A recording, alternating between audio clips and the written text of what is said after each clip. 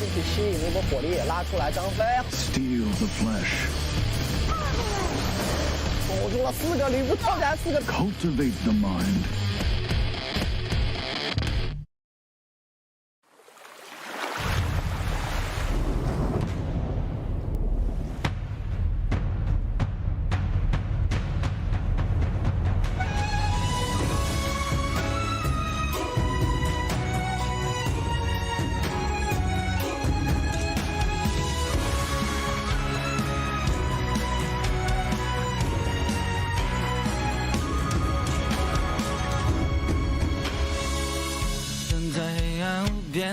空荡在对光，无尽渴望。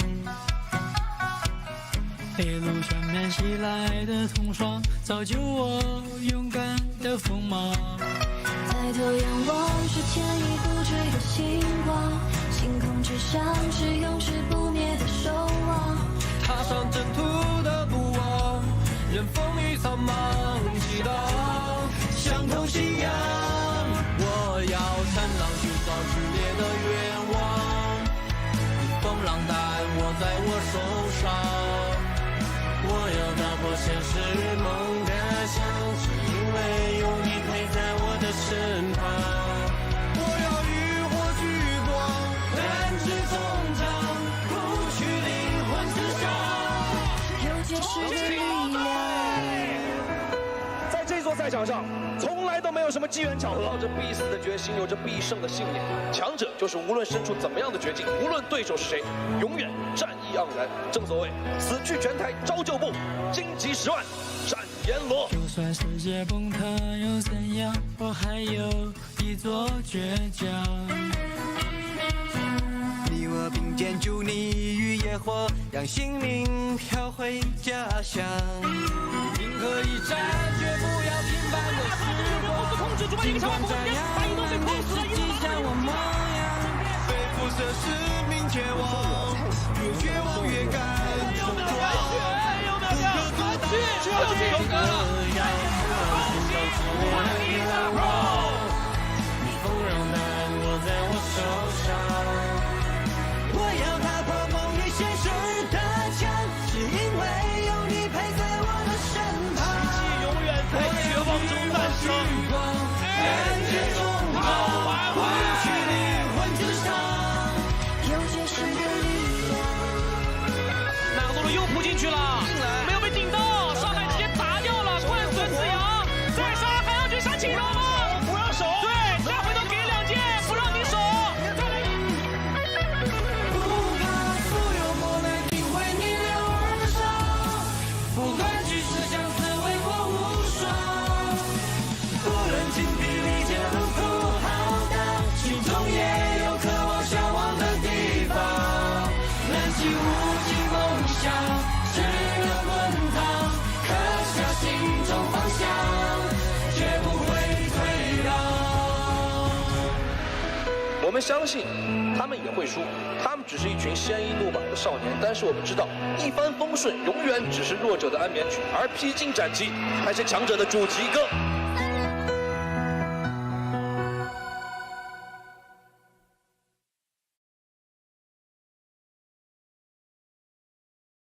欢迎来到2022年王者荣耀世界冠军杯 KIC。大坦克在正面啊，根本不管直接一个1技能过去，现在又出来了，陆杰像4个天使。武汉大波超这波不得不把对方牵进来之后，侧面诺言，机会，陈小强拿到了5杀，打上，还跟上了，是了，残血了，他这场懂了，带中一枪打掉最后的人破，这波还是反打1打2，直接带走了云州军，就是暖阳，一手这波方案保下来了，马上这波侧面给1枪，阿甘人1次血落枪之后就完美，再来1枪，有机会3点决胜。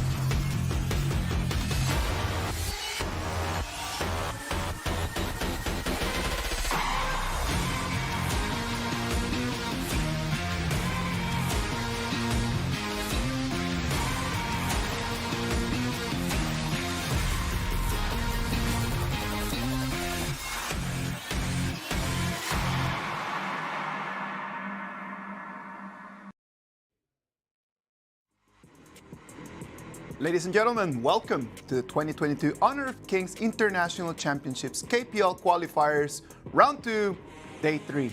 I'm your caster, Pena. Muley. I'm your caster, Nora. Yesterday was insane. Yep. We saw so many interesting happen yesterday. We saw those like magnificent overturn done by AG, and also those like very interesting band pick techniques. Yes, exactly. Done by Hero, right? That was insane. It was crazy. It was a really nice game, a very nice, beautiful day. A lot of games, 12 of them. We had a lot of different BPs. We had a lot of meta picks. We had a lot of insane action that hopefully you watched at home. If you did not watch it at home, I really recommend that you go back and really watch it. The highlights are gonna be magnificent. Well, before we start, what about if we watch a video just to understand a little bit more about our tournament? The tournament can be divided into 3 stages: KIC 2022 Wildcard Qualifier, KIC 2022 KPL Qualifier, and the main draw. 8 teams from KPL area and 8 teams from other areas will compete in the KIC 2022 group stage. For the 8 teams from other areas, 4 teams from Brazil area, Turkey area, Latin area, and Middle East and North Africa area respectively have already secured a seat in group stage through other area qualifiers, while the remaining 4 promotion quotas for group stage will be decided based on the results of Wildcard Qualifier from November 22nd to 24th. Where 8 teams from all over the world will fight for points through single-cycle best-of-1. Meanwhile, in KPL area, Chongqing Wolves and Wuhan East Pro have directly won 2 seats. During KPL Qualifier from November 25th to 30th, the remaining 6 seats will be decided based on KIC points ranking results of other 12 KPL teams through a competition system, which is best of 7 for the first round and best of 1 for the second round. The 16 qualified teams will be divided into 4 groups by drawing lots based on their promotion order. The group stage begins on December the 3rd. After 10 days of grouping matches in the best of 2 double round robin system, 8 teams will advance to KIC 2022 quarterfinals. The final 8 teams will be matched up into 4 groups by drawing lots and fight for the 4 tickets to semifinals from December 16th to 19th in the best of 7 single elimination system. The semifinals will take place on December 24th to 25th and determine the final 2 teams through a best of 7 single elimination system. Finally, we will witness the birth of the championship together on December the 30th. KIC 2022 will kick off shortly. Are you ready?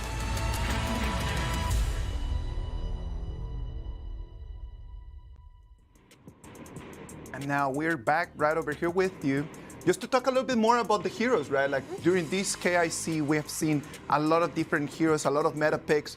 What do you think has been the biggest impression from the heroes? I guess it's gonna be Guang Yu. I really love that hero. Okay, why? Because those heroes, like, they're not like most popular meta picks, I can put it in that. But also Guang Yu, those heroes called like making miracle heroes. Yeah, miraculous heroes, right? Like we have 3 more heroes that we want to introduce to you today. Those are going to be Marco Polo, Lupu, and Jing. As for today, we can see like there's another 3 new heroes showed on our hero board. And also for these 3 heroes, we've seen them before quite much. Yep, for Marco Polo yesterday, only participating in 1 game, right? Like it's normally a very popular marksman pick, but yesterday just once out of 12 games. I guess one of the reasons maybe is because Marco Polo is not that kind of marksman who's really good at doing laning phase. Yes. It's like it's gonna be his biggest weakness. Yeah, that's true. Marco Polo can then deal true damage, right? Like, so he's going to accumulate hits to deal more damage, right? That's the reason why Doomsday is going to be a very important item for him, right? Pretty suit him. Lupu. Wow, this hero is gonna be like on the top of those among all those top laners. Yeah. Maybe it's because like the skills that he had, the ability that he had, it can grant him to deal those true damage, Yeah. which is going to be really incredible. And not only that, with his second ability, he's able just to create shield for him, right? So using his second ability, he can get shield, and then he can use his normal attacks just to deal real damage. Let's check on the matchups for today. We're gonna have again today 12 games, starting right now from Jinan RW versus XiAn WE, all the way until game 12. That is going to be starring Nanjing Hero and Beijing Weibo. You know, every time when we bump into those sports, the most thing that I want to pay attention to is those comments that left on our board. Yeah. You can see one of those people said the situation is becoming really confusing. Yeah. That's true. It is true. It's become confusing, and it's going to be our responsibility as the casters just to make it to put it in simple words for you. So stay with us. If you stay online, believe me that we're gonna try to make sense out of everything that's happening. A new day 000000 says Jojo took the crumpled paper trying to find out the hero's future. But yesterday, Jojo, with the strategies, completely just breaking the meta. that tactic is so smart, you know. Everyone just like being, how dare he chose such a composition which would be really rare for this meta, for this game. But he just used it, and if it works, then it works. True. Like, if you're always using the meta heroes, then people's just gonna start countering, right? Like, It's gonna be boring. and it's very easy to counter those meta picks because everyone is a professional player. True. Like, at the end of the day, like, you will be able to see what is happening, how to counter. You can always go back to the board. Let's see a little bit about the players. Let's check what the players have. One of the main players that we had from yesterday's performance was Chengdu's AG Ino. Ino is the marksman from AG, and he's been like the most striking players that we always wanna like put him under the spotlight. Yes. Well, just check the performance that he showed us during the very first day, right? He used Gongsun Li twice and won twice. Exactly. 2018 at KPL Fall, second place while he was still in the non-existent already Black Ananas. Then in 2019, as Chengdu AG just appeared, then he became the KPL Fall champion with a performance that it's for the history books. I remember that last game when he used Gongsun Li in the mid lane against E-Star Pro just to start the fight. A marksman that had initiation in that moment. It was crazy. I remember he was just waiting in the bush, and then he used his ultimate with Gongsun Li just to start the fight, and that turned things around, and that's how AG just took the victory that day.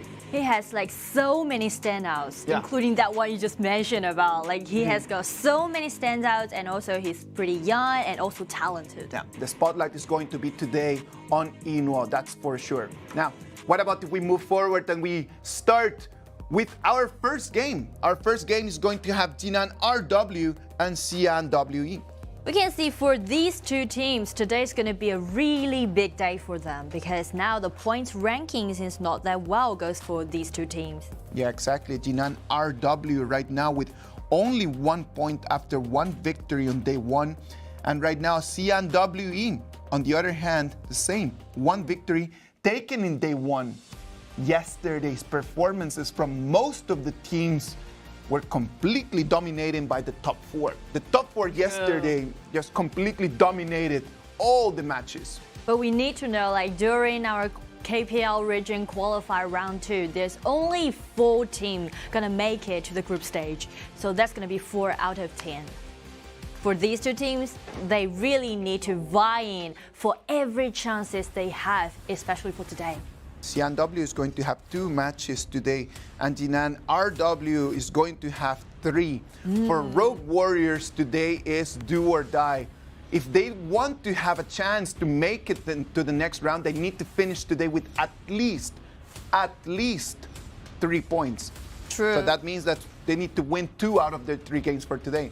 Yeah, so that's going to be a really hard task for them. And also, actually, we can see for these 2 starting lineups for both of the teams, there's going to be some changes happen. Well, what changes are going to happen in the starting lineups? We can see from RW, actually for the previous series, for the last 2 days, their jungler was Shen, right? I and for remember. today, they rotate Xiao to do the jungler for them. So this is the first rotation. And on the contrary, we can see XiAn, they did a huge change. Their top laner changed to Xianyu, and then they put the previous top laner to support. So right now we're going to have An playing support, and then we're going to have Xianyu playing on top lane for XiAn WE.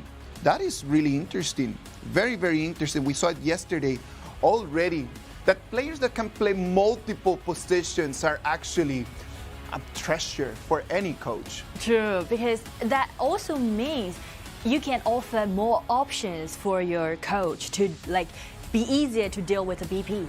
True. Yesterday we saw it when we had a lot of different and very exciting different situations for Nanjing hero. Heng just moved into playing Guang Yu as a mid laner and just playing with 2 warriors on the sides.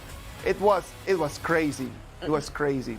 And actually, you do remember there's another team named DYG, and their support who used to always using Xiao as his support. He used to play the top laner. So I guess maybe some same situation may happen today to XiAn. Yeah, it makes a lot of sense, right? Like Xiao being a very strong and popular pick right now in these last 2 days. Then if you are good and your mechanics are on spot with that hero, then playing it as a support option then is always an option. Yeah, and another thing that we need to pay attention to is actually for these kind of rotation for both 2 teams, gonna be a double-edged sword, don't you think so? A double-edged sword. It feels how would that work? It's going to be a really bold decision, you want to change it. But as we've already mentioned, today's going to be a really huge, important day for these 2 teams. They can't stand any loss for their points now. So for these 2 teams, they did such a huge change, they need to be put on a huge pressure, right? Yeah, they're under a lot of pressure. It is day 3 already. They need to make something happen. They cannot just keep letting points go. Both of them, XiAn WE today has 2 games. They must win those 2 games. They're going to be playing against RW first. And then after that, they're going to have a very difficult match against Chengdu AG. Wow. For WE, they must win this one. For them, not winning this point might just be the last hit for them just not be able to stand up. Yeah, because we need to be fair. For Chengdu AG, who's going to be their next opponent, they already got several wins in a row, and they are undefeated. Completely undefeated. It's going to be a force to be reckoned, that's for sure. On the other hand, Jinan RW will play today against WE in the first match. Then they're going to play against Nanjing Hero, and then they're going to finish their performance today playing against Shenzhen DYG. So losing against RW right now in this match might put them against the wall, because then they would need to go and beat Hero and beat DYG.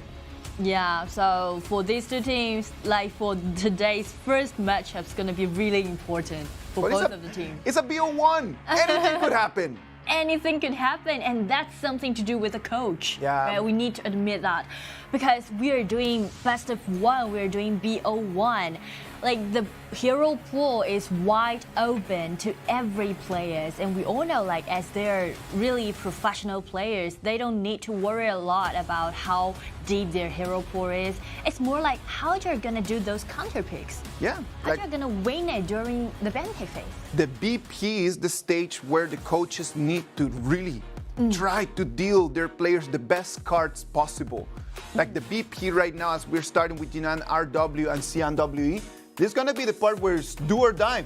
And those coaches in there, Xingtian and Zhijian, It's for them to come and to show their strategic muscles. Because they need to build a fundamental stage, a fundamental solid composition for their players to win another victory for their team. Yeah, TES.A is going to be off the table. TES.A yesterday being the most banned hero during yesterday.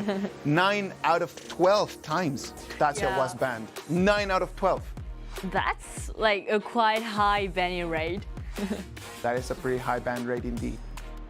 And also for Meng Tian, the winning rate is pretty high. Exactly. Yesterday, Meng Tian was a 100% BP participation. That's one of the things that we need to do whenever that we're trying to study the meta, right? When you see a BP participation of 100%, it means that either is banned or is picked. It is just going to be one of those heroes that these athletes, that these coaches, after a lot of experimentation, like they've realized these are the ones that need to be played. And Meng Tian 100% BP participation yesterday just gives us an answer. Yeah, and in other words, that's also show like why it is a meta pick or a meta ban. Let's see, they're doing it pretty fast. Pretty fast. Everything's already very clear.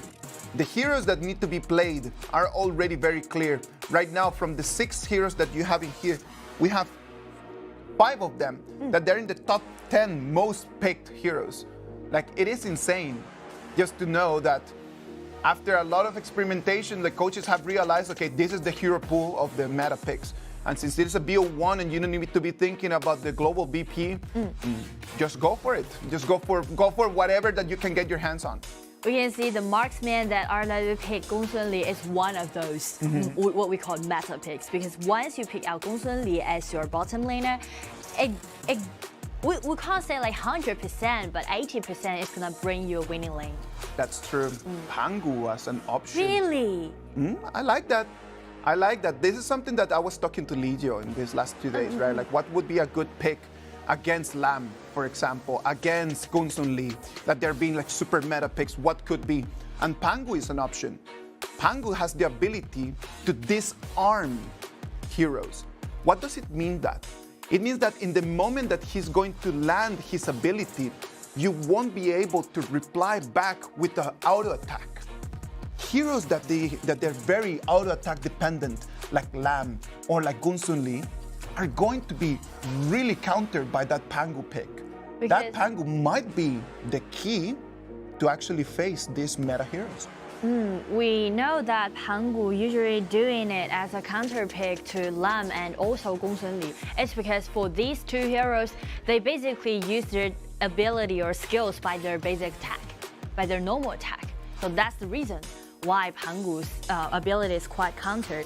But the point is, once WWE chose this Pangu as their jungler, that also means they want to stress something on their top laner and also their mid laner. Because on the contrary, Pangu is quite good at countering Lam and also Gong Sun Li, but that also means he's not gonna be the core player. No, Pena is going to be the core damage dealer. That's going to be for sure. Just how Pena is going to farm, that's going to be very important for XiAn WE. And the positioning from Qian on that Mai Shiranui is going to be vital as well. That's true, because Qian, who is playing Mai Shiranui, need to undertake the responsibility to be an assassin. Yes. To like take the responsibility from the jungler, as Pangu mostly during the team fight gonna be the one who's gonna keep watching Lam or keep watching Gong Sun Li. What are your thoughts on that Charlotte pick? That's the most signature hero of Xian. The only memory or the only impression that I have on him is Charlotte. That's it. So Xian might be just using that Charlotte because he believes in his ability, instead of just thinking about like what's good for the combo. Pangu is a very early game, a very early game. Pangu's damage at the beginning of the game is going to be online immediately. But Charlotte, again, very item dependent. It's going to depend on how Xian is going to take the whole control over top lane. So let's see how Song is going to reply back on that Xiao turn. Yeah, for Son, he need to keep chasing Xian, not because he want to initiate some brawls. It's more like he need to follow up Charlotte in case Charlotte's gonna rotate to other laners or do some ganks. Charlotte's gonna have to wait a little bit. It's going to be more of a mid to late game hero, and it's going to depend a lot on the first 2-3 minutes on what's going to happen, what's going to be the rhythm of the game. What is Xiao going to do? Is Xiao gonna go and try to level down Charlotte? Whenever they make it to 4, that's going to be the key moment. Charlotte must make it to 4 before Xiao to win. That's it. And also Charlotte's going to be really item dependent. Yes. So let's see what's going to happen in this very first matchup.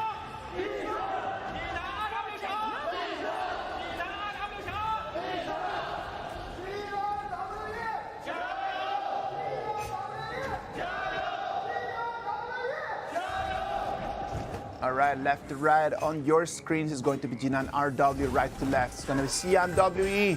I'm your caster, Pena. I'm your caster, Nora. Match 1 of today. Let us see. The first... And we're already starting with the blue, right? That's it. And also we can see the first lane and arrangement is quite interesting.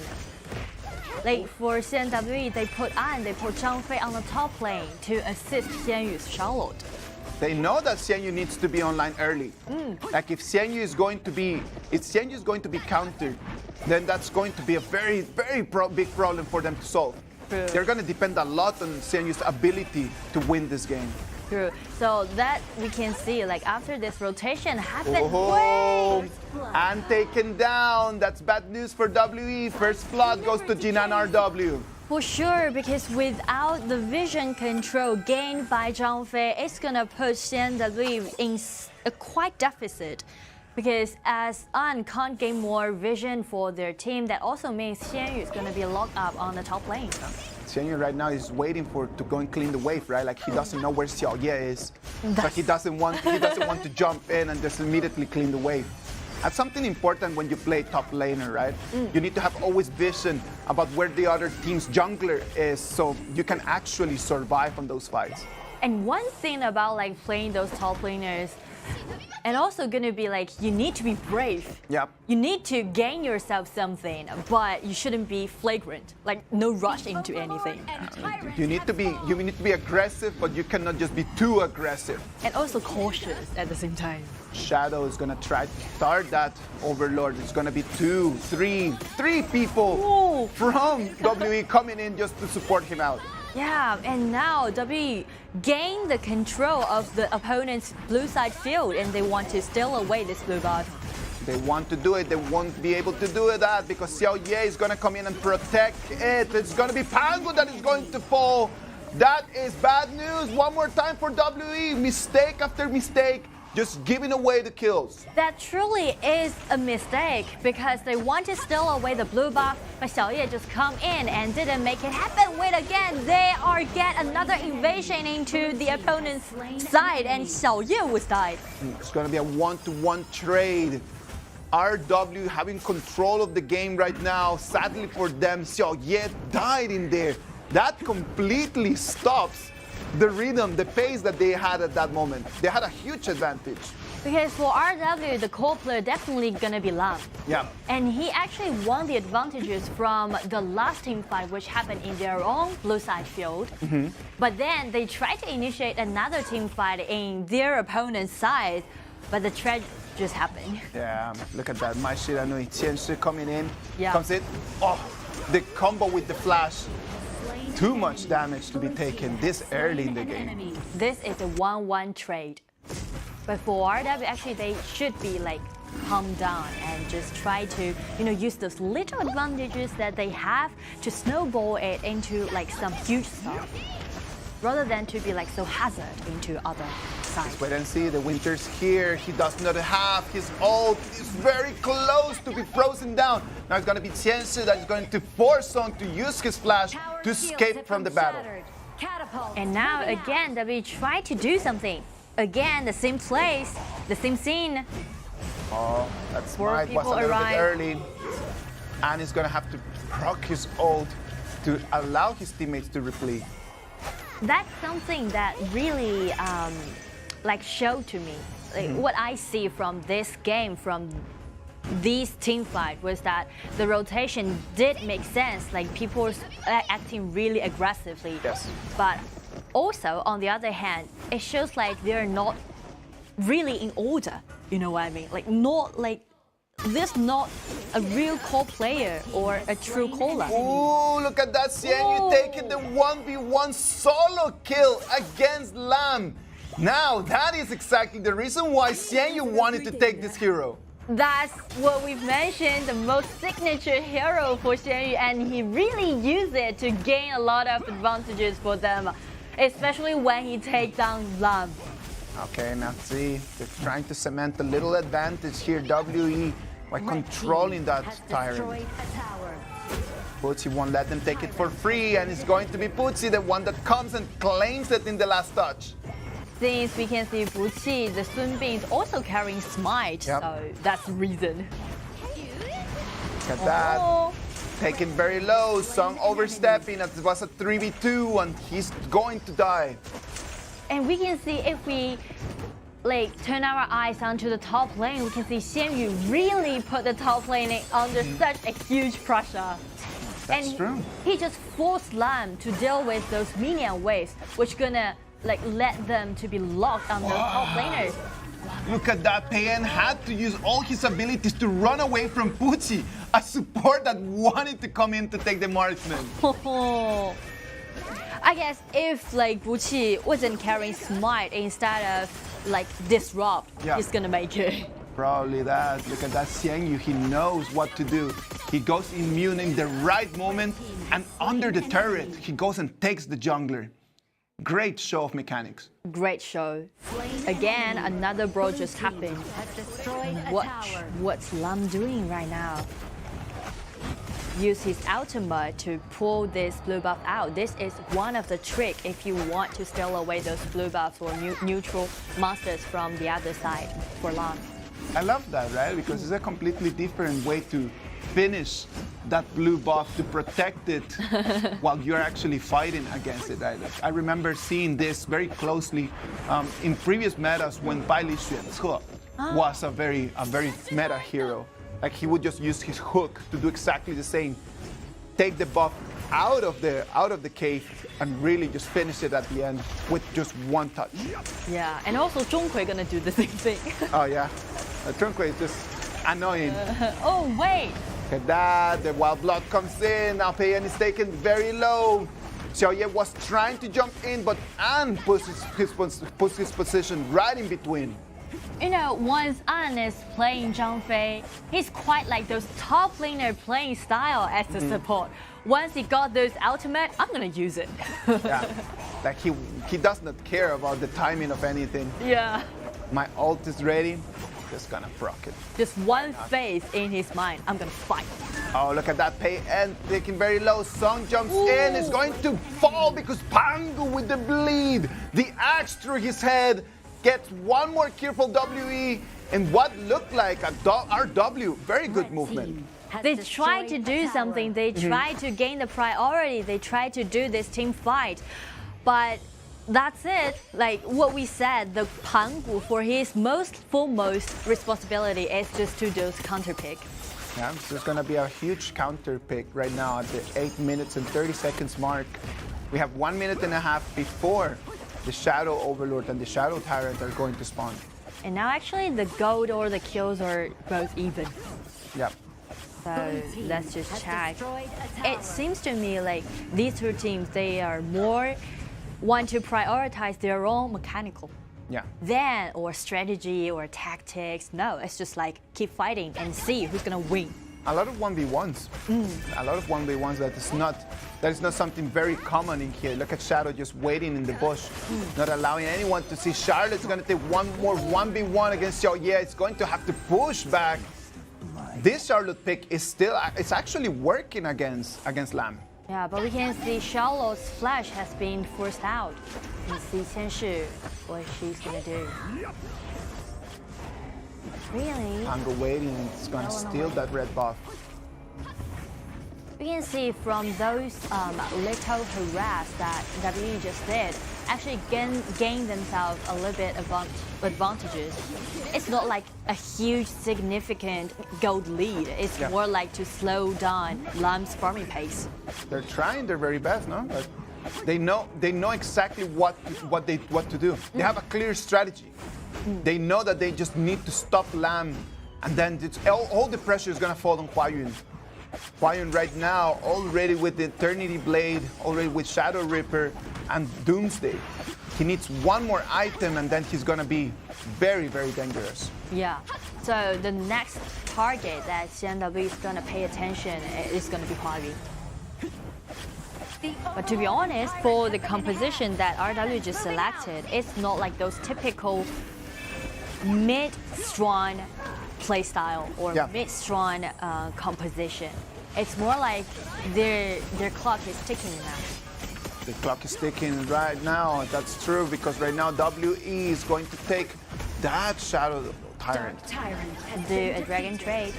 I don't want to let it. Let's see. Oh, Smite. the Smite is going to take them, and it's going to be Trumpet trying to survive. It's going to be XiAn coming in. He's going to counterattack Boots. He's going to be taken extremely low. Xiao is trying to run under the turret, and it was wide the ability by XiAn. They lost the Overlord, but they won that fight. So as for WE, from this team fight, they gained some advantages for themselves. But on the contrary, like for Xiao jumping in, but he didn't know that Mai Shiranui was waiting in there. XiAn was a bait, he bit it, and he's going to fall. That is unexpected from Xiaoye's perspective. Yeah. He thought everybody just retreat since they already unleashed these like vanguards in the mid lane. So he gets like all those rivals gonna just get back to the mid lane and clean up those waves. He didn't expect that there's someone still ambushing in that top lane. Well, Xiao just starting today as a new substitute, right? Like it was his first appearance. And right now, he's actually not performing to the level of the tournament.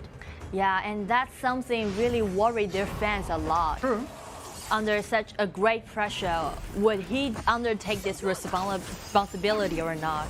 Let's wait and see. Hopefully he's going to start performing better, right? Because he's the jungler.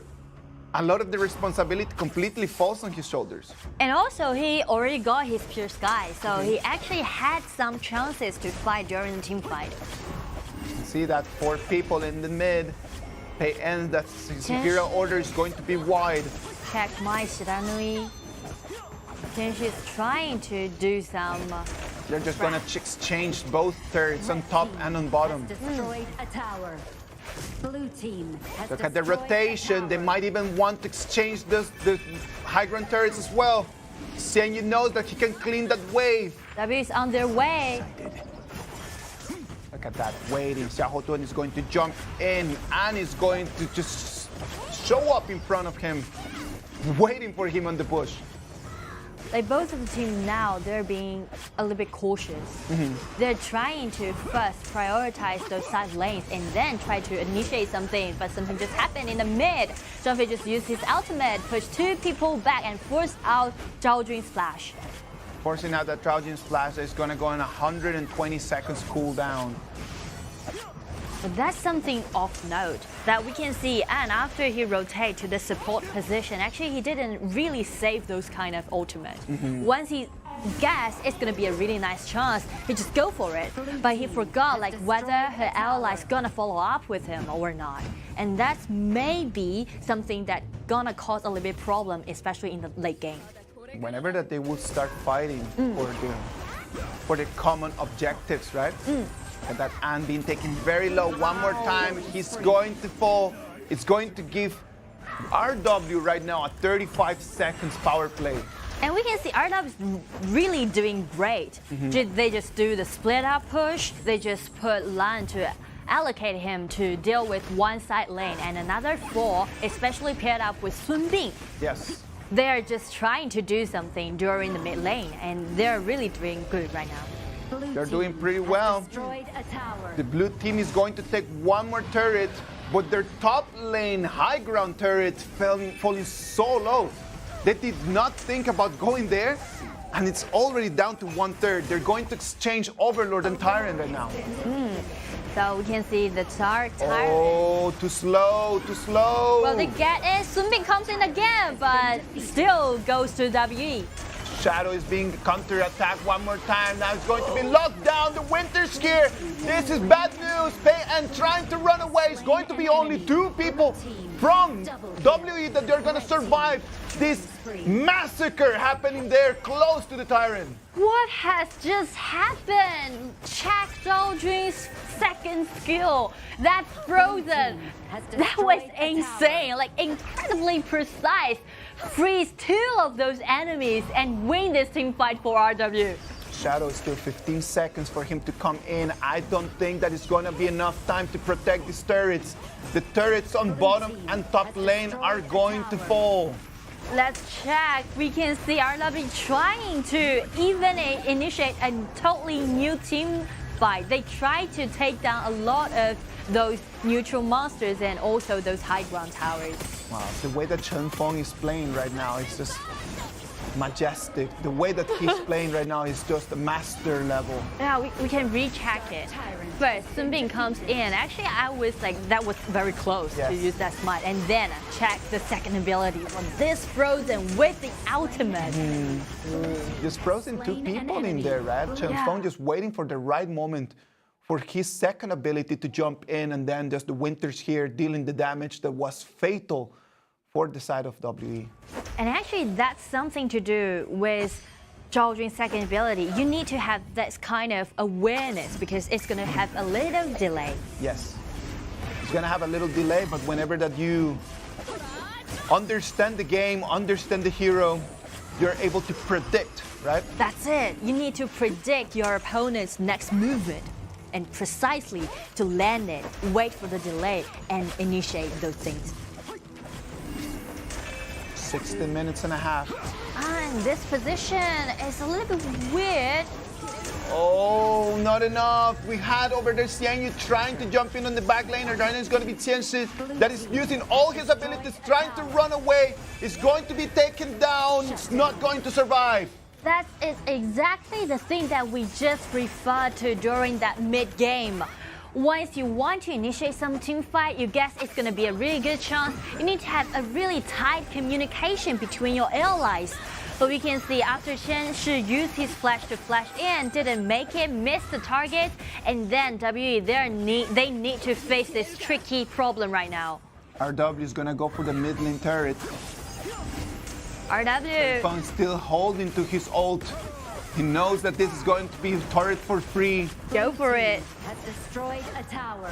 The minions has already arrived. And also, 3 high ground towers has already been taken down by RW. So actually, they have a really huge, significant advantages right now because it hasn't been 20 minutes yet. Hasn't been 20 minutes yet, and it's almost a 5,000 gold advantage. 10 seconds for the Overlord to join in the game. WE, if they want to actually have an opportunity to win this game, they need to get Chengdu out of the mix very early. HuaYun is being protected by Puzi, so it's not they don't have the burst damage right now yet. TianYun and XiAn have not been able to really find an opening to find HuaYun. In all the different fights, they're trying their best, but they're not being able to succeed. And let's see, RW acting aggressively. Aggressive way, the super minions are gonna go into the crystal. It's going to break WE in 2 halves. And now it's going to be TianYun and that they're on the escaping lane. They have been divided into 2 different parts. Can Charlotte come in and try to save them? It's going to be a completely fatal blow. It's going to be 1 against 5. It's not enough. Right now, Shadow trying to come in, taking vengeance. Not enough. It's still XiAn trying. It's going to be the last hope. XiAn and Pena. And now we can see Xiao still fighting, but he can't stand with those damage. It is an ace down by RW, and a triple kill goes to Lam. With 4 people still remain, and also the top lane minions just arrived. Now RW can just go ahead for this crystal, and to their another win. Congratulations to RW. Such a nice job. RW, the Rogue Warriors, having a little light at the end of the tunnel. With this, it's going to be their second point, and WE right now not looking good. Yeah, we can clearly see from this matchup what we just called double-edged sword. Yes. Like for those rotations that had happened, like among these two teams, it kind of helps you, and also on the contrary, if you can't undertake that pressure, it kind of destroy you. Good news for Xiao that at the beginning of the game, we were just pointing out how he was not having a great performance, right? It was being very difficult for him at the beginning of the game, not actually finding the openings, losing a lot of his 1v1 fights. But then at the end, look at that triple kill at the, on it. Last fight, a triple kill. It was really good the moment that he jumped in. In the early game, he was really like suffered a lot and really painful. But we can see from the last team fight, Ireland really play it in a quite clever way. They just tear their opponents up and just divided them into totally two different fields and down them one by one, take down those opponents. And that's quite clever. And also that brings Xiao a triple kill. Let's wait and see. Good stuff. Really happy for the boys.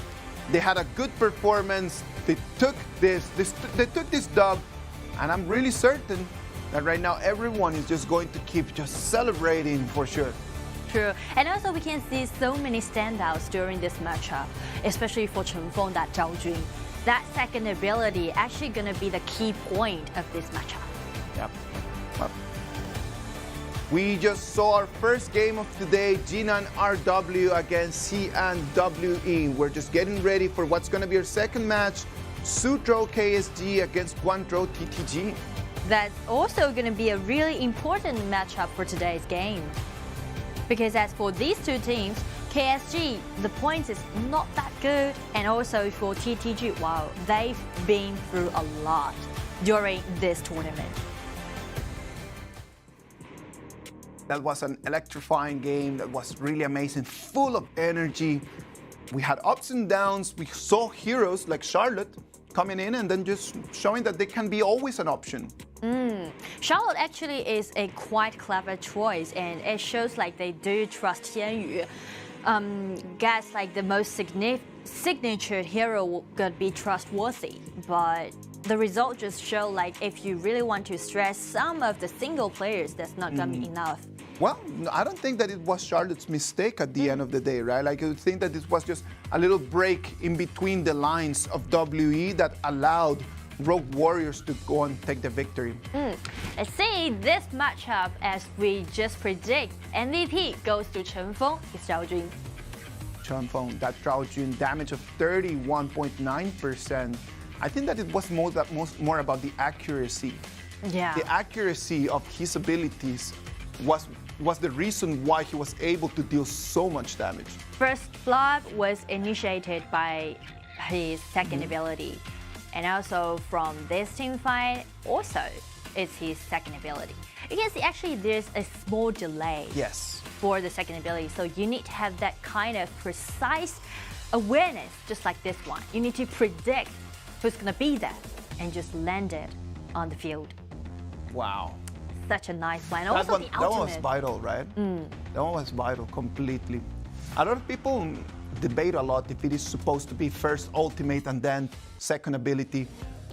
Some people, I believe that the athletes at the top level, they go first with their second and then they go with their third, right? Yeah, like for people who want to use ultimate first, it's because once you use ultimate, it can slow down your opponent's movement speed, and it can increase your accuracy for you to land the second skill. But as you just said, for those professional players, they can predict it.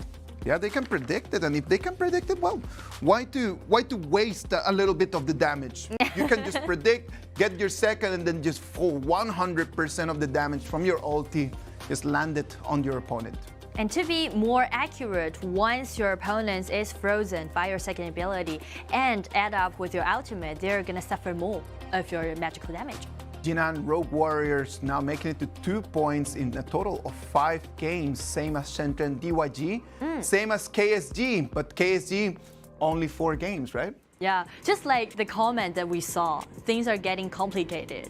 Situation is going to be confusing. It gets a little bit confusing, but well, don't worry about that. We've got great day ahead of us. We still have 11 more games that if you pay attention to them, not only are things going to get simpler, but you're going to get better at the game too. As long as you like cheered up and you just be like really confident towards these matchups, you're going to make it. True. Well, our game 1 is done. Let's wait and see what our second game, Suzhou KSG and Guangzhou TTG, is going to have for us. Right now, we're just waiting a little bit longer for the interviews and we're waiting a little bit longer for the highlights. So be patient. Take a little bit notes on what we just had, talking a little bit about what happened with WE.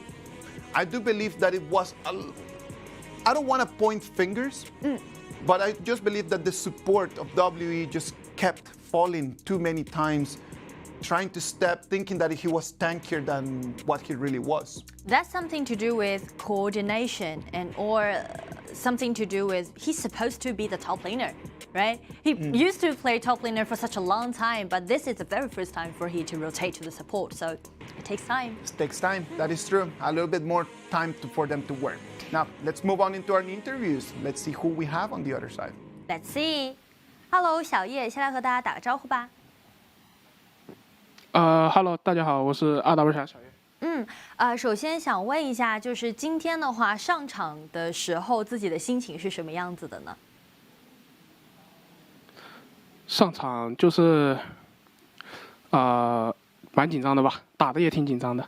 So the first question is how he feels like to be the starting lineup for today, and he just said quite nervous. And actually, when he's playing that game, he's also a little bit nervous, but he did a really great job. And so the next question would be, after you did this rotation, did you did any special preparation as for your team, or did there any like strategies that you've got? 那我们第二个问题是想说一下，你们做出这样的轮换的话，当时是怎么样的一个想法呢？就是有准备一些什么样的这个策略吗？我知道的应该是没有吧，就是临阵，我就是突然上来的，我也不知道，就是突然就要上来了。Okay. So he's like suddenly be called to be the lineup. So he do nothing, just like, okay, I'm gonna play it. All right. So the next question, the last question would be, do you confident about the next matchups? 那最后一个问题想问一下，接下来比赛也是非常重要的，你们有信心吗？只要拿下第一把，后面都会有信心的啊。Okay, so as long as they take the first win for today, they're going to be really confident about next matchups. All right, we believe in you and hope you can have a really nice performance. 感谢你接受我们的采访，也是希望你们可以更加精彩的表现。Very good performance from Xiao, right? Like he was not ready to come in. Like it's not like they were just telling him like, oh, probably tomorrow you're gonna play. No, they just called him in and were like, you wanna play? Jump in. Yeah, and he was like, all right, I'm gonna play. I'm just go for it. The opportunities are there for those who are prepared. Now, let's check a little bit on the highlights and see a couple details about how to use these specific heroes. Look at that. The 1v1, that's why we said that Charlotte was going to be a good pick against Lamb, right? Just on that 1v1, just showing us his mechanical abilities. And also for this one that we've already saw from the previous highlights. And also the smite done by Buqi is also very important. Now, of course, if you're going to be a Sun Bin, you either try to take this drop with you or you try to take the smite. Those two are going to be very important. Look at that. And understanding that he needed to take that overlord and then he procs his ult. So actually, he did it twice in a game. Twice in a game. The ambush, that was a very nice and beautiful moment as well.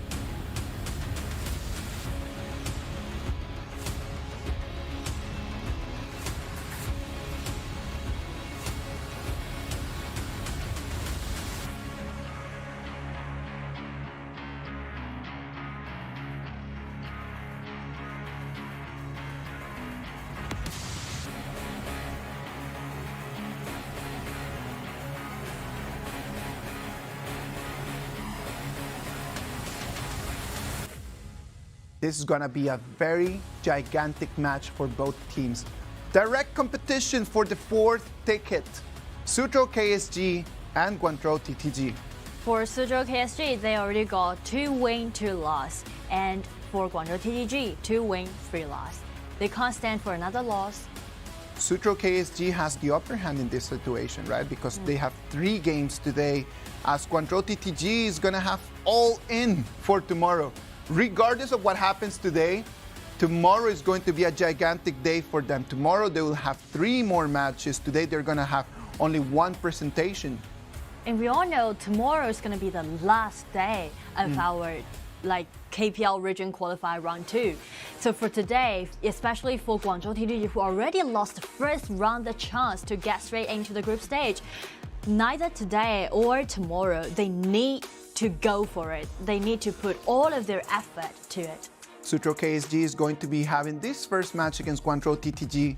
Then in our 5th match of the day, they're going to play Beijing Weibo. And then they're going to play in our 9th match of the day against Shanghai EDG.M. These are both now in the upper hand of the team. Their ranks quite good. So for KSG, today's going to be a really tough day. Very tough. Very, very, very tough. That's why this fight is going to be vital. Whoever that wins this one is going to take a very crucial advantage against a direct opposition. True.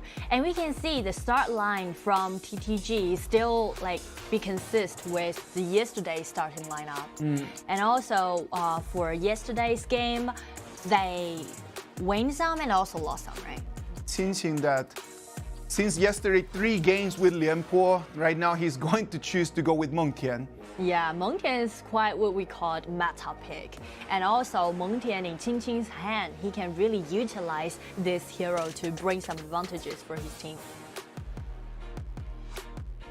Gongsun Li and Zhang Fei on the other end. Well, that makes me got those ideas once Qing Qing pick out Meng Tian as his hero, maybe for another team, for KSG, they're gonna let Ata to have Ata. Ata on the other end. An Ata and Zhang Fei composition. Now look at that. And you called it.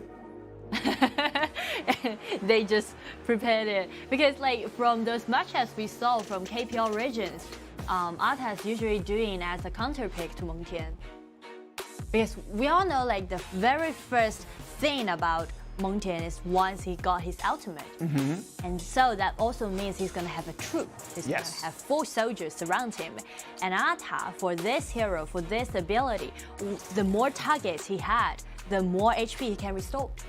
Okay, so it means that picks like the ones that we saw yesterday, like Byron, or picks like today's Ata, they're going to be options to try to counter that Meng Tian. True. The fact that Meng Tian can bring up 4 of his generals, it works really well for him in order to deal damage for very squeezy kind of heroes. For example, like Gongsun Li or any of the other marksmen, but works against him when facing 1v1s against tanks or against warriors like Ata and Byron. Yeah, exactly. You just explained it quite clear.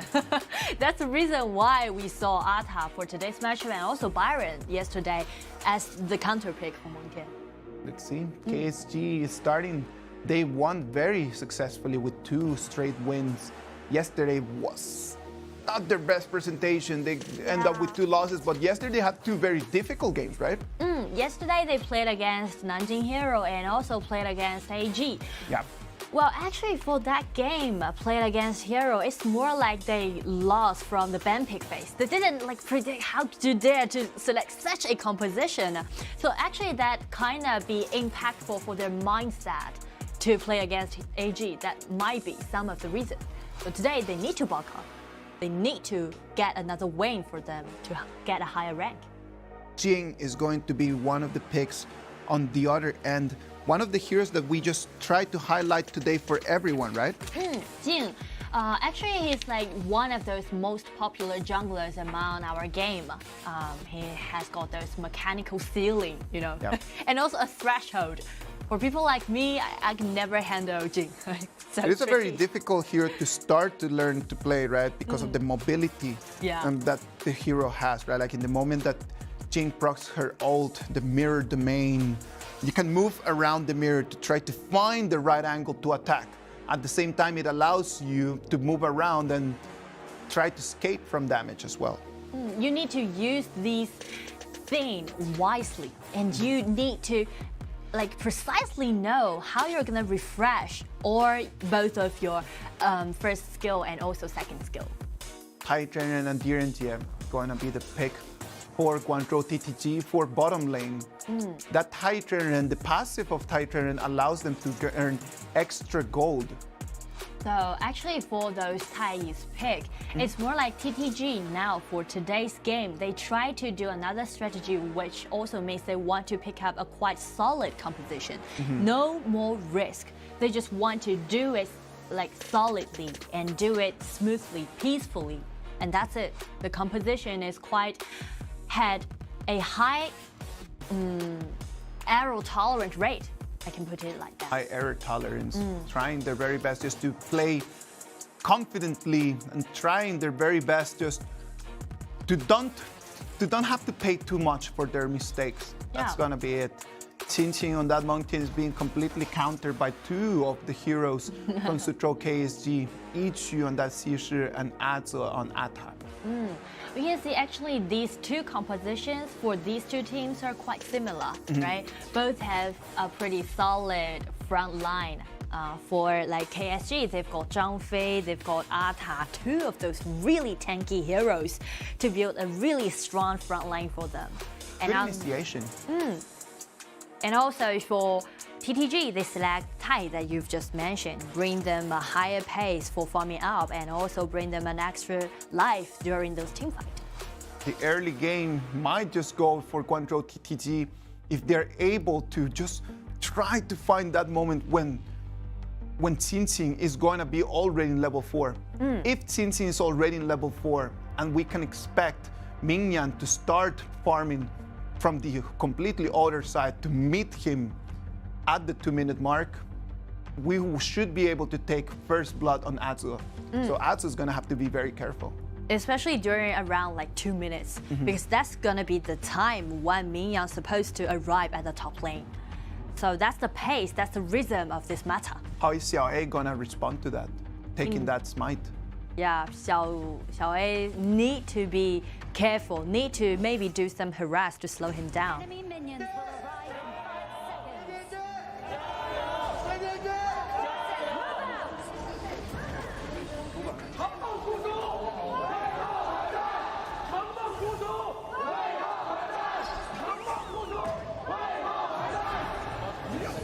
Just wait and see what's going to happen. Snow coming in, trying to get vision. As for the first rotate, we can see TTG's arrangement is quite smart. The best way of help your people to be safe is to attack. 3-4 people invasion on that blue buff area. Nian really wants to take that blue buff for him. But Xiao is going to come and he's going to take Qian very, very low. It's going to be first blood. And here comes Meng Tian. Qin try to do something on the opponents. The one thing that he can find is Zhang Fei. A kill goes to Shen Mengxi.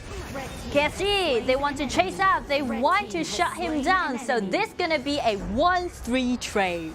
A 1-3 trade for Guangzhou TTG. Well, we just said the arrangement of the early game is quite clever, but they just waste too many time in that invasion. I know, man. It's quite long. They came in just to try to take the buff, and you cannot just take the buff. Just go, just leave. Just leave. You don't just give it up. You don't have to stay there. Sometimes your strategies are not going to work out. Change. You need to be able to just change things around. Come on. That's what we call you should be decisive. What means decisive is if you want to do it, do it. If you didn't do it, just retreat. Yes. Don't be greedy. First blood. Constantly coming in with the frenzy was too much damage for. It was extremely a lot of damage for Qian to take. Yeah. And also, after Tianchun's loss, there's no more damage can be dealt by TTG once the marksmen were taken down by their opponent. Has slain an enemy. Look at that. Asa just following on Mingyan, procs his flash, taking the kill under the turret. Now we can see the coach from TTG. He seems a little bit worried. Oh, look at that. Tintin's going to proc his ult. Right now his Asa taking a lot of damage. Mingyan's not going to be able to run away. Ichu trying to use his ability, the Silky Beauty, trying to lock someone in, but not enough damage. For this game, the accuracy from Ichu, from Xishu is going to be really vital. Because she needs to use her first ability to pull someone like towards themselves and try to do some poking damage or even some burst damage. Take one opponent down before the initiation. That's going to be really important. I don't think that Ichu Xishu is a counter pick against Tintin's Mengtian. Yeah. But at least it can just limit its mobility, right? Like you can try to just put that Mengtian in one specific place or try to pull him out of the fight. Yeah, and now another invasion just happened as I go straight into the blue side boss, and he can just easily escape from it. He's tanky enough to do that. Yeah. So things gonna be a little bit tricky for TTG to tackle this problem. TianYun coming in, try to get the vision. One more time, look at that. Since he's going to proc his ult, once he thinks that he's got the damage, now it's gonna be Ichi jumping in. Look at that, exactly what we talked about. Immobilized, there's gonna be a 2 against 1. And the kill is gonna be for KSG. The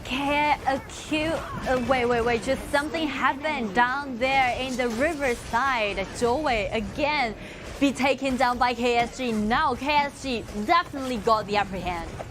Oh, what is happening right now with TTG? Very, very rushed decisions in the first 4 minutes. And that's already creating a 2,000 gold advantage for KSG.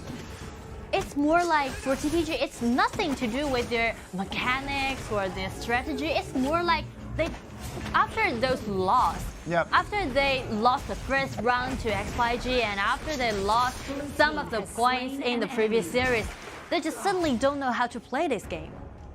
It is difficult just to turn things around, right?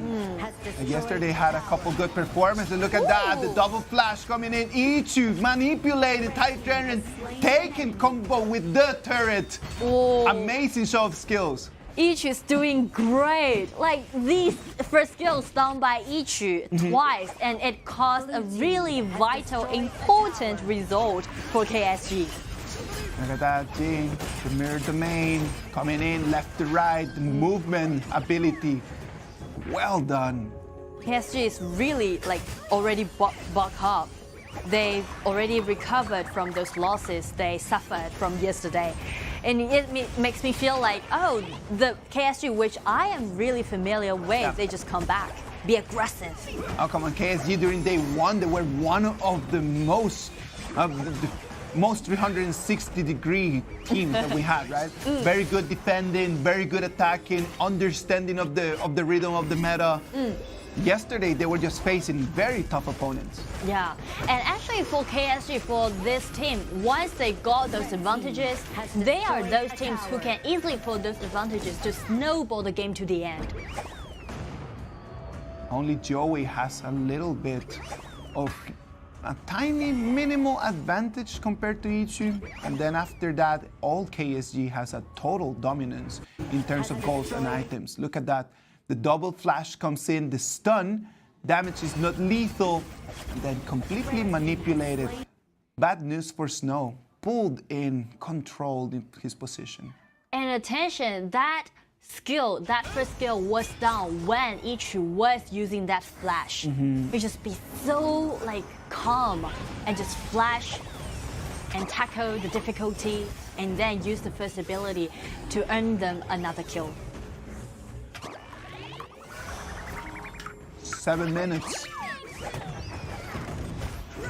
What does TTG need to do right now, Nora? Because it doesn't look like they have the ability It's going to be proc. The ability is going to fall. Golden Sun Li is going to fall right now. Xiao, sadly for him, taken by Qin. That's something actually they need to do. Once you just asked me that question, I always want to say like, the first thing for TTG now isn't like just how we're gonna execute our strategy. It's more like there needs to be someone stand forward and say like, we still got the courage, we still got the chance. And that's what Qin just did. He's gonna have to shoulder a lot of pressure right now. As most of the picks from KSC are going to counter his hero. And also, for Qin, we've talked about this guy a lot of time, right? We saw his talent, we saw his potential. So under such a huge pressure, even he's been countered, he need to be the one, to be like the solid one, to standing forward and just, you know, to be the courage offered for his teammates. It's all about like those mindset. That's going to be very important to TTG right now. Tyrant has Should be been afraid. defeated. Tyrant is going to fall 8 minutes and 30 seconds. KSG trying to control the resources, right? Like after they just had that Gunsun Lee falling in there, they just decided just to go around and control the resources instead of engaging into fights. And that's quite clever, because one of the reasons why KSG is really good at shut down those games in the middle like game is mainly because they really know how to control those neutral monsters. Forced out the ultimate. Forcing out the ultimate from Snow. The resurrection is going to be procced only to save himself, and the turret is going to fall in the mid lane. And once Tai's flash is also being forced out, somehow that also means TTG lost the priority to initiate the team fight. Red team has destroyed a tower. 10-minute mark. KSG can just, you know, take everything they can and just go back to control the neutral monster that's just gonna be spawned. I just feel like every time that it looks like TTG is trying to make a comeback, KSG just responds with a great move. Yeah, and one of the most striking thing is Aza. You see his position. He just stand there. 9:35. Are they gonna be able to take this Overlord? Overlord already half of the HP. They need to rush it before it's going to disappear.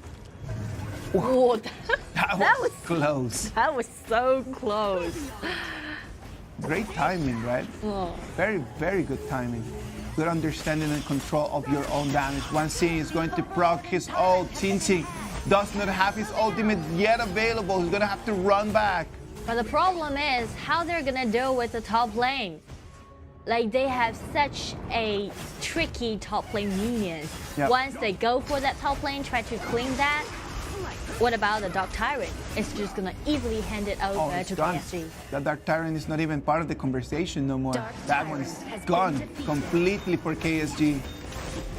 That's the problem. We can see KSG now. Oh, look at that! Yukita not being manipulated, being pulled back. He's going to die. He tried to protect his blue, and it was not enough. Right now, TTG completely on their back foot. Mingyan is going to disappear for 25 more seconds, and that turret is going to follow him. And for KSG, they can just go for it, be more aggressive.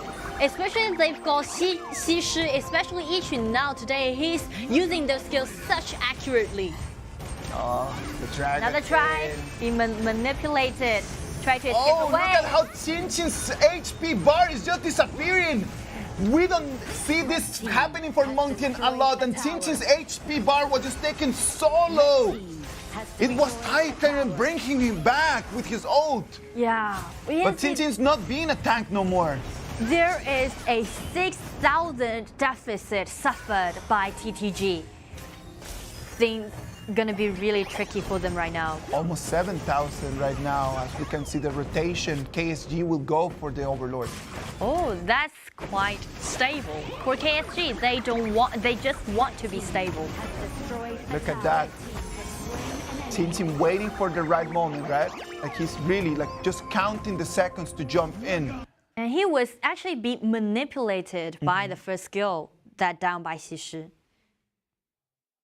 You can see there's like totally two different vibe, two totally different atmosphere has happened from these two teams. Different atmospheres, that's for sure, because things are not looking good for TTG.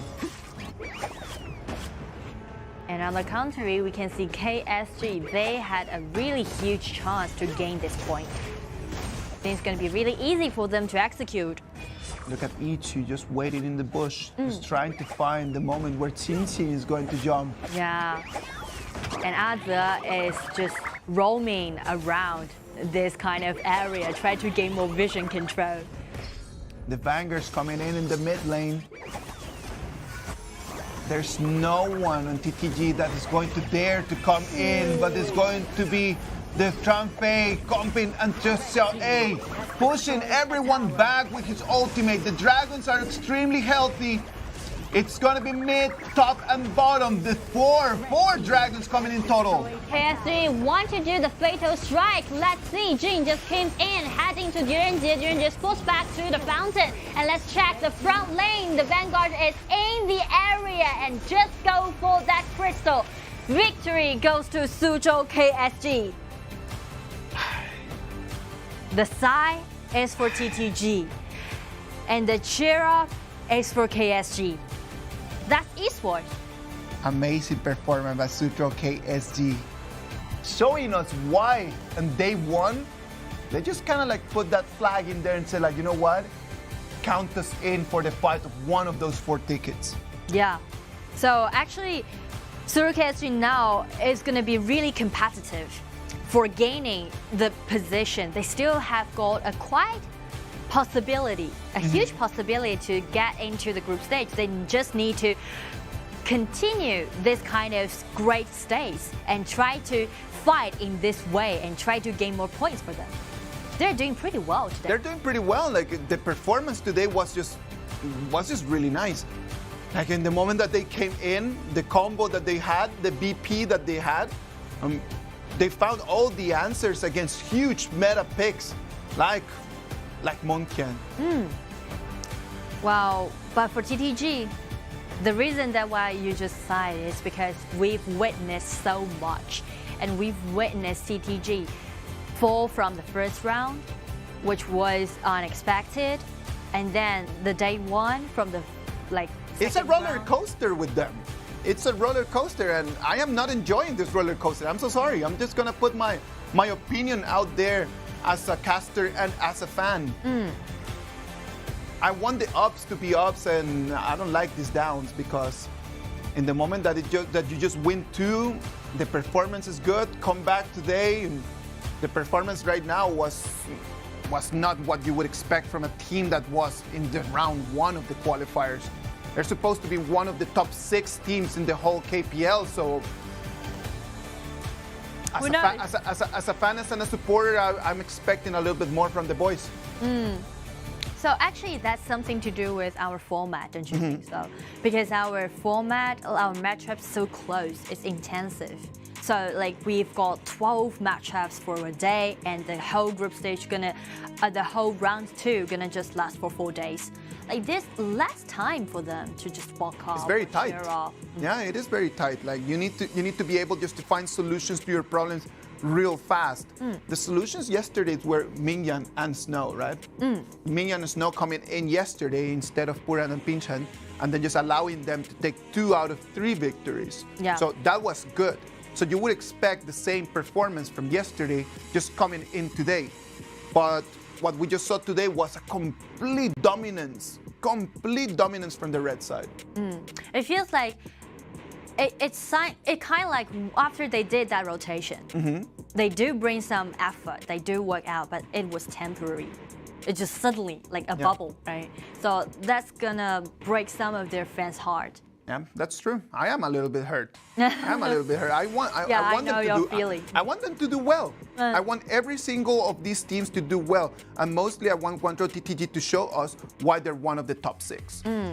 We really want to see more players like Suzhou KSG, like Ichi today. They really just buck up. Like they lost 2 games in a row yesterday, but today we just saw a totally another playing style, and they're doing so good. It's just the solution for this meta. In this meta, like this Qian, such a critical meta pick. And then just Ichu with this show of skills. Look at that. He's been stunned. Like the fight came to him. It was a 1v3 and he's able to take a kill. And like he's able to escape from it with his flash and simultaneously use the first skill, try to do more kill. Yeah. That's pretty cool. That's really nice. I hope that right now everyone can go back home and try. Wow, look at that. He jumped so high. He was like... That man's happy. Feels like he's going to break the ceiling. That was an important win. He understands the importance of this win, right? Yeah, he's supposed to be a sports athlete. Yeah, right now, Suzhou KSG is going to make it all the way to 3 points. So each performance on that Xi puts them in a more proactive end. Yeah, so actually things or situations are getting optimistic for Suzhou KSG right now. Yeah. They still had got a huge chance to get into the group stage. And if they just maintain this kind of state, I guess they have the chance. No, they'll play Weibo today and they'll play EDG.M. Weibo and EDG.M, look at them in 2nd and 3rd place. So if KSG wants a chance to go to the group stage, they need to take a victory against either Weibo or EDG.M. And even better, against both of them. Like at least one of them. At least 1 point. 2 points, better. Yeah. So today's going to be a really tough day for KSG. And let's just have a small interview, a quick interview. Let's see who's going to be with us. Hello, 婉欣，先来和大家打招呼吧。Hello， 大家好，我是苏州 KSG 婉欣。首先啊，第一个问题想问一下，你怎么样评价一曲今天这个西施的表现？我只能说正常发挥，一曲毕竟还是非常顶尖的西施。Okay, so the first question was how many score he's gonna give to the mid lane to that Xi and Wan Xin just said. That's the thing that he's supposed to do. Of course. That's the normal Xi. All right, so the last question would be, today is going to be a really tough day for you guys. Are you getting like confident or is there any preparation for you towards the next 2 matchups? 那今天其实是一个比较对你们来说比较重要的一天啊，接下来2场比赛比较重要，你们有做什么特殊的准备，然后或者自己有信心吗？我们做的准备还是挺多的，但是不方便透露。然后我们还是很有信心今天拿下的。好的，好的。Okay, another I will keep it as a secret, but they really did a lot preparation, so we are really looking forward to your next matchups. 谢谢你接受我们的采访，也是希望你们可以好好准备，期待你们接下来的表现。Another, I'll keep it a secret. Secretive. They don't want.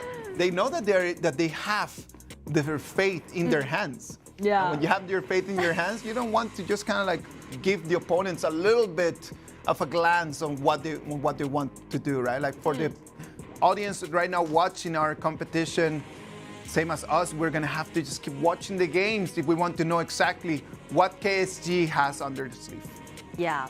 And also after this matchups, next will be RW play against Hero. Yeah, and before that, we're gonna have a little bit of the highlights from this last game that we just watched. Look at that. I just love the way that he procs his flash, and then immediately after that, followed by his second ability, goes from a 1v3 to a solo kill. It's just like always go for that last-ditch effort. Just waiting in there, right? When the dragons were all in here, like there was no hope for TTG. Yeah. It was 4 completely healthy dragons just surrounding your crystal. A very, very difficult sight to have. And also we can see from those small actions or states, we can see KSG are now really doing good. All right. Game 1 and Game 2 are done right now, and then we're gonna move to Game 3. Stay with us if you need to have a little break. We'll see you in a minute.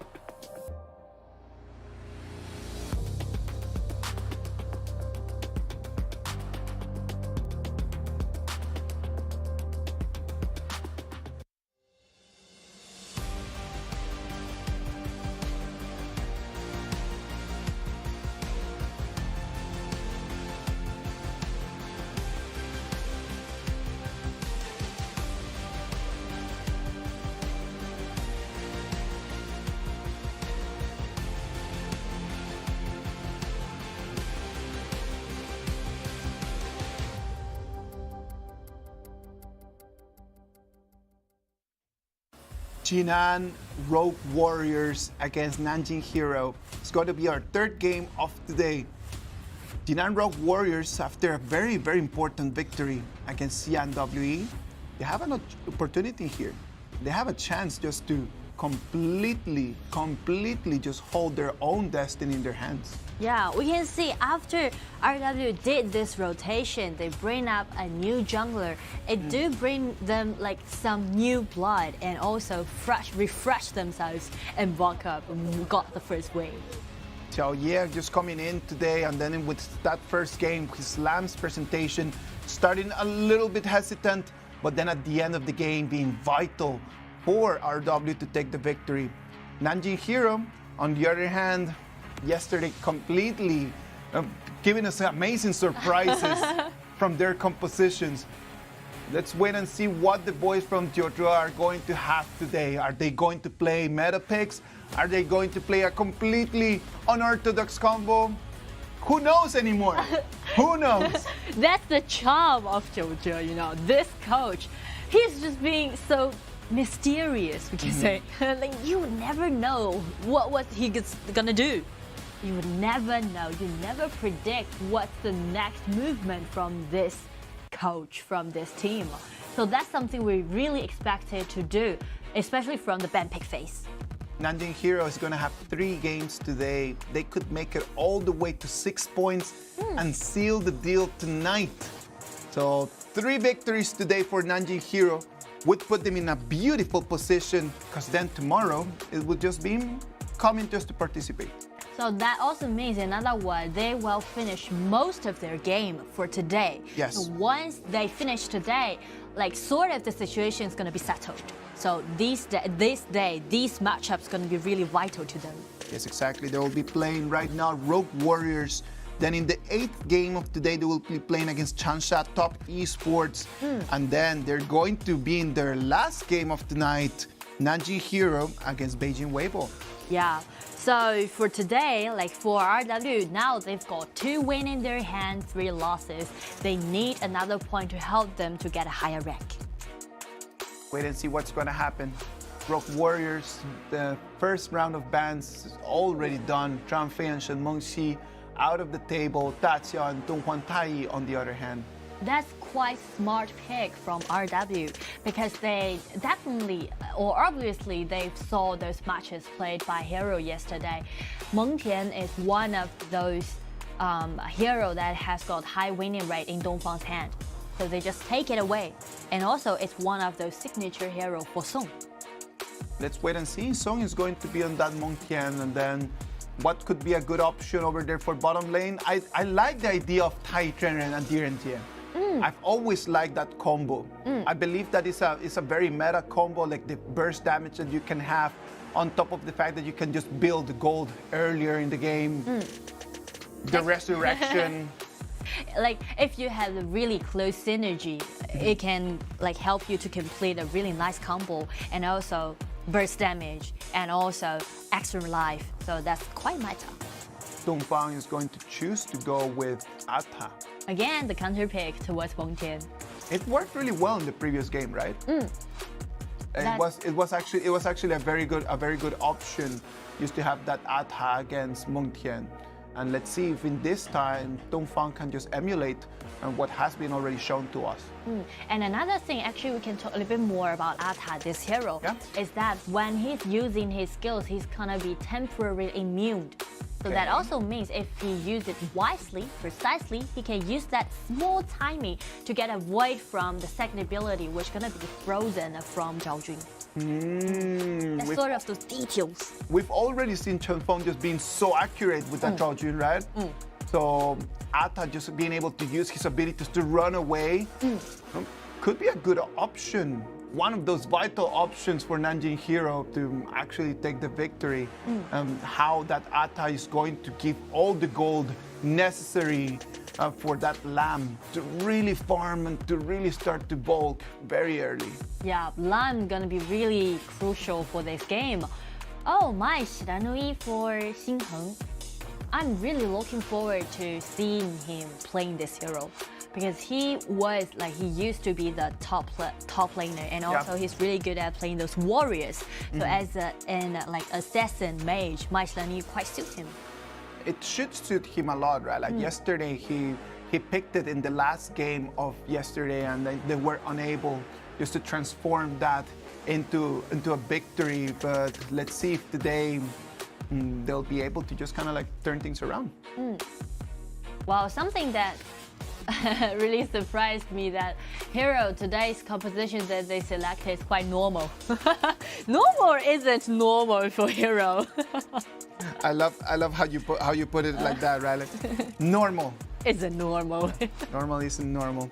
I'm very sorry for that mistake. Nanjing Hero did take the victory yesterday in the last game when they played against Guangzhou TTG, right? Xinhen played my Shiranui in that game, and a combo that had Bell playing on Bailey Shouyue. Now Bell is going to have Gunsun Li, and Jacko is going to have Zhuangzi. Well, I guess the reason why he chose Zhuangzi maybe is because there's too many small control, small CC offered by others compositions. The second ability from Chao, also the second ability provided by Mozi. Yes. The CC, if Zhuangzi can use his ultimate to purify all those debuffs and help his teammates to gain more chances to escape from those CC, it's gonna be a huge help, especially during this team fight. The butterfly effect, right? The butterfly effect is going to provide a purify that's gonna allow all the teammates to just purify, as it says, out of any stun. That is a very big show of respect towards Chen Feng. So actually for Chen Feng and also for their support Fu Qi, this CC from Zhao Jun and also Mozi, it's not like those big hard CC you can see. It's only being those annoying one. So if they keep constantly use it and try to use it as a trap to trick it out of the ultimate provided by Guangzhou, that's gonna be really vital. Let's wait and see. Fu Qi and HuaYun on bottom lane are going to be facing Jacko and Bell on our early 2v2s on bottom lane. If Xinhen can jump in, I think that they could have a very good opportunity to at least start taking some kills. Maybe not on HuaYun, since he's got his second ability that allows him to be more mobile, but Fu Qi is just going to be standing in there and just waiting for Nanjing Hero to come and take the kill. You just point out the most important part of Nanjing Hero's composition, so my Ling will be put under spotlight for this game.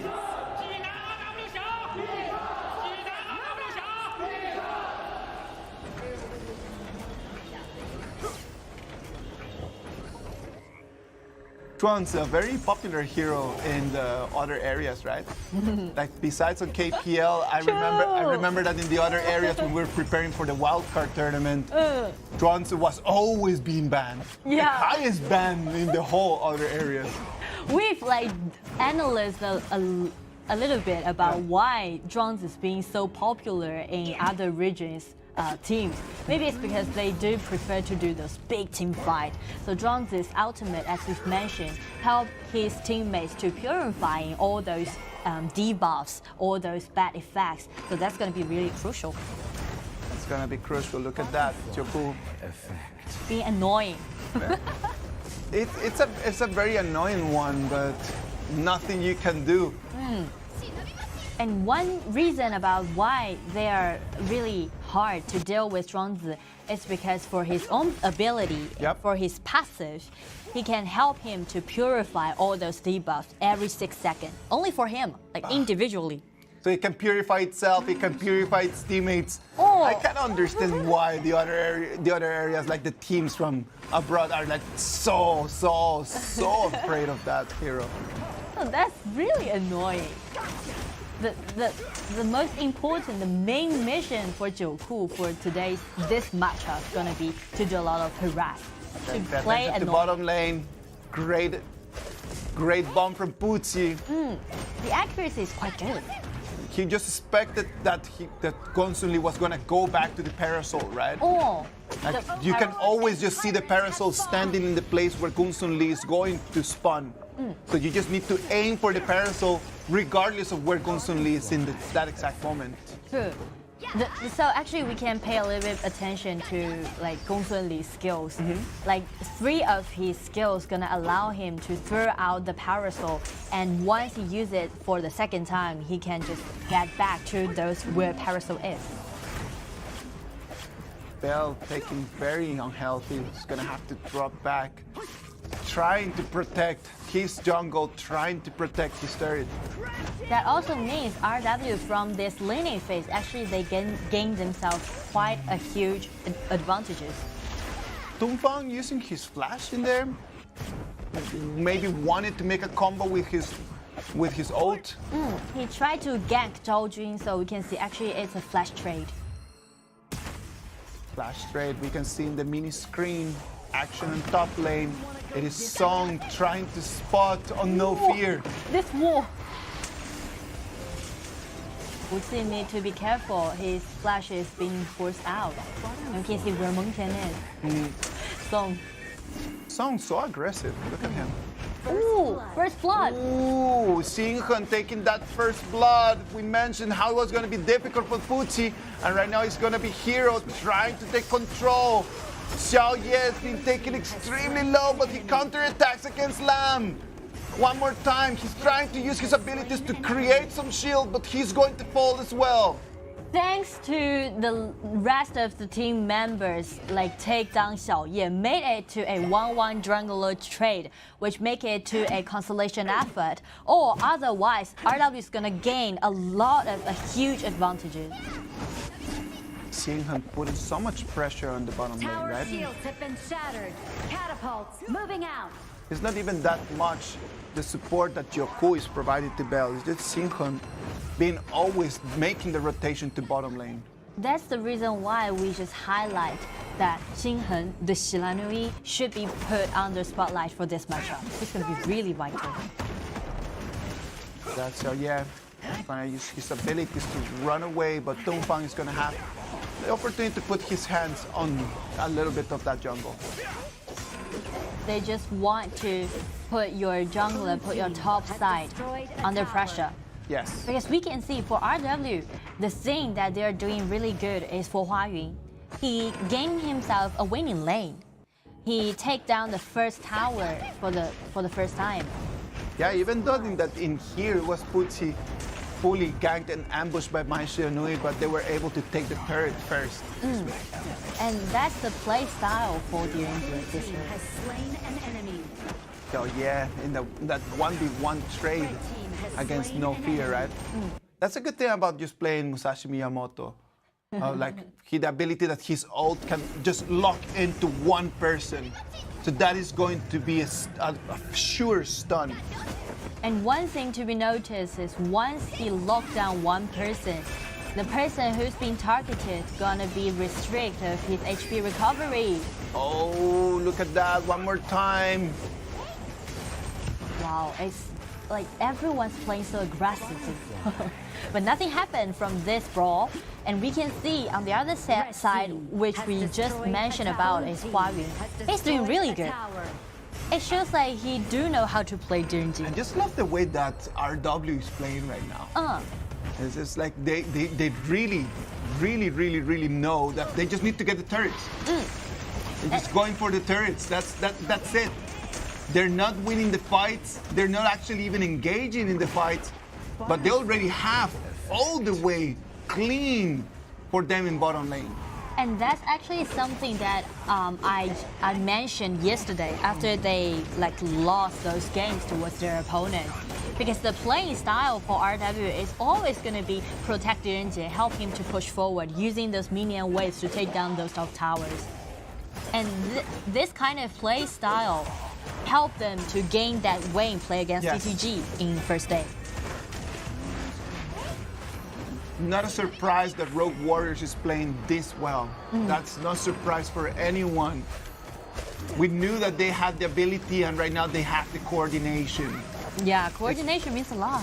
Let's wait and see. It still looks like Nanjing Heroes got a 1,500 gold advantage, already moving into the 2,000s. And basically, it's based on my Shiranui gold lead. Xian is doing really good. You can see Mozi tried to use his ultimate to lock Bell, but he failed to do it. That also means Bell can play more aggressively once you use your ultimate. Look at that. The Song is going to proc his generals. They're coming in, but Dongfang is just getting so much HP back. It's going to be no fear coming in that is going to take on Chenfeng. Chenfeng is going to disappear. Right now, it's going to have to be Song trying his very best. Dongfang does not have the damage. That's something that we need to mention is about the position that RW was. Because as we saw, Song showing his aggressiveness, try to gain more vision control, try to gain a much safer environment for his teammates. But however, just let no fear to find the chance. Wide open in there. Xinheng coming in, dealing the burst damage. Pena's really doing good. Pena's really doing good. He's doing pretty well. He's doing pretty well. Dongfang took almost 80% of all the damage in that fight. And at the end of it, they ended up winning. Yeah. Dongfang soaked in all of those damage and being so strong and solid to stand front and tell his teammate like, okay, do what you want to do. True. And also gain more time for Mai Xilanui to sneak into the opponent's field and ambush in that bush. Hero, they know that they have the advantage right now. Bell being taken very low. Sadly for them, I thought that they had the advantage right in there. They knew that Musashi Miyamoto was not even close here. They had the numbers, but Bell's positioning just put him in a very bad spot. Maybe that's something to do with, like, for Hero's composition, there's actually no what we call protective support. Right, Zhuangzi can't be considered as a protective support, so Bell need to be cautious. Bell's gonna have to try to find a better place. Check Lam.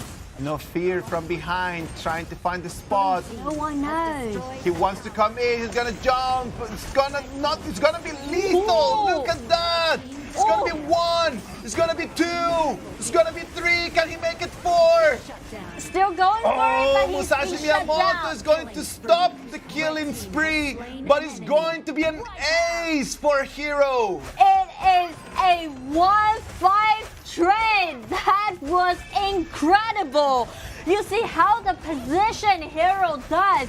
They just put Lam into that rear, and no one knows where Lam is, and no fear just get straight into it and be propulsive and just heading to Zhao Jun and gain Hero such a big advantage.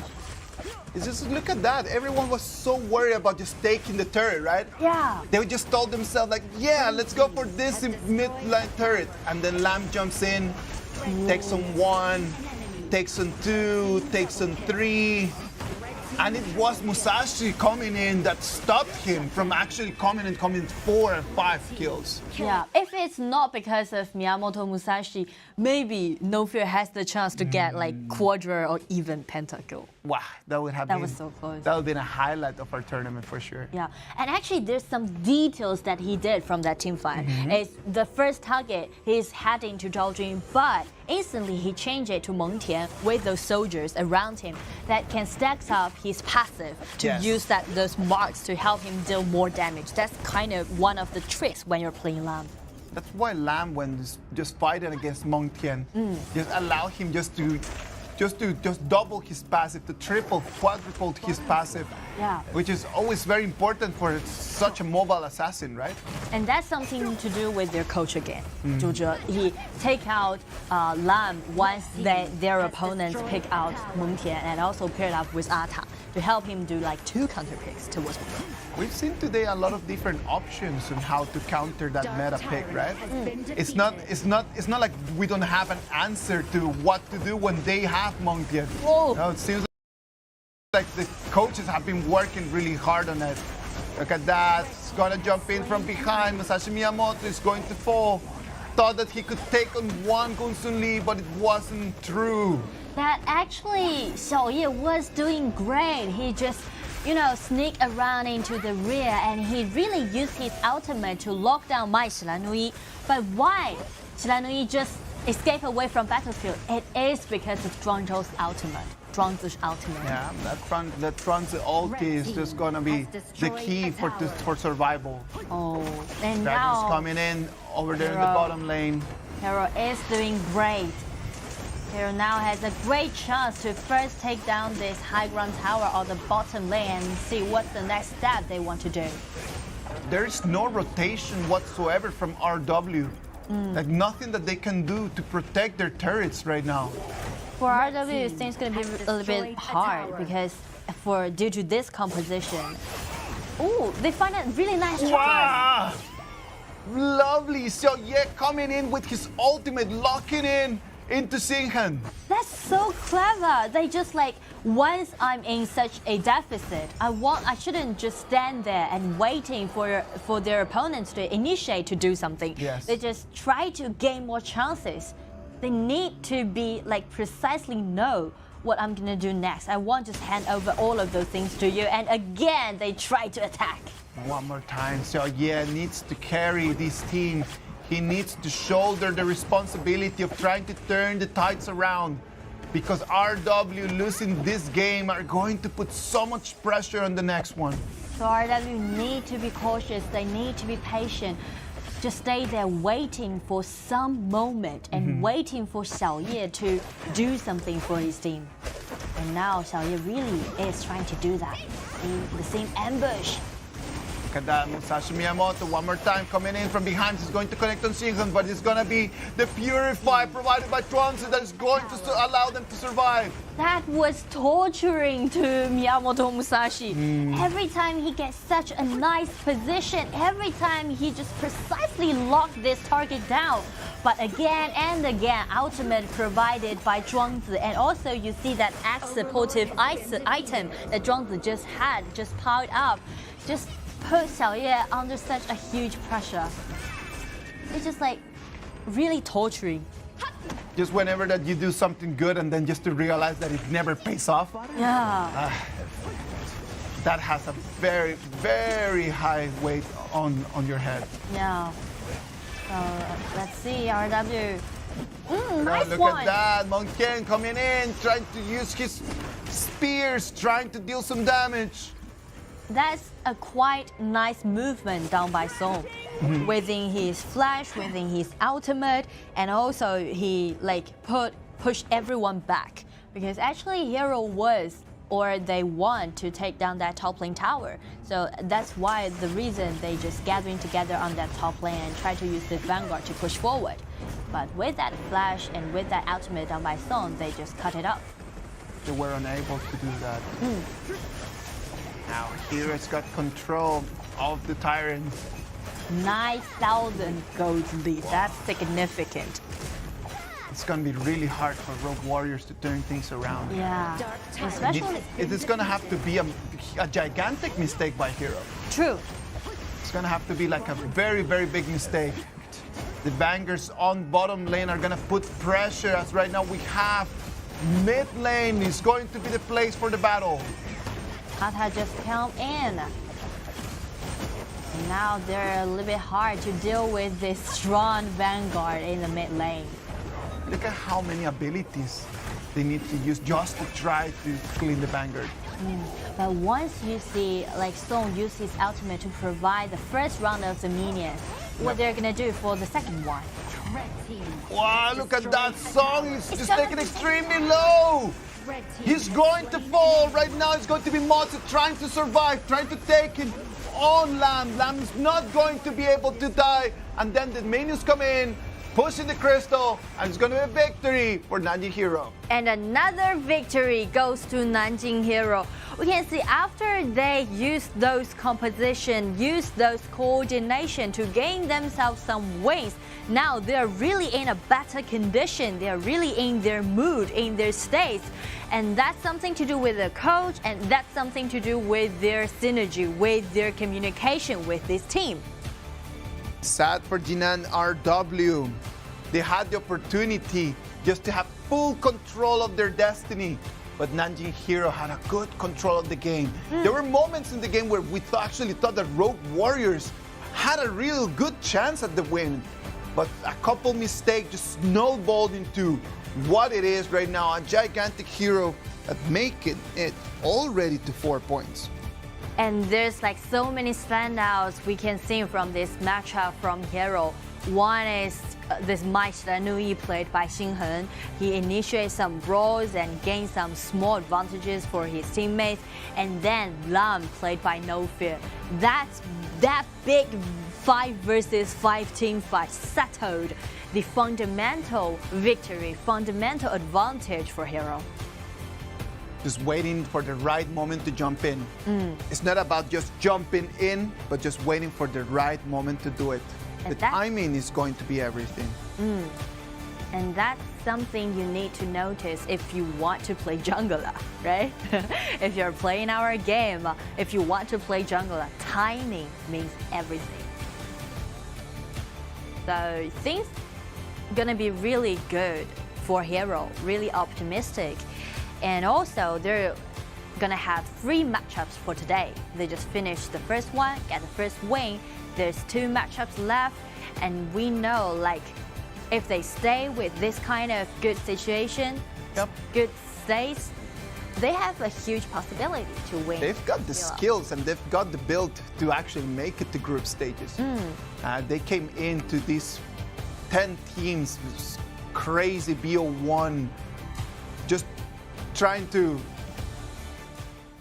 their very best to try to just like show them that they're ready for this. No one has ever hesitated about how strong a team Nanjing Hero is, right?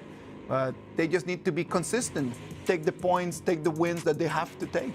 Be consistent. And also, I guess Hero in our like KIC tournament, they really bring us a huge surprise because they just did such a significant rotation. Like no one was expected your top lane just rotate to the mid. And there's only little time for them to get used to it, but they just bring us such a huge surprise. MVP. Hero, No Fear. Not only, it's not about the damage or the damage taken, right? It's a matter of that fight turned everything around. The highlight. Just the highlight of that. Yeah. It was that moment. The tunnel vision that RW had, it was vital for Hero to know that it was their moment to really shut the door on their faces. That fight right over there, look at that. No one knows where No Fear is. And No Fear just being No Fear. Just get straight in. Fearless person. Yeah, and check, this is the detail that we mentioned during the matchup. And he just came in and then just started just completely just accumulating his passive. Yeah. There's little things that RW can do to handle this thing, this No Fear. Not much that they could have done. When you find the right timing, that's it. For Rogue Warriors, the idea of just taking that mid lane turret was too big a surprise, right? Like it was just like them just really wanting to get that turret. They had all of their eyes straight into that goal. And sadly for them, no one actually asked the question, where's Lam? Yeah, that's like some of those awareness or those sensations and also the communication, because they're supposed to like have each other really hold a tight communication about where the opponent is. That's gonna take Nanjing Hero all the way to 3rd place, 4 points, and leaving Jinan RW 7th point, only 7th place with only 2 points. So that in total means for RW they're gonna have 3 games left, right? Yeah. They're going to have 3 more games, hoping that they can just win all the games that they have left to try to make it to that magical 6. Yeah, because in total, we know that for this round 2, it's going to be 4 out of 10. So at least you need to have 5 points in your hand. Yeah. 6 is going to be the magic number. 5 is going to depend on what everyone else does. Anything under 5 is not going to be sufficient for you to kind of take one of those 4 tickets into group stages. Yeah, and for Hero, now they have got 4 wins in their hand. So let's see what kind of stage they are right now. Let's go for a quick interview. Let's see who's going to be with us. Hello， 九库，先和大家打招呼吧。Hello， 大家好，我是南京 Hero 9九库。那恭喜你们一下这局比赛的胜利啊！然后中间有一个非常漂亮的这个无畏的绕后，包括那波中路的大团，当时队内是怎么样的一个沟通的情况呢？当时队内的话就是说塔黑给他，然后到时候打野找到位置了，直接上了。那个火舞和蓝一个左边一个右边嘛，然后当时就觉得可以打了。Okay. So the question was, we asked about the strategy they had during that highlight, during that big team fight. What's the communication goes on at that specific time? And Jiaku just said during that time they just find out, like, make that consensus about we can give you the tower, but we need to take this team fight, and we can see the position both from the mid and the jungler is pretty good, and also the synergy done by them really bring them a really nice result, and so they just successfully did that. All right, so the next question would be, are you confident enough about the next matchups? 那对接下来的比赛你们有信心吗？非常有信心。Okay, really confident. So 好的，那谢谢你接受我们的采访啊，也是非常期待你们接下来的一个比赛。Confidence. They just need to keep being confident. That's the only thing that they're doing. They're doing everything well. Hopefully, if today they can take all their victories, they're gonna make it to just completely just take on that ticket. And if they just maintain that kind of state, maintain that confidence, actually things gonna be really optimistic. Looking optimistic. Third game is done. Let's check on the highlights of exactly what just happened and how Hero just took that victory. All right, we can see from this highlight, this first initiation done by Heng, the Meister, we really like break the balance and bring them the first priority. Get him. And this one. Coming in, jumping in from one to the other. He does not fixate on only one opponent. He knows that he needs to hit on multiple different enemies for his passive to actually be on. So he decides just to jump in the right exact place. And also, we can see from that team fight about what Jiaku just mentioned about this middle and jungle synergy. Yeah, middle and jungle synergy. Game 3 is gone. Now we're gonna move into game 4. Ladies and gentlemen, I know that you guys are enjoying this the same as we are. Hopefully, the games are gonna keep getting better and better and better. We'll see you again after this break.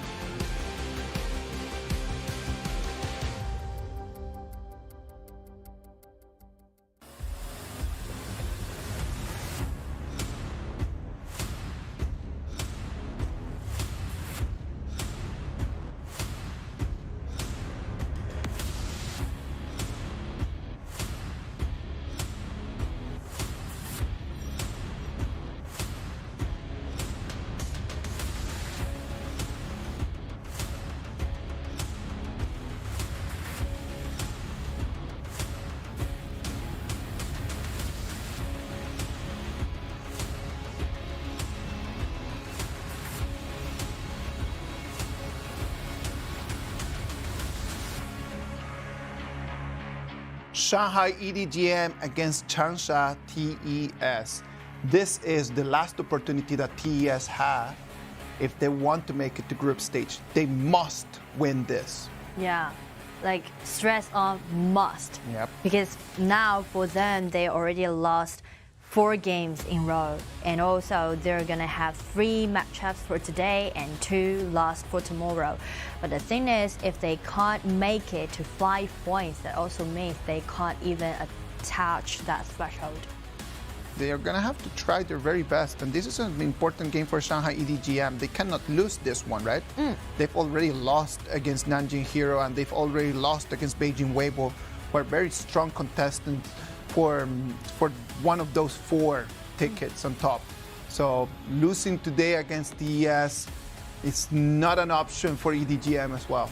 For EDG.M today, they're gonna have 2 matchups. The first one, as we are watching now, is played against TES, and also the next matchup is gonna be play against KSG. Oof. So that's gonna be a really tough one, right? Oh, of course, that's gonna be really difficult for them.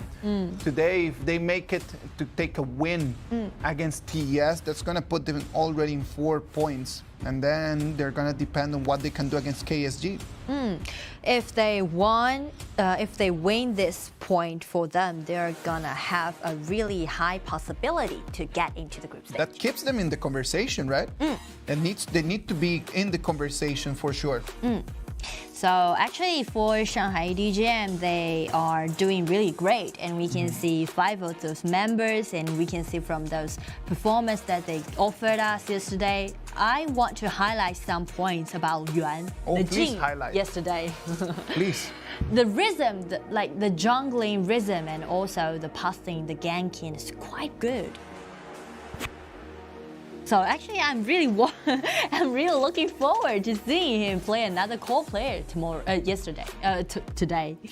Now let's wait and see if he can just keep having the same performance as he had yesterday. Shanghai EDG.M, they have control of their own destiny. I like that. They haven't lost any unnecessary matches. Losing against Beijing Weibo and losing against Nanjing Hero are 2 of those matches that they could say, yeah, okay, we're fine with that one. They still have to face AG.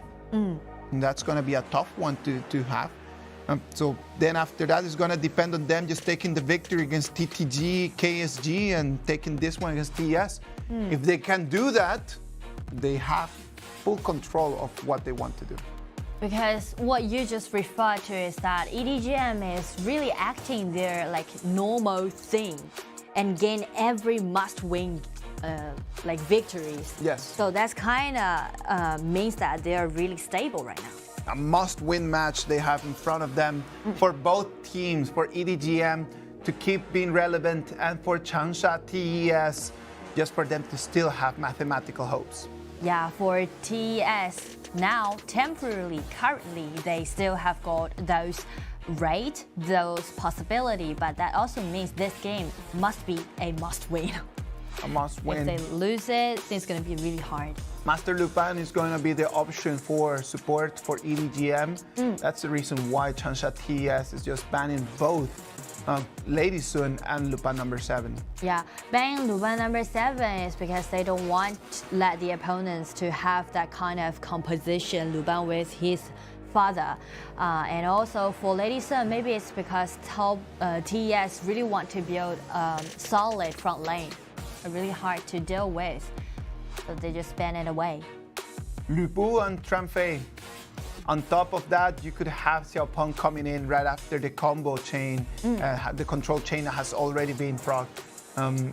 It's going to depend on the timing of their abilities, right? Like we always talk about that. It's going to have to be Xiao first coming in with the Wild Blood, and then after that, it's going to be depend on Sumo landing his ultimate on as many enemies as he can. Because both of the ultimate down by Lu Bu and Zhang Fei will have a short delay, so that means timing is really important, and also the following up control CC. Yukio Tachibana against Lam. Two very different choices for jungle. For Wukyo Tachibana, this hero, he need to speed up.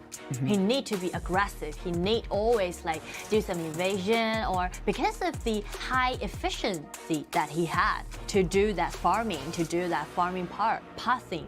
So that can gain him more priority to arrive or rotating to like other lanes faster than Lam.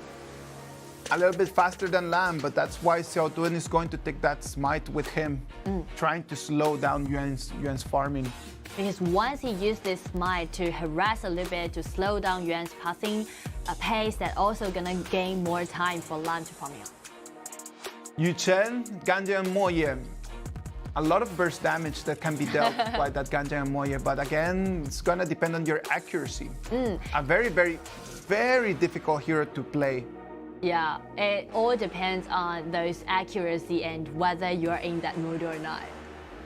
If he's able to land that not on the frontliners, if he can find a way how to get on that TNG and try to get a way how to get on Yukio Tachibana with his combo, he can just get them out of the conversation real fast. Yeah, and for Ganjian Moye, especially for this matchup, actually the goal is quite clear. You just need to head for TNG, because TNG is one of those marksmen who is immobile. He needs to stand there and keep doing those kind of output, and that's gonna make him an easy target for Ganjian Moye. Ming is gonna be over there as well on Ganjian Moye's side, right? Like that ECing, that matchup over there in mid lane. It's gonna be one of the keys of things that we need to the key things that we need to see in this game.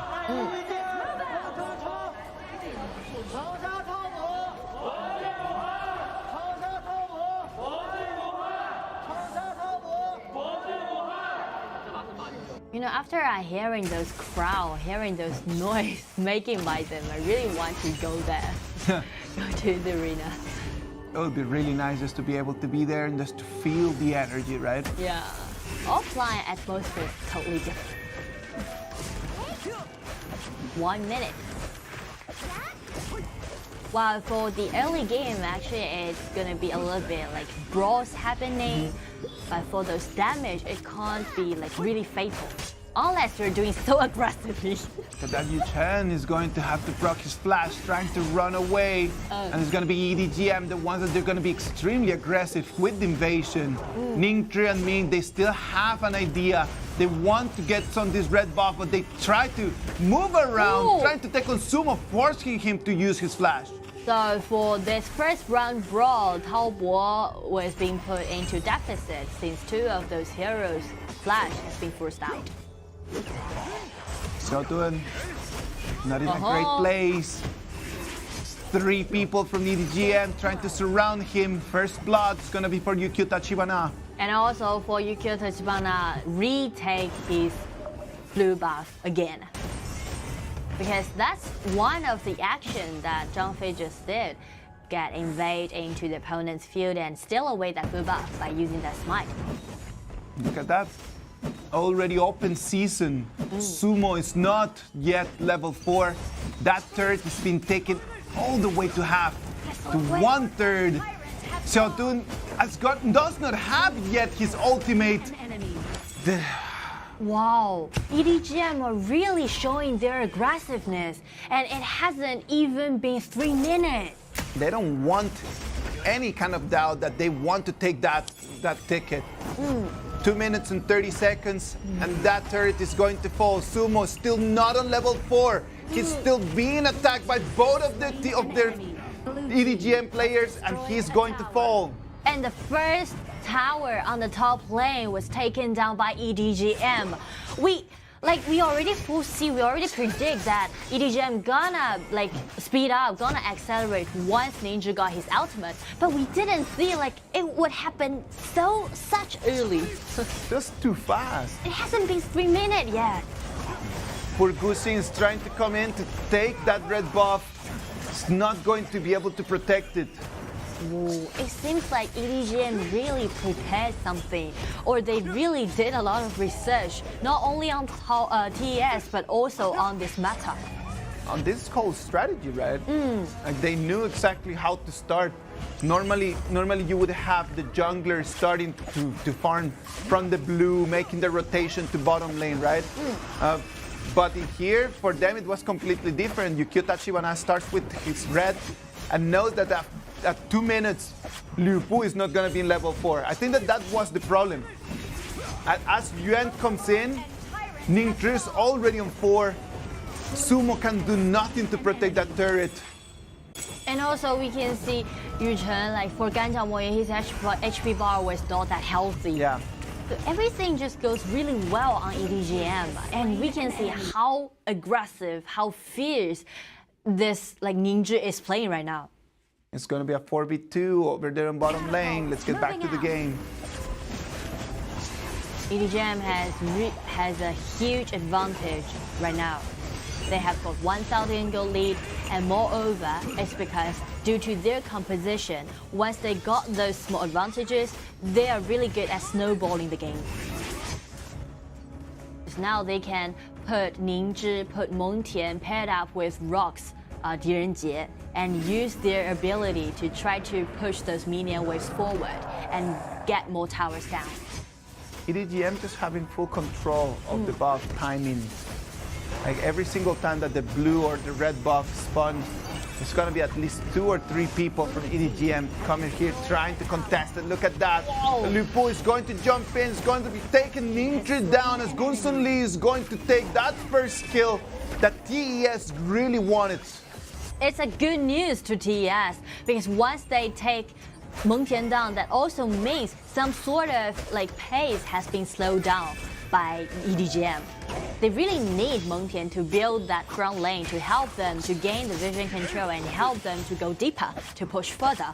But once Mengtian has been taken down, that also buy Tobo more time to do more things. We're talking about how EDG.M had control of the timing of the blue and the red buff, right? And TES knew that they needed to contest this red buff. True. To stop this snowball. Yeah, once they just hand it over to their opponents easily, not gonna help, so they just contest it. You cannot let things go easily.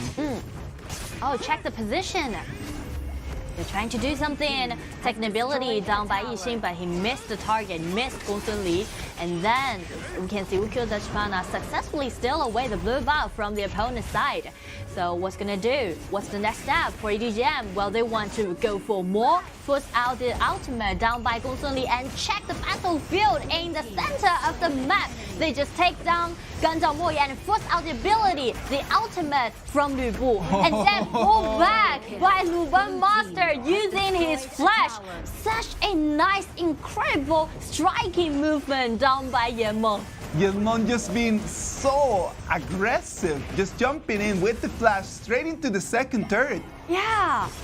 Poor Sumo, like he thought that he was gonna proc his ult and just get away, being able to survive, but nah. Yanmeng did have a completely different idea of how this game was gonna go. That low HP bar that showed by Sumo is so attractive. Just like, that was so close, I won't let you go. He really wanted to go for a little bit more. Whoa. And actually we can see from the main battlefield, it was a 1 versus 3 at the first time. It was one Mengtian using his ultimate to hold off 3 of the opponents. And then Luban Master, the support, just dive right in. I love to see when supports just completely take control of the game. Right? And they really just start taking the times and the decisions. And when you can see a support just playing this aggressively, gives you the feeling that you want to play support and try to imitate what they're doing. And it just feels like they're saying something like, or I already gave you the chance, you didn't take it, but I will take it. Watch Mengtian hold up 2 of those enemies and with the flash in, take down Gan Zhaomo. Yeah, they want more, they still want chasing, force out Sumo's flash. Sumo, what he's gonna do, he don't have any ultimate, any ability to escape from this battlefield. Now the minions are coming in and that bottom high ground turret looks very, very low. Look at that, the minions come in. And from this 0-3 trade, we can see EDG.M really got the upper hand. They can easily just take down this high ground tower and also the inner tower from the mid. nothing that XiAn could have done to stop that from happening. Instead of that, he just decided just to go to his red buff area and try to collect some of the resources before EDG.M controlled them. Yeah, and things gonna be really hard for them to deal with this situation. We can see now the gold difference is like 6 gold lead goes to EDG.M. The 6,000 gold lead for them. Like, what can be done in here? Heroes from TES that could turn things around.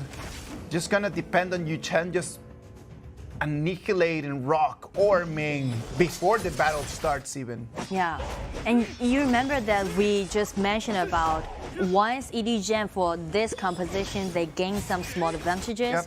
It's a really easy way for them just snowball the game for this composition. And for TES, the next time that they may have chances, they need to wait until Lubu got his Pure Sky. Like when you check on this replay, the way that Jinan tried to put on Rock and then XiAn jumps in trying to take Rock, Rock survives because he procs his flash. Yeah. Like his flash was still available in that moment. And look at that, you kill that Shibana is going to fall right now. The red team is trying to contest it, trying to go back. Constantly Xiao is not going to survive to that double kill to Rock. You can see all of those team members from EDG.M, they just play it quite well. They're just gathering together, do those 5 versus 5 big team fight. And due to this huge significant gold lead, it can gain them more priority to do whether they're gonna initiate or how they're gonna clean the field up. Let's wait and see. Right now, 10 minutes mark. We can see the Dark Overlord and the Dark Tyrant are being part of the map right now. So it is actually the time for EDG.M to slow down a little bit, to like secure their advantages. That's gonna be the foremost mission. But they don't want, they want more. They want nothing in here. Look at that. Xiao is gonna be forced to use his ultimate. Ganja and Moya has a great position. Lubu is gonna jump in. He's going to take one person out. But no, it's going to be Jinan falling because right now the counter-attack from EDG.M takes control of the whole game. It's going to be only XiAn and Xiao trying to protect the crystal. And also for Yuan, he just got a double kill, and for another kill, killing spree goes to Yuan. Things goes really well to EDG.M. From that team fight, EDG.M just can settle down this situation. They just want to shut down TES. Now they're looking for Lam holding off to push this mid lane wave into the crystal and get this victory for them to get another point. Very well done. Congratulations to EDG.M. Shanghai EDG.M taking the victory, allowing them to collect one more valuable point. And sadly, that's gonna be game over for TES. Yeah, the journey for them to this tournament in our KIC gonna be down. While for TES, they now lost 5 games in a row. So actually, this is gonna be a game over, and we just hope that they can do a better performance in the next season. Yeah. Hopefully for them, next season is going to be better.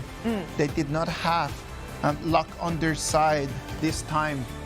They had some very good decisions in some moments of the game. They tried to really target the core players from EDG.M, but the difference in the skill, the difference in the momentum was completely for EDG.M. Sadly for TES, this is going to be it for them. Yeah. And the word that you just said about momentum, that's something we saw from EDG.M. For today's matchup, for that performance, 5 of those members, they showed their momentum, showed their aggressiveness, and actually they just lead that matchup. You can like feel that energy happening in their team members, in their team. Congratulations to EDG.M. It's going to make it all the way to 4 points. Tying right now with Nanjing Hero.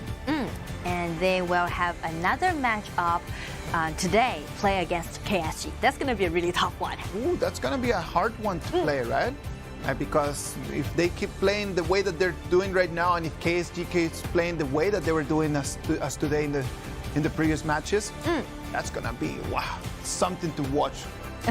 And that's actually, I can't wait for that matchup, you know, because both KSG and EDG.M, we saw they're having such a aggressive playing style, these two teams. They're really good at to do those big team fight. Yeah, big team fights is going to be the key for them to actually take the victory. EDG.M came in, took control of the game very early, very early.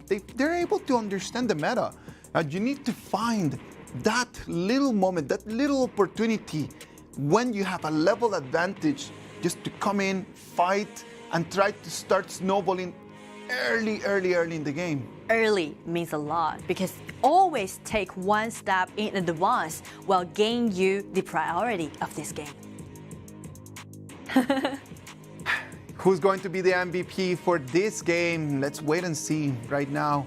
We can just predict that EDG.M against KSG is going to be the most electrifying game for today. We're going to be able to see that today.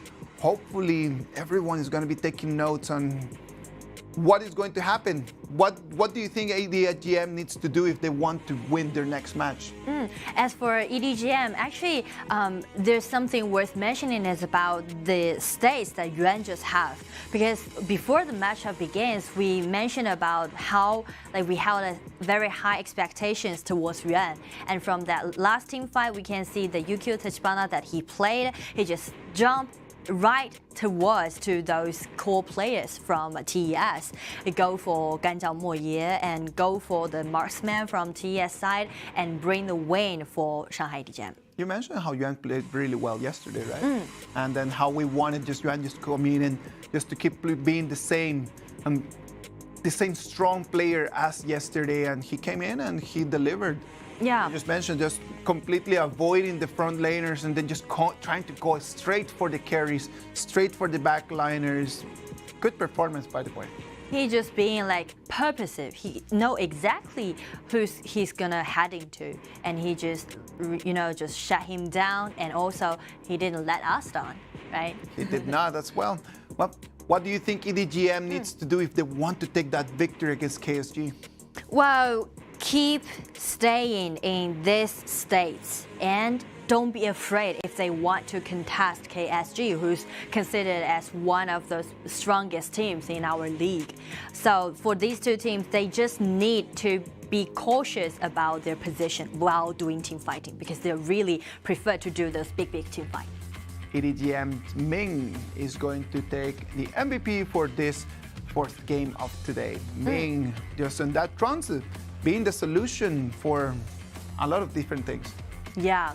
As for the YiXin, he just played. Actually, YiXin, this hero, he's really good at complete those CC. Just like this highlight that we're watching now, he's just using his ultimate and plus with his second skill, try to accelerate the pace from the top lane. Oh, YiXin is just such a great pick. Look at that. Launching 3 people straight up with only his second ability. Insane. And the way that Yemon jumped in here, crazy. So actually we can see from every team fight, Ming and also how accurate he is by using his skills really brings a lot of priority during those team fight. And also for this one, launch 2 people and then Yuan just jumped in. Yeah. Straight to this. I think that was key, right? Like just the way how he just braked the battlefield in 2 halves and then just allowing Yuan just to find that opening, just to use his sword and then just clock in everyone in half. Congratulations to Ming on that easy, amazing performance. So actually for heroes like YiXin or heroes like Da Chao, we mentioned so many times, it's more because of their strategic importance that makes them such a meta pick during our game.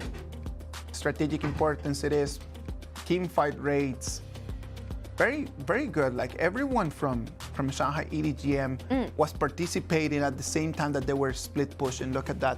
Since minute 2 of the game, everything just turned blue. Nothing that could have been done to stop them. Yeah, that was unexpected because we didn't think they would move in such an early time.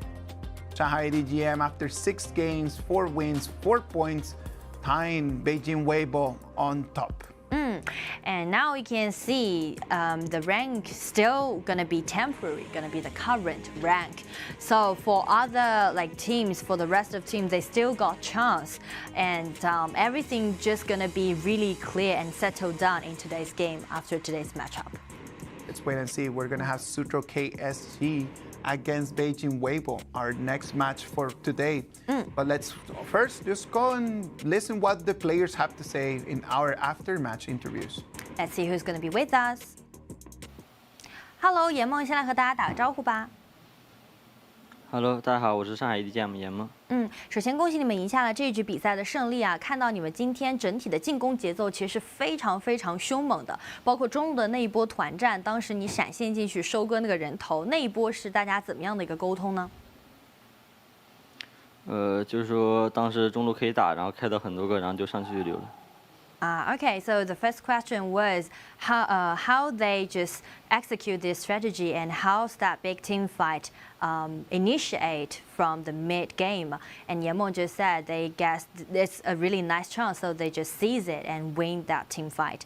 Alright, so 恭喜上海 EDG.M 赢下了这一局比赛的胜利啊，那也是非常期待你们之后更加精彩的表现啊，好好休息。It was a crucial fight. That fight right over there was crucial. There's a communication. For sure, it's just like after months and months and hundreds of battles all together, there's no need that much just to try to plan in that exact moment. It's more about just knowing exactly what your teammates want to do and then just executing that. And that's the most important thing if you really prefer to do that big team fight playing style. Let's see the highlights from this game. Let's just put the spotlight on some of those moments that really just carved in our minds. Look at that. Nintri comes in. The second skill. Exactly. And that right over there, Lupu thinks that he can jump away and then Yanmon denies it. Completely shutting the door on his face. And that's something to show how decisive EDG.M is. Just won't let any chance go. And Yuan just waiting the right moment, in the moment that Lupu just forgot that he needed to protect his backliners, immediately just coming in and just splitting them in half. So this is quite a huge victory goes to EDG.M, and we hope they can perform next better next. I hope that they can perform better next. Now, what about if we just have a little break? We come back with our Game 5 between Suzhou KSG and Beijing Weibo. Stay with us.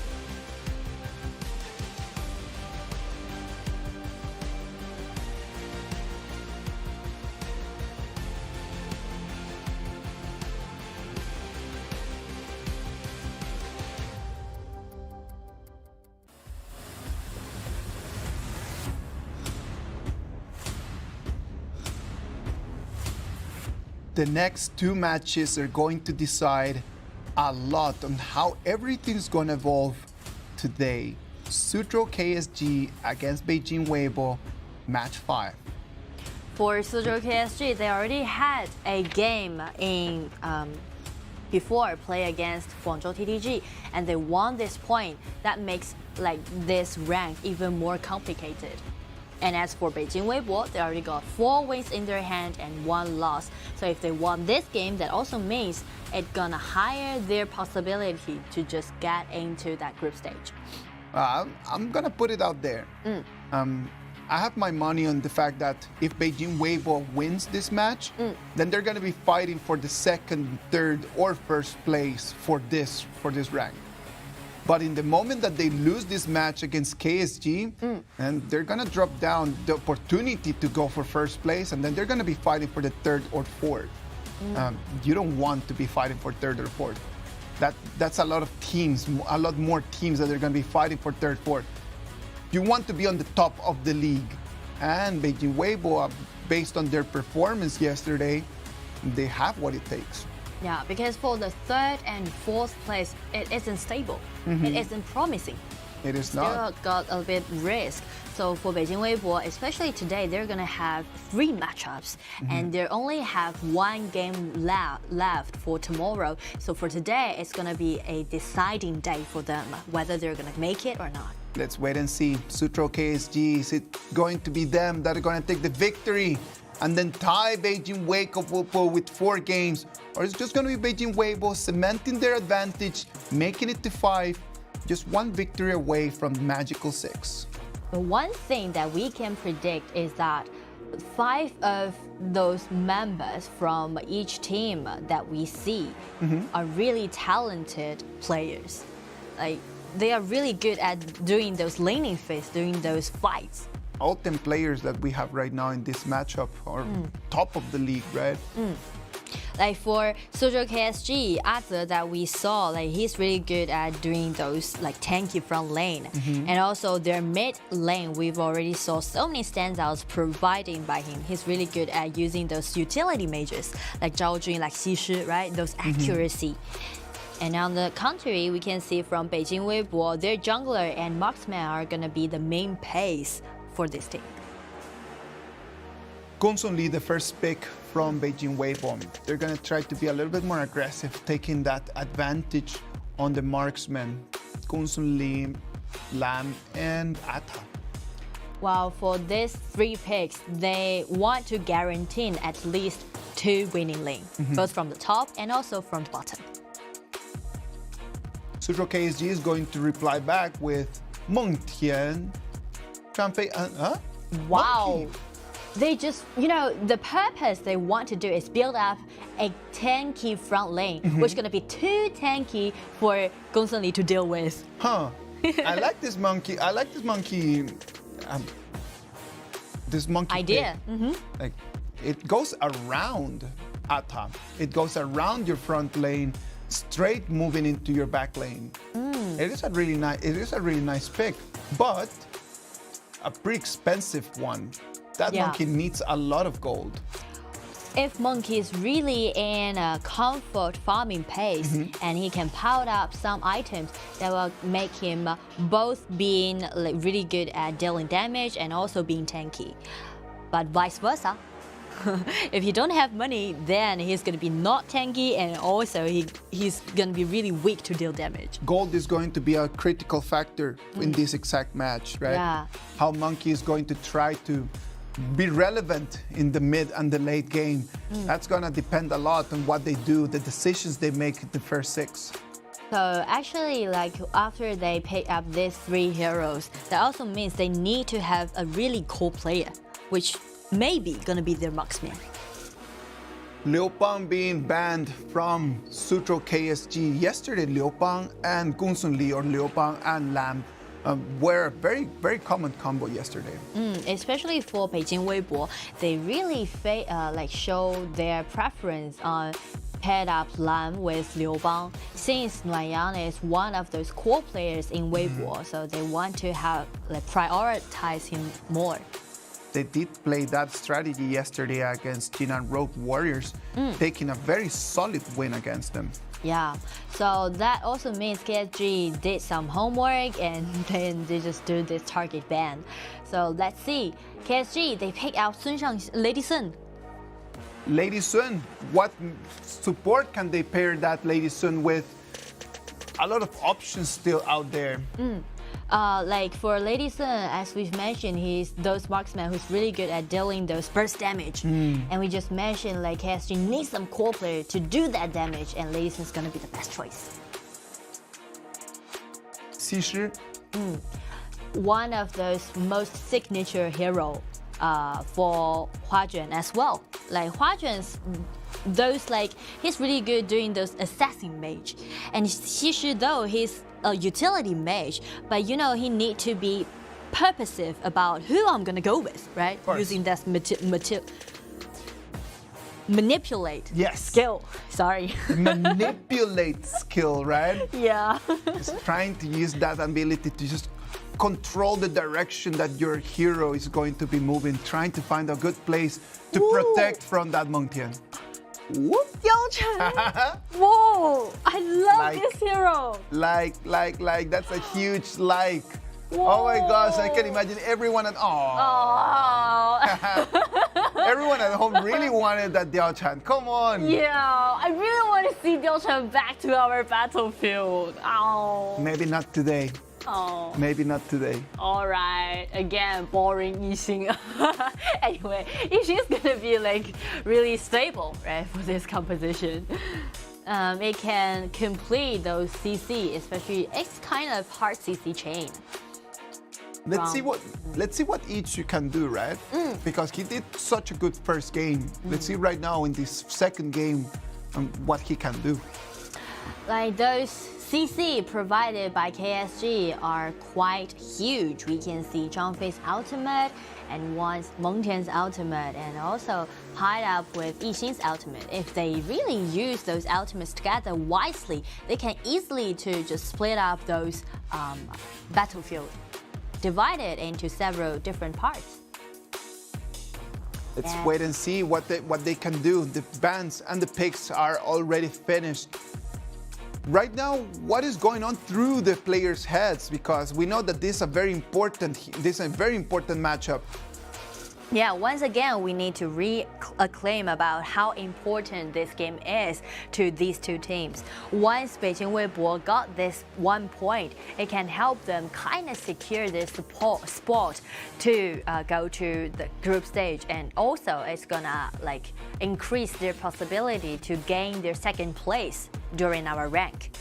And on the contrary, for Suzhou KSG, they already had 3 wins in their hand, 2 losses, so they need this win to higher the possibility. Let's see what's going to happen. KSG against Beijing Weibo. Gongsun Li and TianYun. The revive just provided by that TianYun is going to be critical for those fights.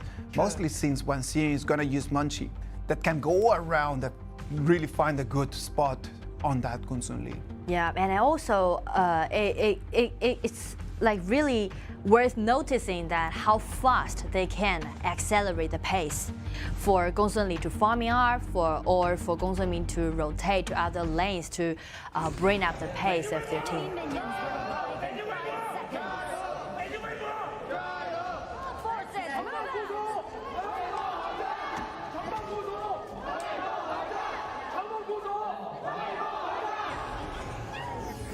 Let's see, again, we just left some room for those crowds to cheer up for their team because this is going to be a really crucial battle for both of the teams. And from the very beginning of this matchup, again, everyone just gathering in the mid lane and want to gain for the priority to rotate first. Trying to get priority. Xiao is going to have a very difficult day here against Xiao Xi and Xingyu. Yeah. It's going to be a very difficult match for him. Especially for Zhang Fei while he's carrying Smite. Zhang Fei rarely just gonna stay on the bottom lane and try to do his protective job. Or he's gonna just do some invasion. But if Zhang Fei is carrying Smite, it's because they want to invade, right? Now, is it going to be Zhang just trying to invade around or just trying to take Xiao into that red buff jungle, trying to find any kind of jungle or any kind of gold that they can put their hands on? And also, once they take down that Phoenix, it can speed up for Xiao to upgrade to level 4. The mob being taken extremely low in there. Now, poor man just found that Munchie already in level 4 and he was not even level 3. And also we can see the item that Huajun just had. It's the boost of deafness, right? What's a deafness that allowed you to have the fastest moving speed improvement? Flash, but he's gonna be taken down, I guess. As well, he make it. Nice ultimate. Nian just bring 2 enemies back, but the damage seems to be so limited. The damage is not there yet. Az is going to survive. Wow, nice movement by KSG, and we can see how confident Az is. Just flash in and escape away. He knows that his Meng Tian in this level 4 to level 6 fights has a huge advantage. Look at that Xiao. The frenzy can just proc. Xiao's gonna try to reply back to that. So she's gonna sadly just jump in and take some turret damage. That was painful for Chaoxi. And also we need to admit how brave Xiao is. At that last moment, he just did his last ditch effort and tried to do 1 versus 1 trade, and he successfully did it.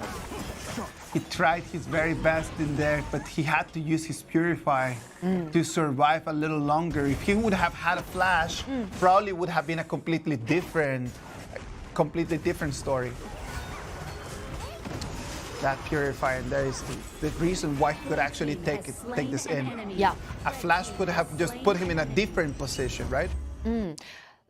But the importance of Xiao to carry that Purify is because for Gong Sunli's skill, it's because once you see that tempo mark on the opponent's head, once it stacks up to 4, it's gonna explosion, and that makes a burst damage. Okay. And for Xiao, for Lady Sun, he can use his Purify to purify that stack. Okay. And that's why he can make that last. Look at that, 4v2 in mid lane. Each is gonna have to proc his ult, trying to survive. Now we can see Each is totally being locked up in mid. Everyone just go for him, limit Tower him. shields have been shattered. Catapults moving out. And now, Beijing Weibo try to prioritize Chaoxi since now Gong Sunli got his red buff and also Doomsday. Beijing Weibo just being able to stop that attack wave that KSG had, right? Like they had a very big priority and completely surviving to this. Huajun waiting in the bush. KSG has not yet realized about his existence, but he's gonna have to run away. Yeah, KSG have got those awareness about, all right, if you got this winning lane on the bottom, then we're just gonna like be defensive. To stay under our tower's protection. Alright, try to do something. Try to first gain the vision of the riverside, in case that some people from Weibo is gonna do some ganking on the bottom. So A being spotted, the third hand. Everyone being playing very carefully, right? Look at that. Xi Huajun is going to take on someone, but it's going to be Xiao A, not the person that he wanted to lock in. Because once he manipulates Xiao A, manipulates Zhang Fei, the damage is totally not enough. Yes. Nanjing jumping in is going to be wide. That's just going to be locked in. Can he survive? It's not going to be enough. Xiao A is going to take the kill. Right now, look at that mounting. Adzo just completely taking damage, not caring about anything. Nanjing jumps in, and he's going to die. It seems like KSG do have their purpose. They made a trade. They give up the tower like on the bottom lane, and they try to get that get that kill from Nanjing because they know that's gonna be much more important. Oh, of course, like trying to slow down Nanjing, that's gonna be critical. Look at that, Nanjing just only 4,200 gold. does not have an advantage on Wang Yu. Especially they got the effort that they can gain from the passive offered by Tai. So that's quite a deficit for Weibo right now. That is quite a deficit. Weibo is going to have to depend a lot of Qiao right now, right? Oh, look at that. Each is going to proc his ult. Shishu is going to disappear, take it completely out of the map. Now he's going to resurrect someone. Someone's going to fall one more time. It's going to be a 2-0 trade for KSG. For KSG, for this team fight, they have numbers in advantages. This is a 4 versus 5. So KSG just instantly start this team fight. And they just gain them such a huge advantage. Now they take down the mid tower. But this time, Tai just forced out the ultimate by Xiao. A nice control. 2 people be stunned. Flash in, another stun. Such a great CC done by WB, and now a double kill goes to Qiao. Look at that. We said that Qiao needed to raise his hand and really take control of the game. Nanjing over there coming in, trying to really jump in the last minute, right? Yeah. But look at this. This is all Qiao. Yeah. Qiao forces the ult out. It's now 2 against 3. And they're just using the parasol, the mobility, coming in, dealing the damage, just for Nanjing to come in to take on the last hits. You can see the coordination done by their marksman and their support was so tight. Oh, they're spotting Lady Sun. Ooh, 3 people be stunned, but the ultimate was being forced out. So everyone just got there in the specific position and wait him arrive again and then take him down again. I just love the way that KSG puts their players around, not allowing Nanjing to jump in from behind, right? Like in that last fight, it's just the fact that they were taken extremely low, that really there was nothing they could have done against the jungler.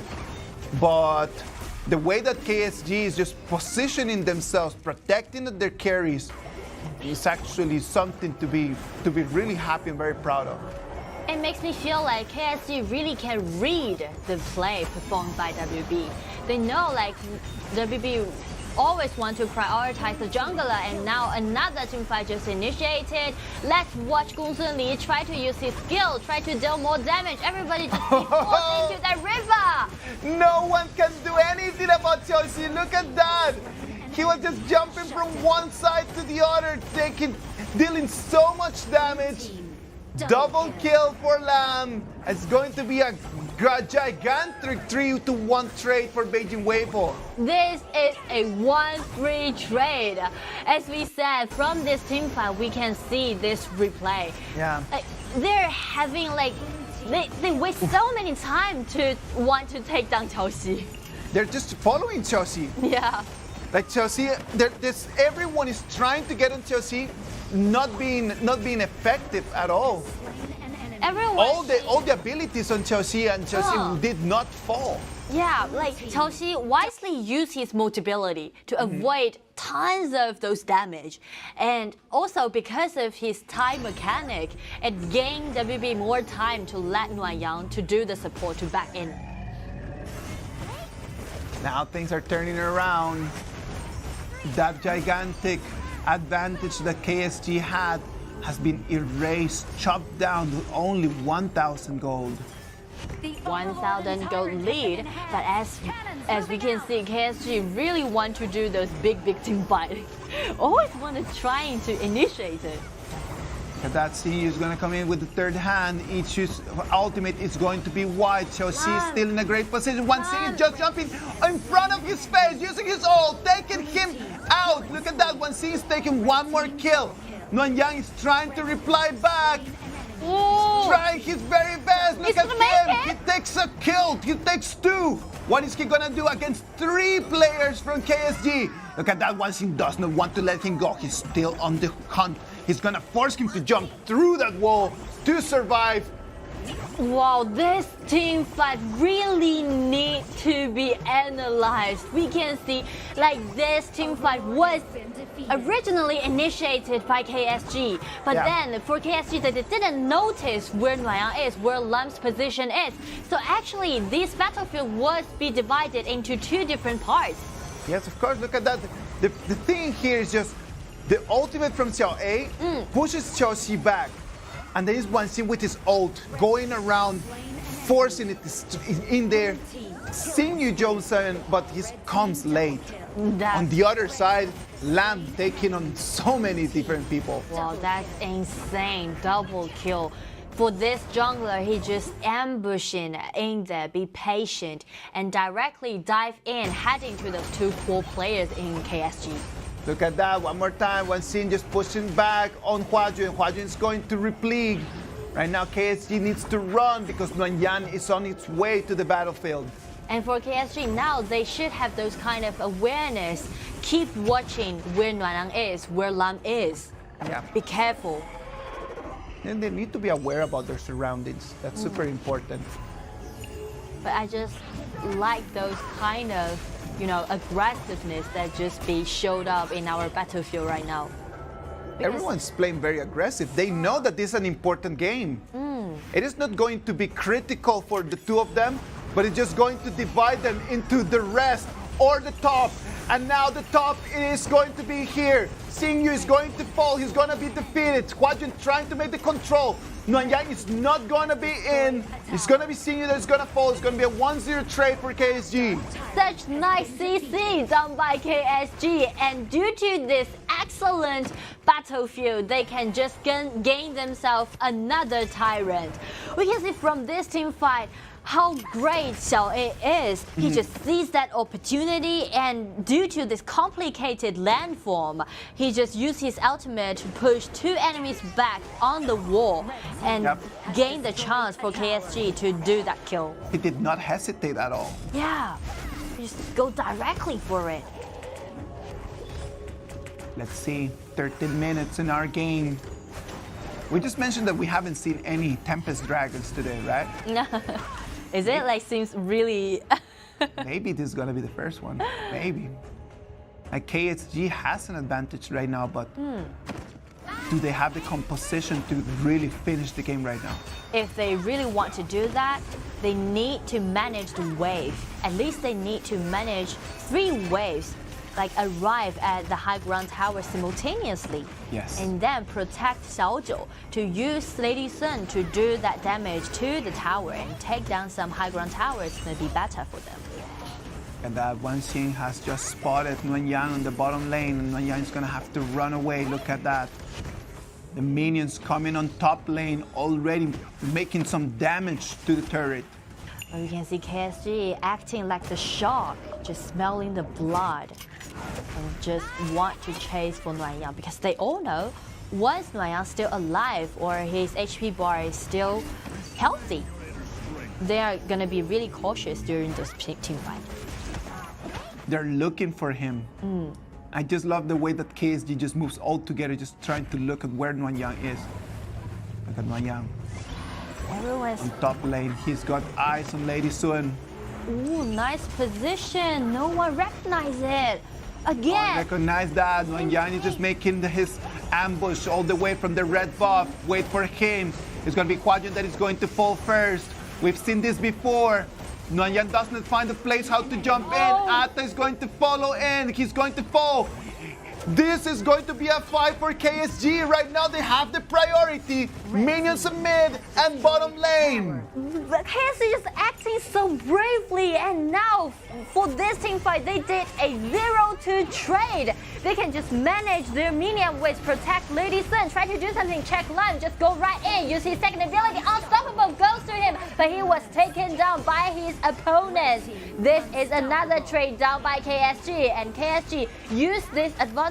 They can just retreat and restore some HP, waiting for another chance. Nanjing comes in and then just takes out Lady Sun out of the mix. In the moment that you lost your marksman, it's so difficult to get on high ground. Like those turrets are gonna be difficult to take on with a marksman. Imagine without one. Look at that, a man with a mission. He knew that he was not gonna be able to run away, but his goal was just to take out Lady Sun. Like for KSG, we mentioned about their most goal would be taking down that high ground tower. So the point gonna be Lady Sun is gonna be alive. Yes. We just saw the EDG.M players right away paying attention to the to the game. Look at that. TES.A is going to be turned to dust. It's going to be godlike. It's going to be right now 1v1 trade. Xiao is coming in. He's in a great positioning. Right now it's going to be HuaJun and TES.A that they're going to fall.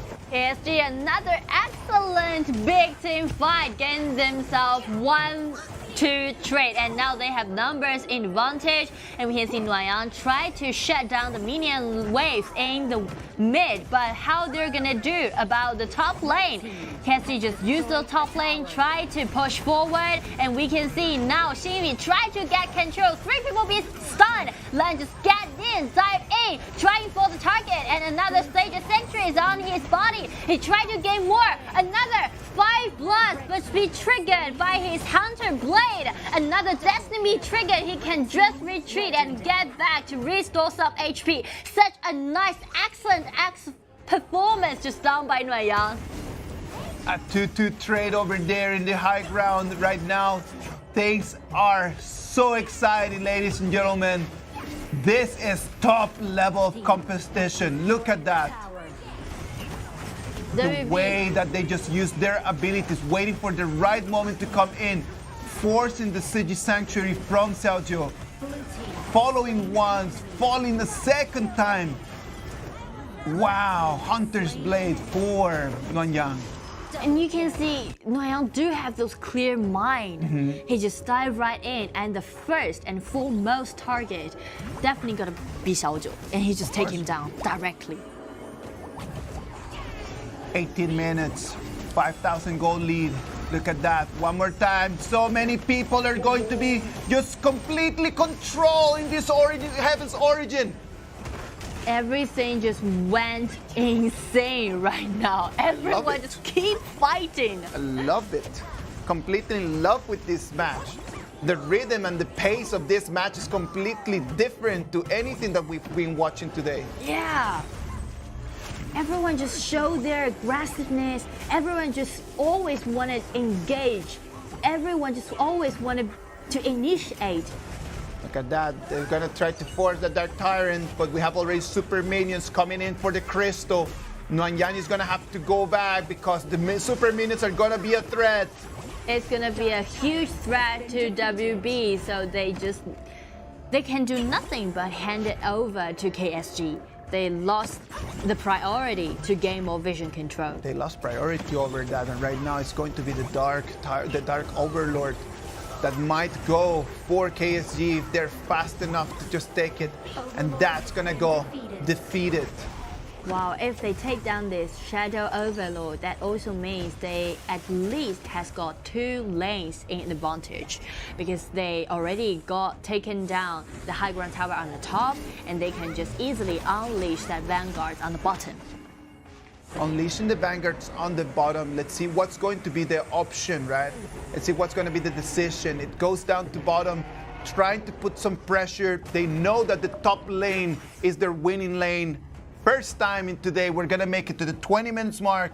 The Tempest Dragon is gonna be online in 20 seconds. Finally, we saw the Tempest Dragon. Long time no see. Long time no see, indeed. Well, actually, there's another thing worth mentioning. Once you unleash the strongest Vanguard on the bottom, if you're doing fighting on this path, it can gain you extra armor defense. Ooh, watch Xiao just go straight in and shut down the HP bar for Yiqu for this Yixin. Yiqu is extremely low. Nanjing is trying to go from behind. Yiqu is gonna have to go back to base. What Chao? I have nothing to say. Those techniques, you see, that's quite impressive. It is pretty crazy. It just sees every movement that KSG might take and predict it and find those little chance, little room for him to showcase. TES.A is just having to shoulder most of the pressure. Yeah. As Nanjing's only responsibility right now is going to be to clean wave, go around and find the right moment to jump in. But it's going to depend on Chao just staying relevant, alive in the fight for as long as possible.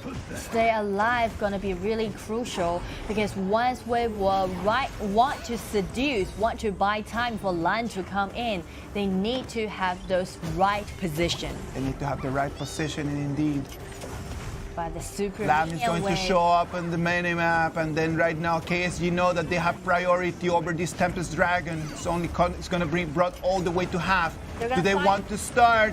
The Heaven's Origin comes in, is going to lock a couple players. Now Lam is going to jump in from behind. He finds a good position. He's going to take one. He's going to try to take a second one. He's trying to take the back laners, but it's going to be the super minions already jumping in. Huajin is going to fall as well. The super minions come in. Azo has an opportunity to finish this game. Is it going to be Nanjing? Is it going to be Azo? The super minions come in. Nanjing is going to go survive. He's going to go for a killing spree. They're still alive. Players keep fighting, but KSG, all the members just came in, heading for this crystal. Eventually, this victory goes to red side, goes to Suzhou KSG. Suzhou KSG taking the victory.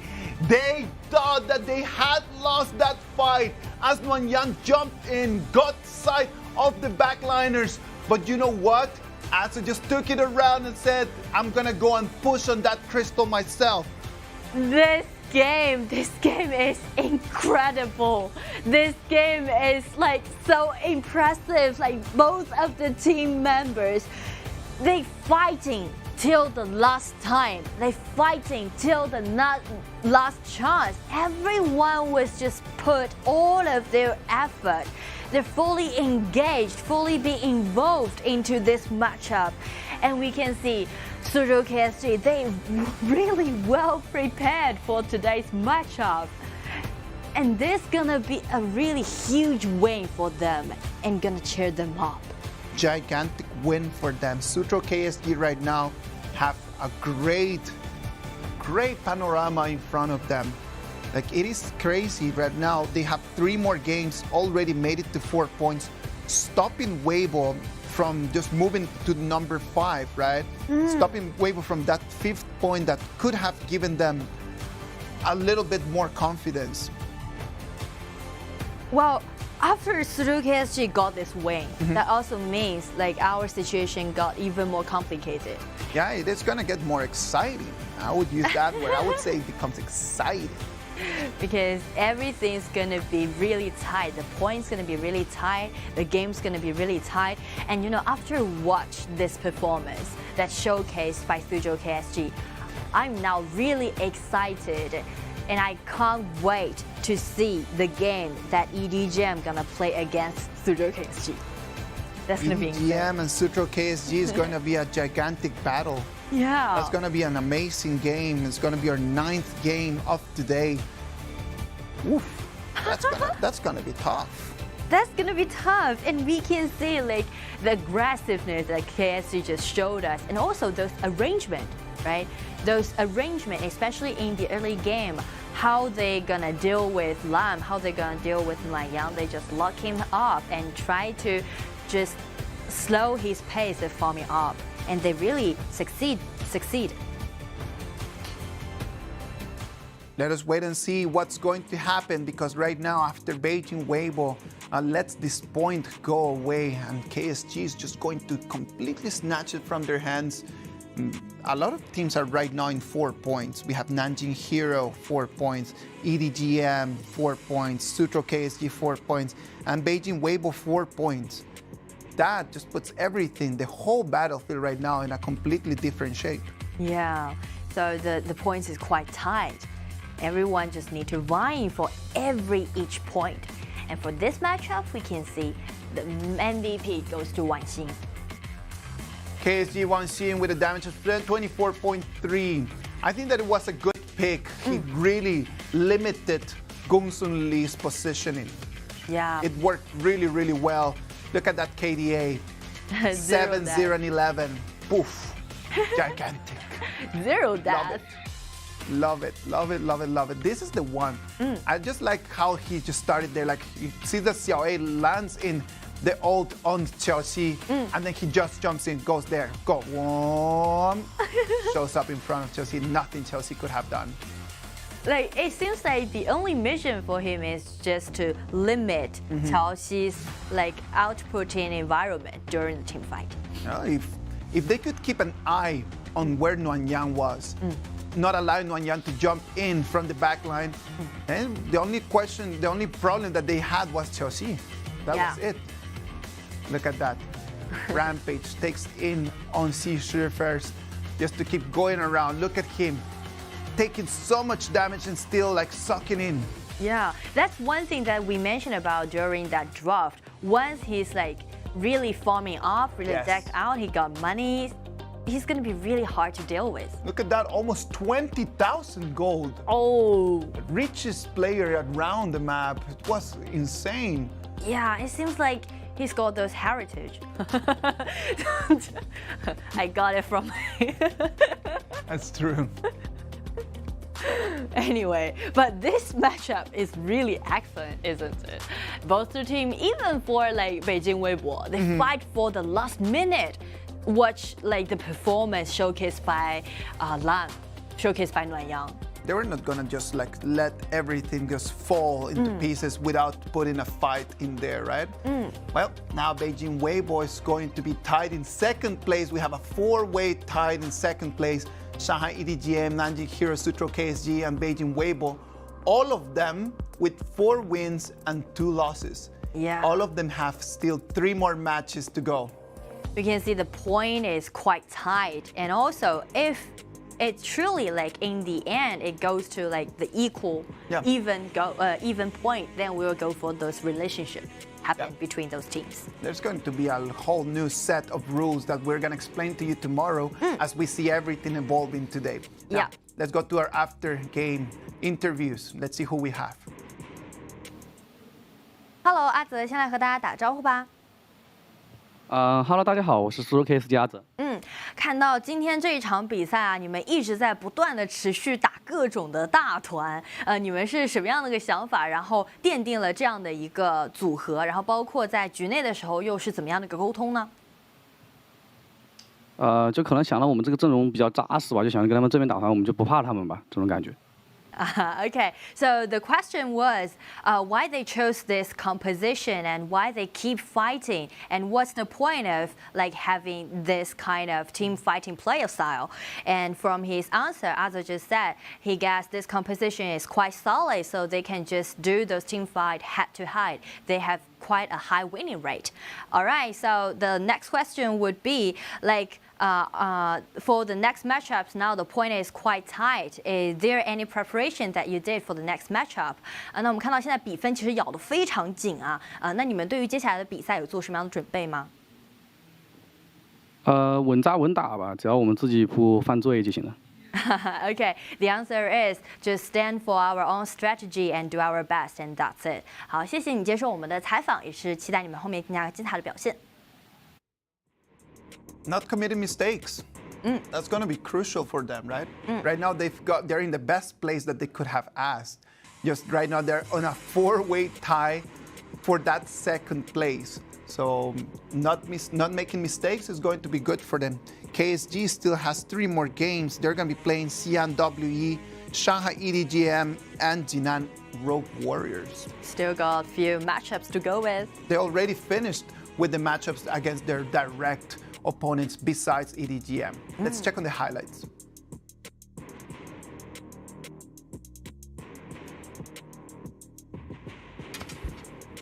Look at that, the way that Chelsea just was able to suck in so much damage, right? Like everyone was just like completely using all the abilities on Chelsea. And Chelsea used his like techniques to avoid a lot of damage and buy a lot of time for Nanjing to just do to the jump support. in, yeah, exactly. I think that was critical from Chelsea's performance today, right? Like he knew that he was going to have to survive on his own, that he was going to have to use his mobility, try to move around to be able to survive for a long time, just to buy Nanjing the time to jump in. So that's actually quite an excellent matchup. That's quite an excellent matchup indeed. Well, We're gonna have our 6th match in a minute right after this little break. I hope that you guys are gonna stay online. We'll see you in a minute.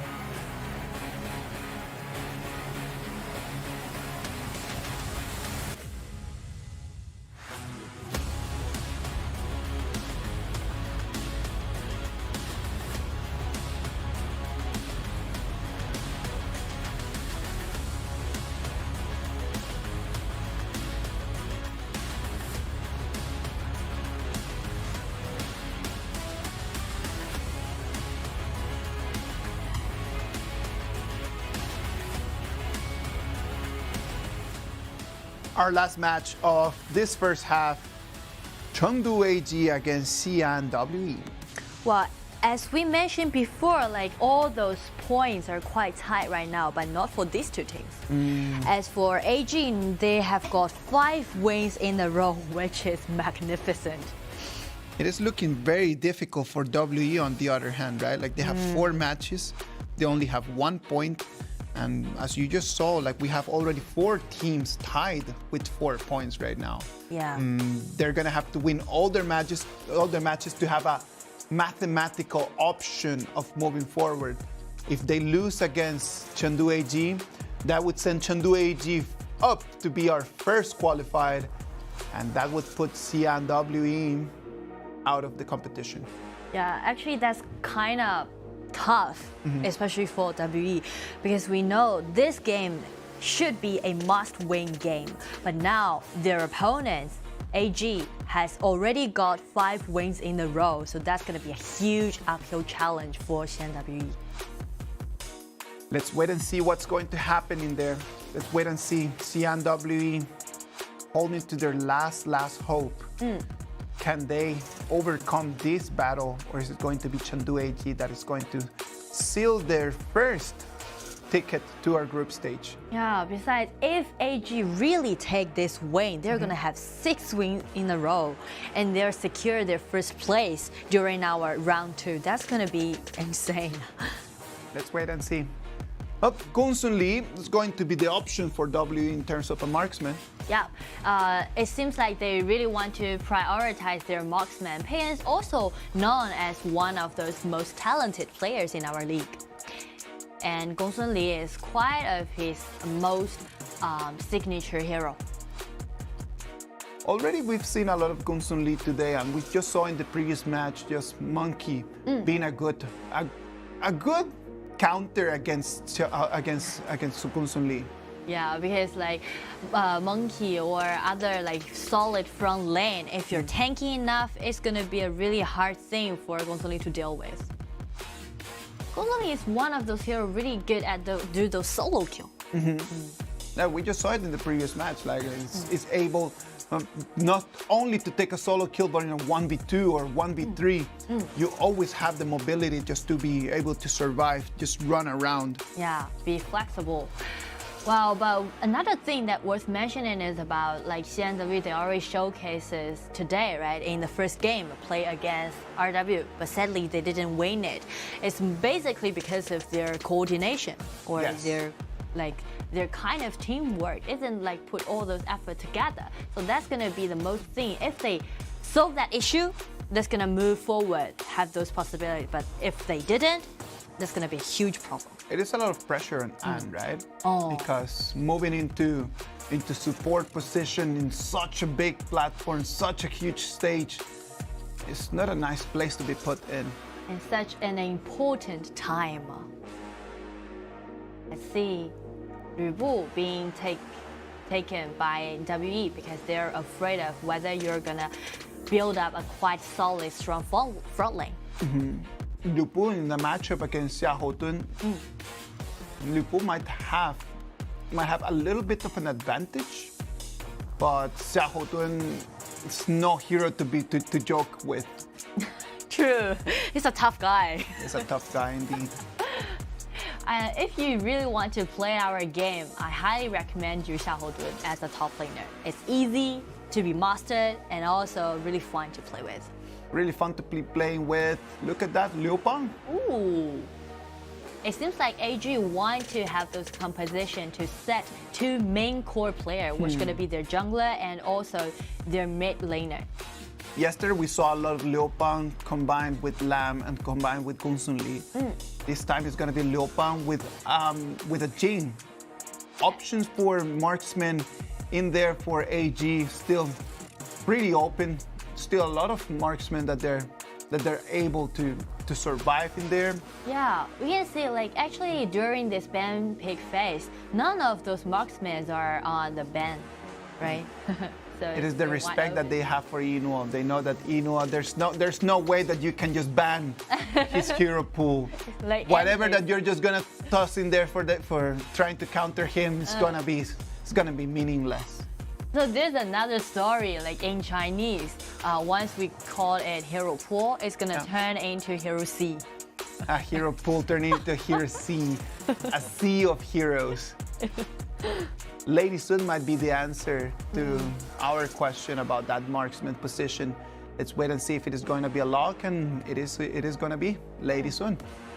Well, for Lady Sun, for this marksman, is really good at burst damage. We've mentioned it again and again.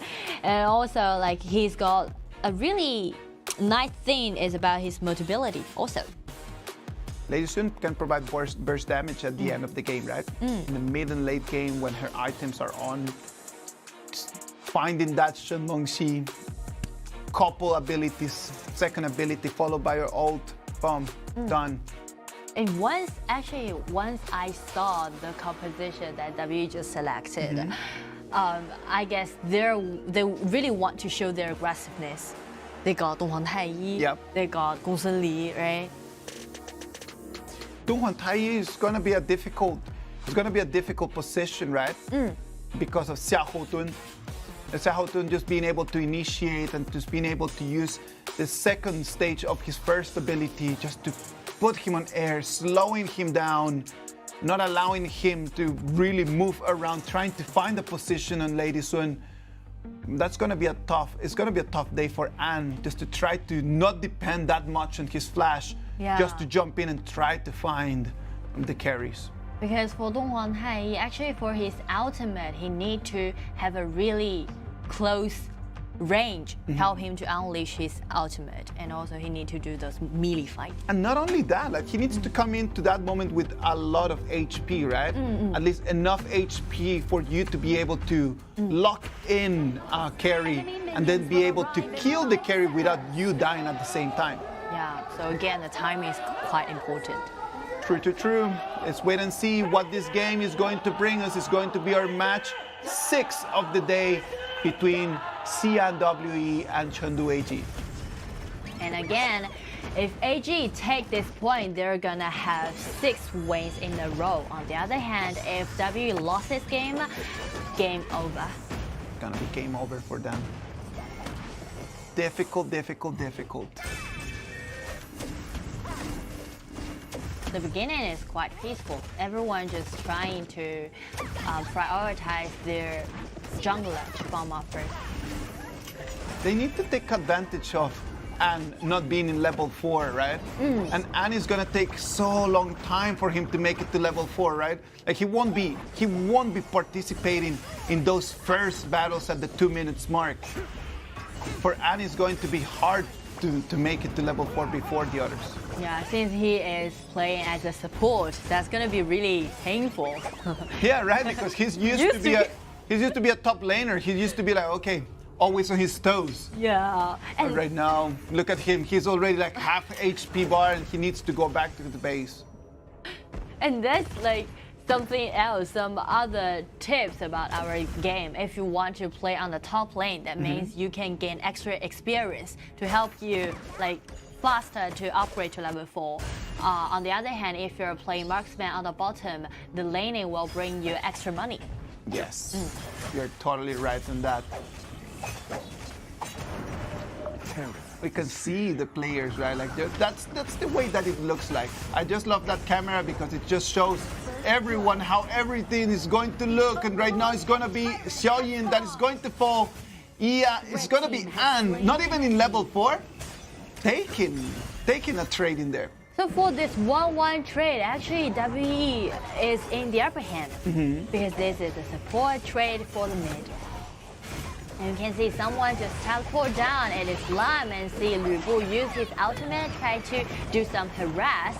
But since the ultimate has missed all of those targets, so WE just need to retreat. I love the way how An was very aggressive, right? And we talked about like he needed to be in 4, which he is right now.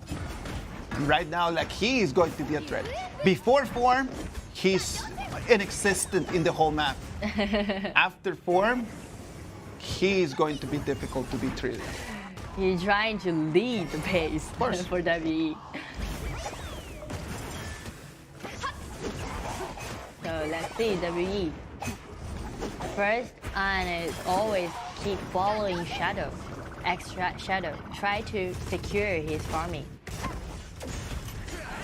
And now, actually it's not a really nice time for WE to initiate some team fight because once you want to deal some burst damage with Donghuang Taiyi, you need to do those fatal strikes. You need to be crucial, like you need to be ready in there. It cannot just happen at any moment that you want, like it needs to be in the right exact moment. Like that, just his existence in there just putting so much pressure on Ino. They try to lock down Ino on his bottom lane. Do not want him to rotate, do not want him to farm so comfortable. Yes. They don't want him around. As long as Ino is just gonna be under his turret, he's gonna be a one-person problem. Shields have been shattered. And he's going to use his flash to survive that. 120 seconds cooldown is going to be painful for An. Oh, that's not a good sign. No, and he needed it to take a kill, not to survive. And once he loses his flash, on the other hand, also means it's going to be much more harder for him to approach the target.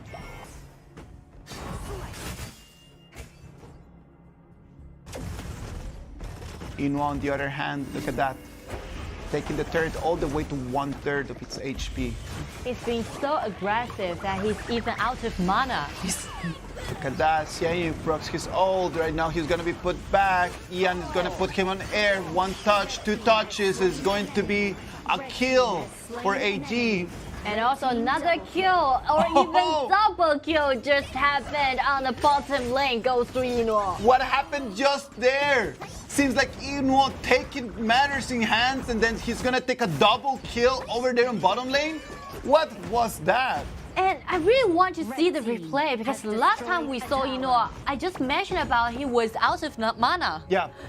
He was out of mana, and then immediately you just blink an eye, and he's full mana with double kills. Wow, what just happened? See, out of mana, right?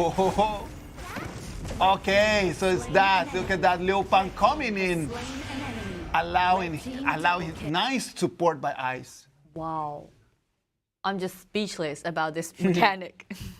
I love that. It's the combination, right? Like we already talked about how we had a lot of Liu Pan with Gunsung and Liu Pan with Lam yesterday, but right now Liu Pan with Lady Sun seems to be another option that we need to write down on our notebooks. So in other words, it's actually going to be Liu Pan with a core player, and that's it. Yeah, just Liu Pan with a core. 6 minutes, it seems like AG is doing well. 3,000 gold Ling. Wow! Force his ult out, and then it's going to be a 1-1 trade in the mid. And now for Inu, who already got 3 kills in his hand, for he playing this Lady Sun, he's gonna be unstoppable. No one can deal with Lady Sun.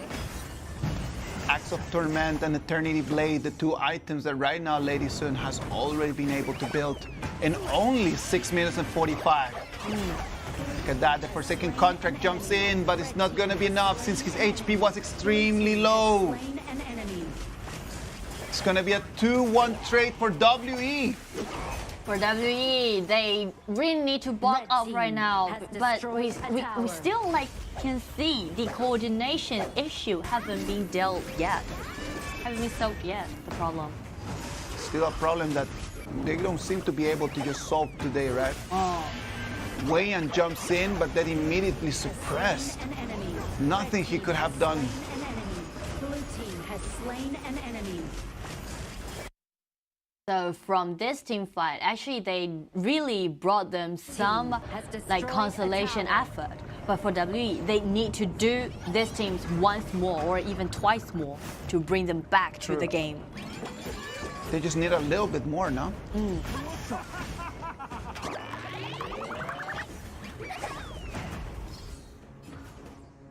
You see, they're trying to do something in the opponent's field with this active support item that they got.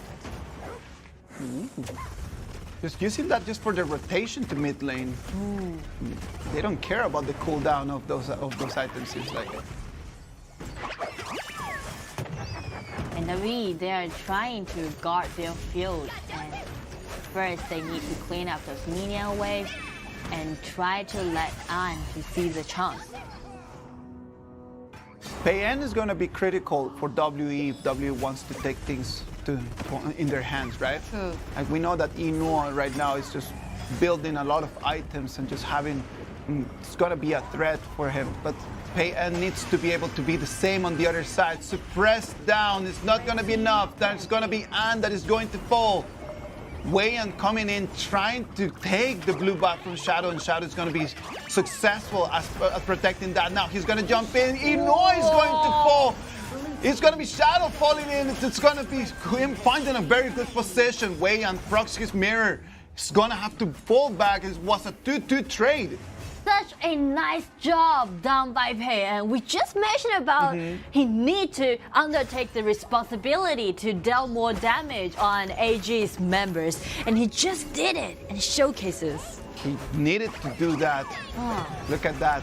Shadow coming in, he finds the great position to take constantly very, put the ladies very low.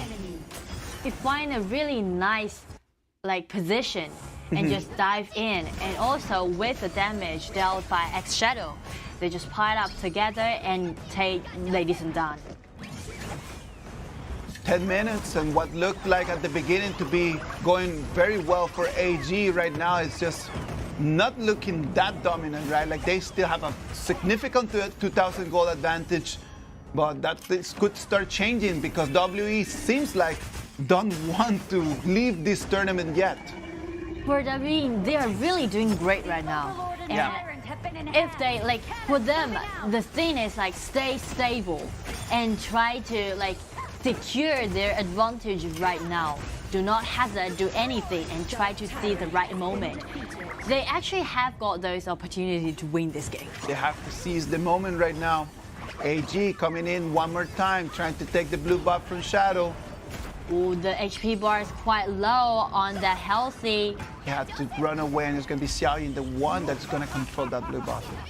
Xiao is showing his aggressiveness among these days. Yeah, he's a my Shinanui. Once you play those assassin mages, you need to show your aggressiveness. Gotta play the part. XiAn has to play the part, and that's exactly what he's doing. And now, the mission for him, she better to use his second ability, use those fans, throw those fans to do some poking damage on An, and also on XiAn. Flash was forced out. Trying to proc his flash. And is going to proc his flash, but he's going to go straight against the wall. Sadly for him, he's not going to have his flash for another 120 seconds. And he's going to fall, giving another opportunity for AG. Whoa, but that flash actually a little bit wasty, seems to me.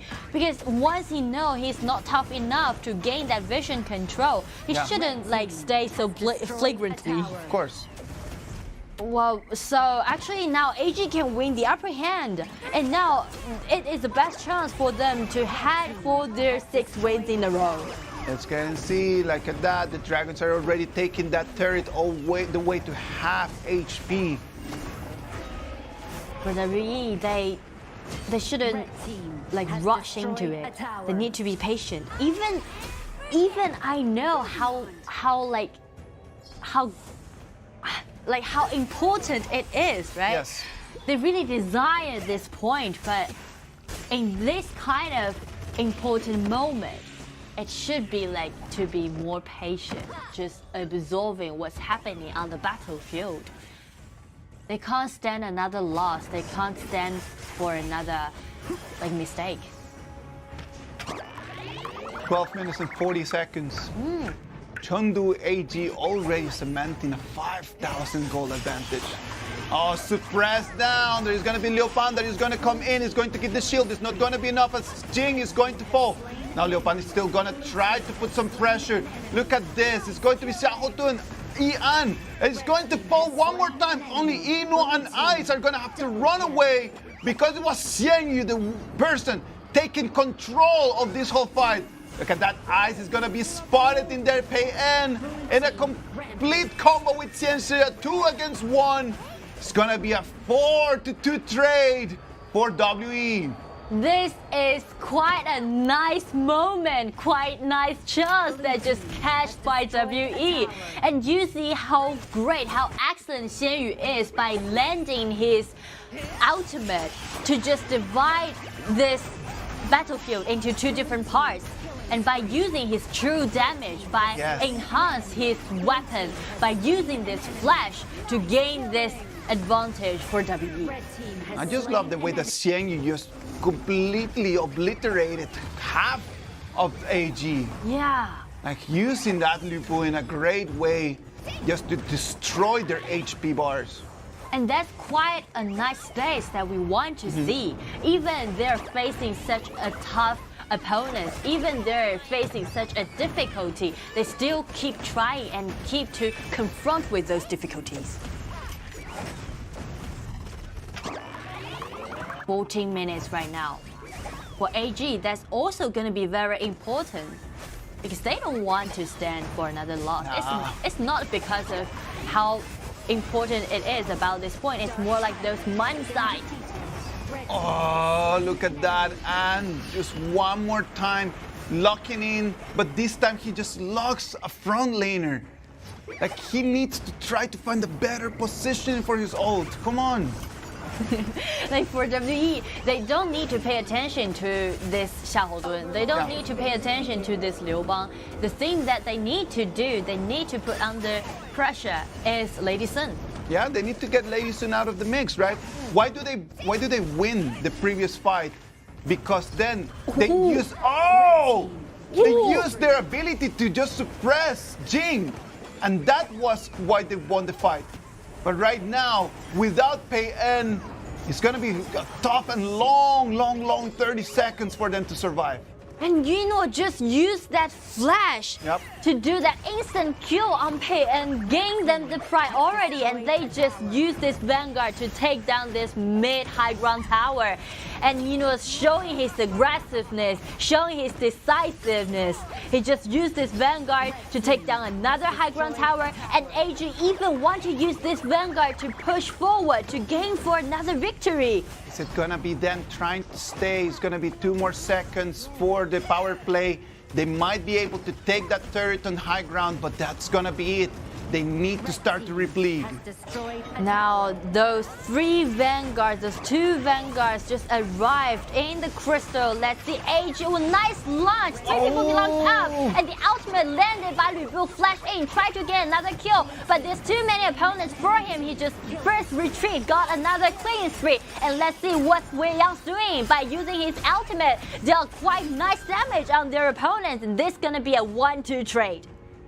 They tried to go in for the crystal. I don't think that they had to go that fast, trying to go for it in one last punch, right? That actually was a very big risk. They might not want to do that. Look at that. They jump in. XiAn is really good at just really locating most of the carries, but the damage did not follow. Yeah. Like he's the only one who wants to do more damage or buy more time for his team members. But the point is, at that time, they're too busy to dealing with those Vanguards.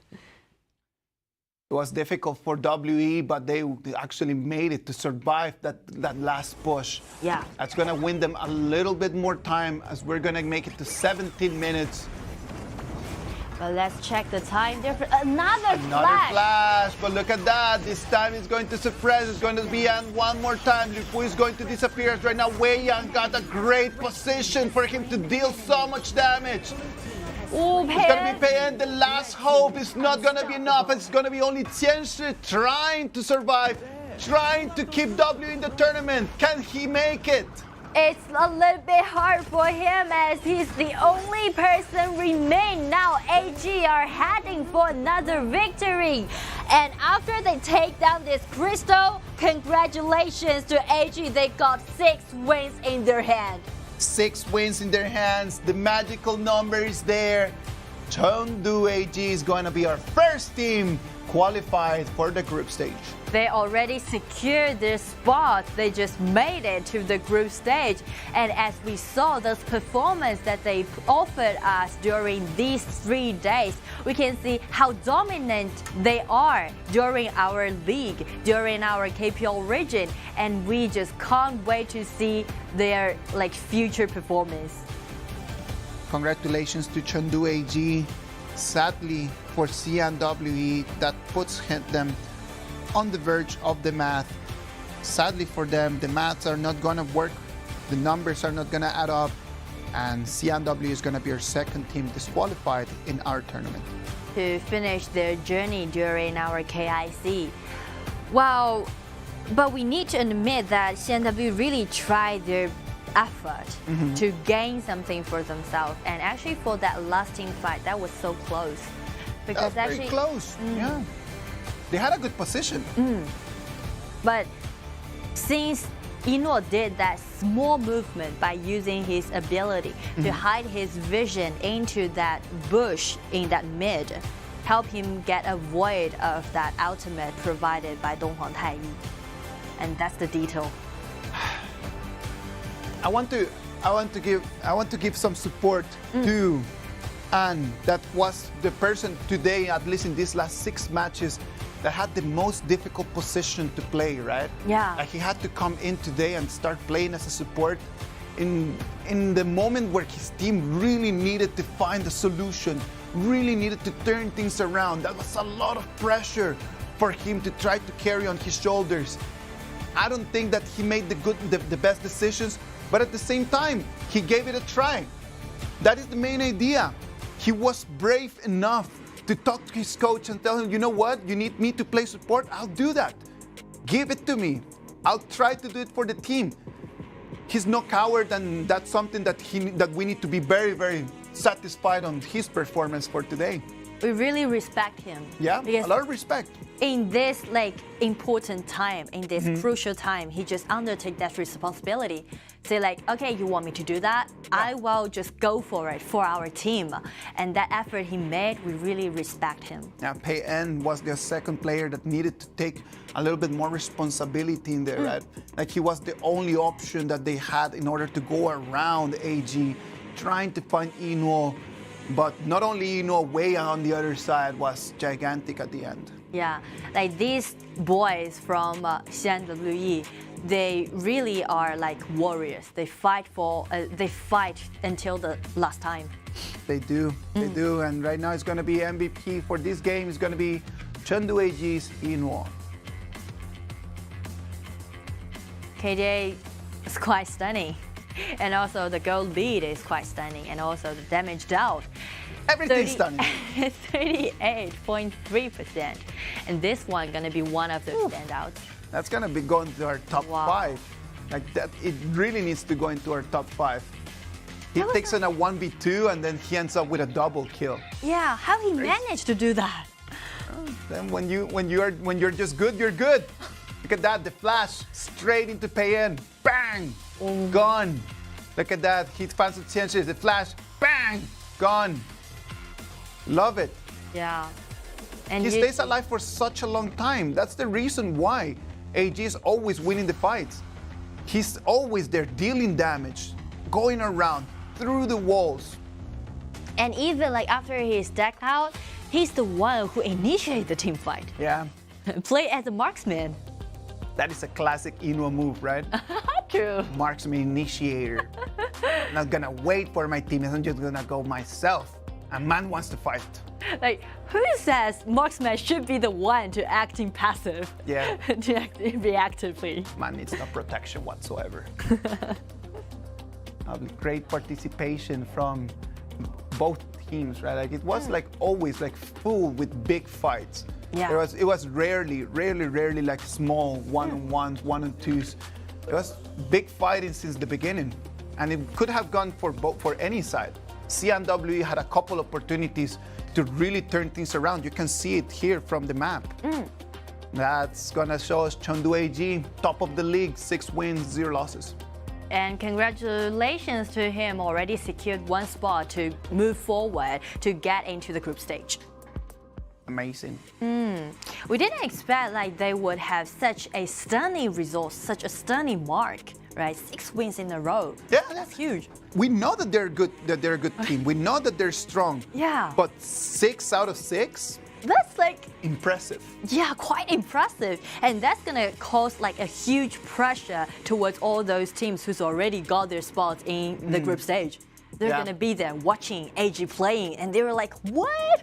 I'm certain that not only the KPL teams that are already qualified, but the teams from other areas, the teams from all around the world are right now watching this live stream, checking on what AG is doing, taking notes. Probably a lot of them are going to start trying to go with that Liu Pang combo, Liu Pang support. True. And now we just have a little interview to see who's gonna be with that and see. Hello， 一诺，先来和大家打个招呼吧。大家好，我是城镇商会一诺。想问一下，现在你们已经是6连胜的状态了，现在心情怎么样？心情肯定是比较开心的。Okay, the first question is, like since AG now has got 6 wins in a row, how do you feel right now? And Ino just said, pretty good, definitely for sure. Okay, so the next question is, already secured 1 spot to go to the group stage. Did you have any preparation for the next matchups? 那现在你们的话呢，已经是确定已经锁定了一个名额，晋级到接下来小组赛。你们有对接下来的比赛做什么样的准备吗？没做什么准备吧，就还是该怎么打怎么打。对。Okay, nothing special. We'll just go for our best. 好，那谢谢你接受我们的采访啊，也是再一次恭喜 AG 已经6连胜了，也是期待你们接下来更加精彩的表现。And a man of very few words. And he's like acting totally different once you saw those performances that he had during those matchups. Once you saw him in reality. Yep, exactly. Well, let's wait and see what the next 6 games are going to bring. That's going to be everything for Nora and myself. Right after this, KIC and Jacko are going to come in and they're going to keep bringing you a lot more action. So do not leave, stay online. We'll be back.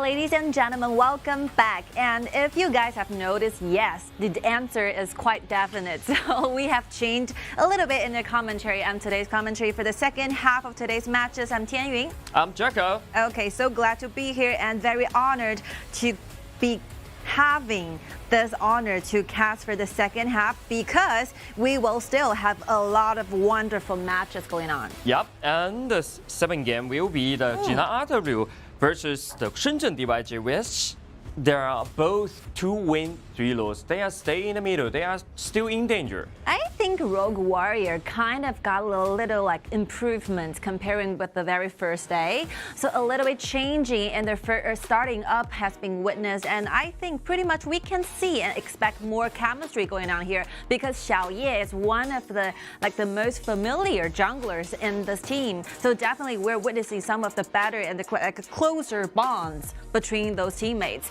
And here we go. Let's directly dive into the first ban places. So Shen Mengxi is being eliminated by the side of Jinan RW. And then Zhang Fei, Da Qiao. Mengtian will be the next ban or not? Or Mai Xunliu? You know, I actually dig into some statistics right here. So I've noticed Lam is really popular recently. So in total, 30 numbers of appearance on our match and winning over 60% of the winner rate. That's something huge. Yep, especially combined with Liu Bang. Yeah, I like those kind of duel. And let's see what kind of hero will be the very first pick. RW. Mengtian. Determined to use this kind of soldier to use. A soldier as well as a tank. And very aggressive in the early game and the mid game. You know, finally some teams want to, ban this Zhang Fei away because we have seen Zhang Fei going on and on forever. And this time it will be not available for both teams to choose. Miyamoto Musashi and Lu Bu. Yep. Definitely a good choice, but I saw Byron just show up yesterday. And good. Such a good against to the Mengtian. Pretty effective. Used by Zimo, the player, the top laner from Beijing WB. Nice moves right there. So aggressive compared together with Shangguan. Managed to give Weibo that scoring down that victory. Yep. And then the next pick will be the Luban Master and the Luban number 7 as a duel. Yeah, actually the stewards are performing quite well in our matches recently because they have been going on our matches for 7 times, and among the 7 times, 4 out of 7 are winning. So basically we're witnessing over 67% of the winning rate for this duel. So these stewards have a very high winning rate. You know, there's no very obvious weakness of this duel. So starting from the very beginning of the game, I think they are kind of powerful doing the matchups against any other marksman, right? Yes, and Luban number 7, his damage is all around it throughout the entire games. Yeah. And because of inflexibility, he have to offer some protection by the opponent. So the Luban Master, which is his father, it's so perfect combination for him.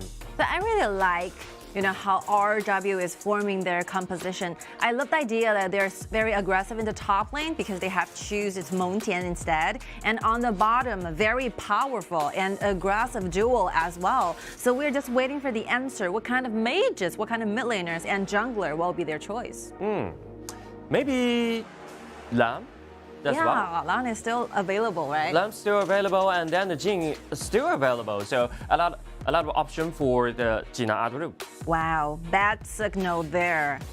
I was being curious for a very long time because Concert really scored a very low winning rate in the whole 2022 KIC. I pay attention to this, 9 times of appearance only came in at 22% of the winning rate for this particular hero. But they are keeping pick this hero on this table.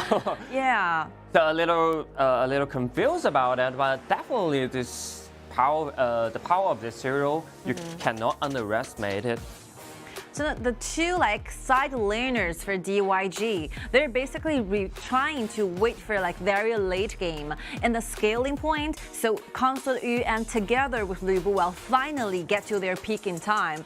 But before it gets to a late game, I'm afraid that DYG might be facing some of the difficulties, which will be lacking of damage during the very mid and the very late early game of the entire match. This is the biggest problem for them. So they have to depend on some combination with the ultimate, just like Liu Bao and then the Miyamada Musashi, as well as the Lu Bu combined with the Yixing right there. They have to defend themselves, especially their jungle land in the early game. So they need to rely on the ultimate CC. Yeah, I was really wondering if Rogue Warrior will give DYG this kind of chances, because a lot of moves, a lot of aggression, and a lot of engagements will be found by Rogue Warrior, especially in the early game. I think they're trying their best, trying to search for the opportunity to do a lot of things against the backliners. And we can see again at the scores, like both teams have won like 2 victories, and 2 points is way too not enough. Not enough. If you want to make to the top 4, so a huge stress here. Huge stress, but let's see, the Adam structure is so aggressive and all around it. They have the Mai Shinanui and the Lam in the mid game, as well as the Meng Tian, and they guarantee the damage in the late game, especially the bottom side duo. Lu Ban number 7 combined with Lu Ban Master. You know, I really love the idea that even though they're going for like Mai Shinanui in the mid, but on the bottom they have choose a very stable duo, you know, trying to clean the wave as soon as possible, and also can endure a lot of burst damage in the late game. So I think this composition probably will work better than DYG's. Yeah, so DYG, I'm a little confused and a little worried about the DYG. Yeah. How can they delay the game until the late game? So huge lack of early game damage. You know, all the cores really needs time to do a lot of farming, but will they gain themselves enough time will be the question. So I think RW Rogue Warrior exactly wanted to start this game in a very early phase. So let's just together expect what kind of movement, what kind of performance they will bring to it. We'll find out in this game. So Rogue Warrior have already gained a victory in the very first match of today, so against WE. So hopefully they can try to maintain this kind of mentality. And here we go. The game starts right now. And then we hear the passion. Yeah, it's so good, you know, having your teammates standing, like sitting around you and give you some of encouragement when you're doing battles in the stage. Yeah, you have to perform so well because they're all in danger. Yeah. You have to gain this point. Only 2 points is not enough. Yeah, especially the RW. They already lose 4 games. A lot of poking right here on Liu Bang, so Jinan has to go back. That will be a little bit difficult for DYG, especially when losing another support, trying to gain themselves a little bit more vision. Yep, and it doesn't matter in this time because they all play passively in the early game, especially in this first minute. Wow, jamming was brought very low there. But fortunately, you know, this hero, Yixing, with a passive will enable him to gain extra effect of a destiny. That's something you wanted to play Yixing. A very good thing, one of the merits about this hero. But a little bit difficult to play this hero is as you have to control the size of the ultimate. Yeah. Yeah. You have to practice for it. It takes time, you know, trying to form the better shape. And on the top, I can have 2 versus 1. Successfully brought like zone very low here. But as a Meng Tian, I think it's okay. 2 jungles, all farming up quite peacefully. This is one good news for DYG. Yep, really good news, but it won't stay long in this time. Rogue Warrior definitely want to search for more, but still, like, they're waiting for the right moment to dive in, right? They don't want to randomly select one enemy and trying to engage. Right now, they're bringing Meng Tian in the mid. Hopefully something might happen here. And something's happening. Meng Tian is trying to invade the jungle land and collect some information, but spotted by the enemy, so they have to go back. And once again, Milan, they play so aggressive, trying to find some chances to engage. Yeah, I think gaining back more HP will deserve the trade. A while, like trying to use the ultimate to avoid getting a 1-versus-1 combat against Xiao. This will be like trading something back because our Rogue Warrior can finally make their move into the jungle. And Lu Bu in the low health bar, so they have to engage. And they have to invade this jungle land as Launcher coming inside and killed Miyamada Musashi, and they want to find more. And then 2 kills for the RW. Again, a good invasion right here. So Rogue Warrior, after gaining the very first blood, managed to take 1 extra kill to their side. And more to that, Maishnanui still remain on the top, trying to gain more HP back. DYG fighting along Lang Chen, doing a 1-versus-2 on the bottom. Very, very difficult. That's the detail and the timing they catch for the RW, because they knew Lu Bu is out of ultimate, so they have to do something in this timing, and they invade the red, and they succeed. I mean, the very beginning of the team fight start with like 2-versus-3, and the DYG is facing a lot of enemies, and XiAn uses the ultimate like too soon, so that it will not be a threat to their enemies, and backline just trying to find themselves a better place, trying to do the damage. Another ultimate. But the problem still for the DYG is their lack of damage. Lack of a lot of damage to do the defensive. I think the better solution for DYG is that you remain in a peaceful state. Whether you're trying to get more vision to your team, you don't want to start into any kind of team fights. Just keep farming up and waiting for the item to be developed by Concert Yu, and that will be the okay point. That will be a proper time trying to look for some challenges. Sure, they absolutely, obviously they don't want to create some team fight or skirmish. They are keeping the effort to avoid this kind of team fight. But RW have to do something, so they have to accept it passively. Obviously, you know, I was looking forward to see some rotation happen for Huayun and Buqi together, because they're absolutely winning during the matchups, but they choose to stay on the bottom trying to take down this tower. And once this tower down, I really like to see some rotations. You have to bring Huayun to the front.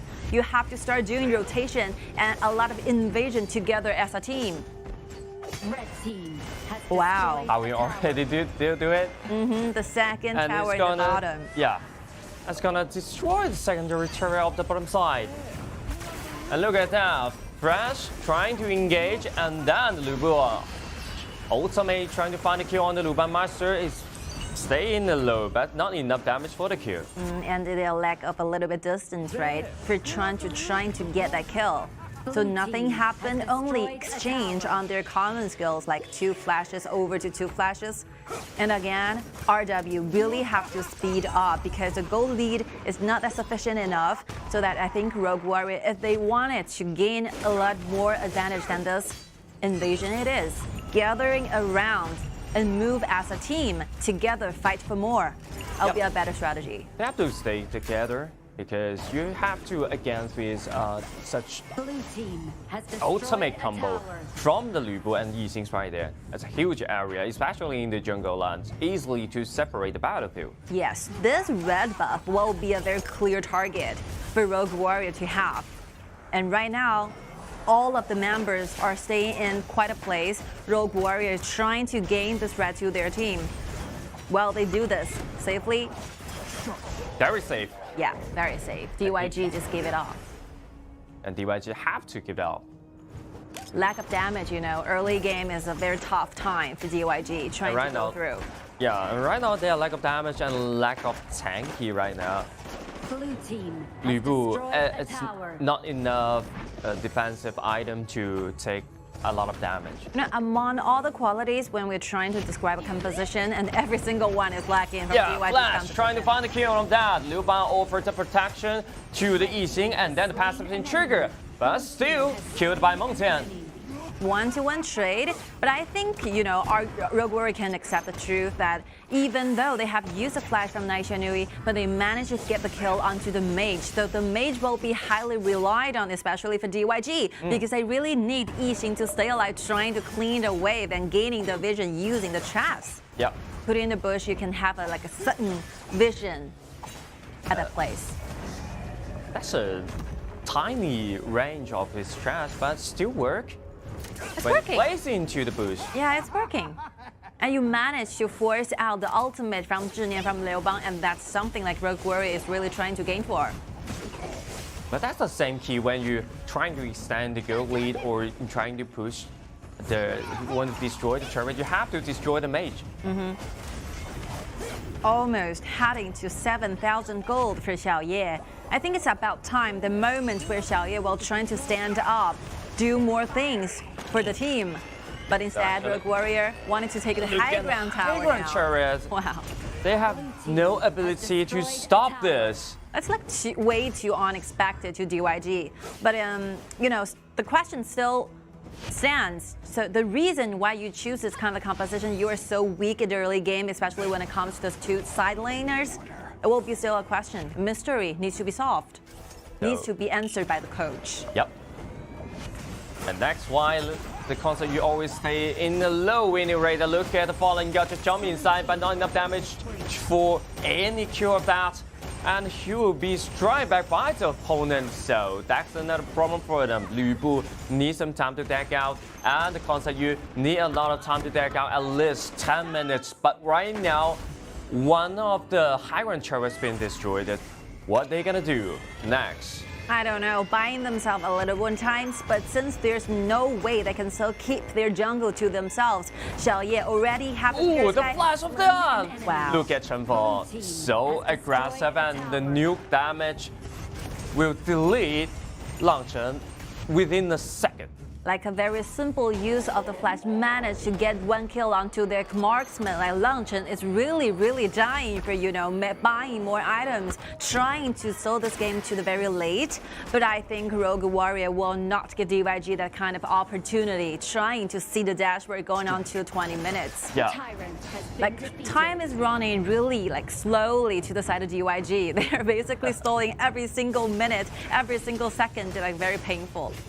Let's see how well the marksman has been farming up. I will count it as 2.5 items because the meteor will also count as a half. Not enough. Not enough to deal with the front line, especially the Montaire tried it. Obviously.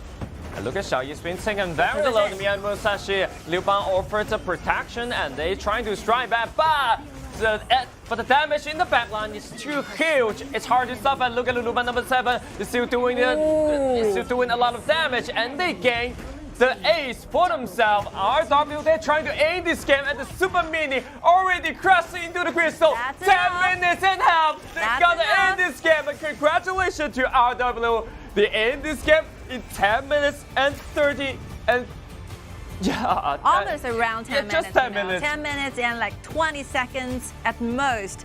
So during the whole time we're casting this kind of match, I think Rogue Warrior are just doing whatever they want to do. And obviously their opponents, which will be DYG, absolutely are losing a lot during the matchup, during the invasion, during the jungle. There's no clear move as a react to what's happening on stage.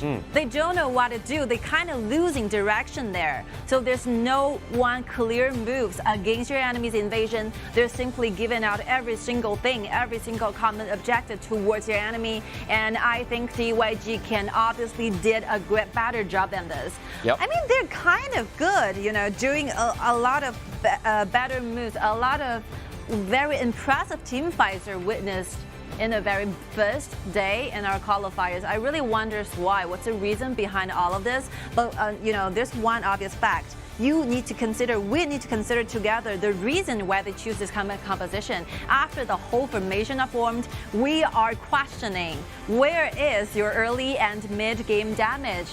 So this is a quite important problem, especially in the BO1. You have to earn the you have to earn the early game and the mid game by your composition. But this kind of job, obviously, it's hard to stay to the late game. You know, this is how the mechanism goes. So we have like 3 lanes in honor of kings, including the jungle area. I will count it as 4 lanes. So if you want to form a good composition, the best scenario is that you have over 2 lanes advantages. Yeah, at least you will show some competitive. You will be really passive. You know, Yeah. you will be really passive. But you take another look at all 3 lanes, all 4 lanes will be counted in together. You are facing all 4 lanes in disadvantage. And that's not a very good composition if you want to play during a BO1 format. So It's really hard. It's really hard and already showed us. Just right after a lot of BO1, we saw a lot of late game drop. They cannot really effective in the early game and the mid game, and they will get a huge lead by the opponent. Yeah, I think the reason of the failure is not because simple of the performance from the teammates, but also the reason why you choose this composition or the strategy you really want to pull off. You need to have a better communication with your teammates so that the teammates can perform actually better. Yep. So I think, yeah, Rogue Warrior actually won this victory back because of a better composition and the performance is good. You know, they are simply not making any mistakes. But some question will be raised towards DYG. I really think they should, you know, work this on. So this is a problem. DYG, they perform so well. I think they play very passively in the early game and mid game. They avoid a lot of team fight. But the fact is, they are hard to strike back when they are trying to protect some resource in the jungle land. They have no ability to stop the opponents. And obviously, I think Chen Feng did a really good job. Almost 34% of the damage taken. Well, definitely MVP, without doubt. In my memory, I think this player Chen Feng has been playing My Xianui for a lot of times. Always this kind of style. Very aggressive, especially the moment just melt the concept you down. Yep. And this will be the picture shoot for Chen Feng. Good looking player, right? So cool. 118 KDA managed to participate in 9 kills within this match. Now look at this up. Yeah, good 1 position. and 2 with a flash. Second ability issue at first, and then the ultimate with flash come inside, and then passives and trigger, then end this game. You know what's so interesting of My Xianui? The reason why this hero is so interesting to play is because you can use your flicker and use your flash, accompanied by every single ability of this hero. About rich variety of combo. And the damage we didn't from expect Huang. that. Yeah, the damage from the Nova number 7 and My Xianui is right? so huge. Just insane. Yep. So after this match, let's take a deeper look at the team data right here. So a lot of cores are farming up so quickly, nearly 10,000 gold to Luban number 7, that's something, and 403 KDA for this Luban number 7, which means that no threat will be exerted on this marksman. No threat, no any threat of that. And look at the data. Yeah, I love that your mage share the same like team fights rate together with the support. It really means that the whole rhythm of the team relies on the mid laner and the support as well. Take another look at the constant use right there, 33%. He still needs some time to farm up, but they have to commit in fight. They have to accept the team fight from the opponent, because this kind of initiation, they are hard to defense or to take.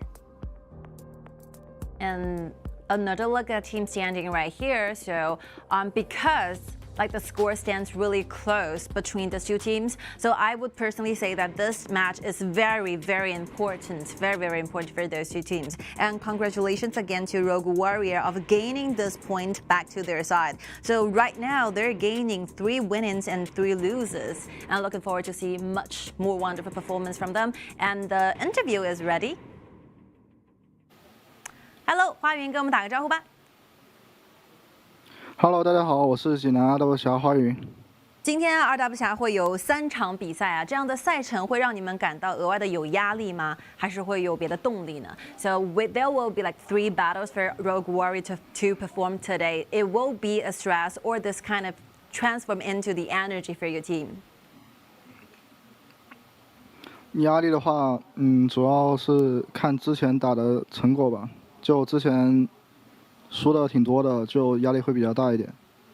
All right, because we have lost several fights earlier, so we felt a little bit stressful because of that. But we think we are kind of feeling ourselves starting from now on. 这一局比赛的话，其实2W 侠打得很快啊。局间觉得哪一个队员或者说你们哪一个位置发挥的最好呢？所以可以获得这样子的一个胜利呢？我觉得其他队友都打得很好，然后如果最好的话，尘封嘛。Okay, so I was simply asking who do you think performed the best during the entire team because you're basically overwhelmingly taking the victory back. So the answer will be, I think we all performed quite well, but if I were to choose one of the best, it will be Chen Feng. Thank you. 谢谢花云接受我们的采访，希望你们之后可以越打越好。谢谢。Thank you. Thank you for doing this. And play with us, Mai Shilanui, which is the MVP in the last game. Yeah, we think of the same ideas, right? Yeah. Mai Shilanui can really achieve a lot of things during the teams. And again, a lot of pace in the early game and mid game. And again, let's see some highlights clip from the matchup just now.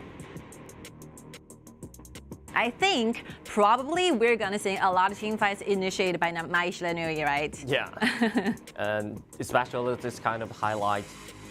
Definitely, Mai Shilanui can win the key. Yep. And this kind of victory will really like lift your spirit up for a very, like bring it to the next extent, I would say. Yep. You can see, as you can see, the Mai Shilanui always flanking in the swing side and jump inside with the right timing, can destroy the backline with her abilities. And did you see that combo, combo chains together by Mai Shilanui and Lu Ban at the same time? Yeah. So that's the reason why they share the same exact amount of the team participation rate. Yeah, if you play Mai Shilanui, you have to be aggressive. Yep. You don't have to play passively because you have to jump inside the backline, you have to destroy the backline. So you have to play aggressive and proactive in the game. Of course. So much for this match. We will be back in a short time.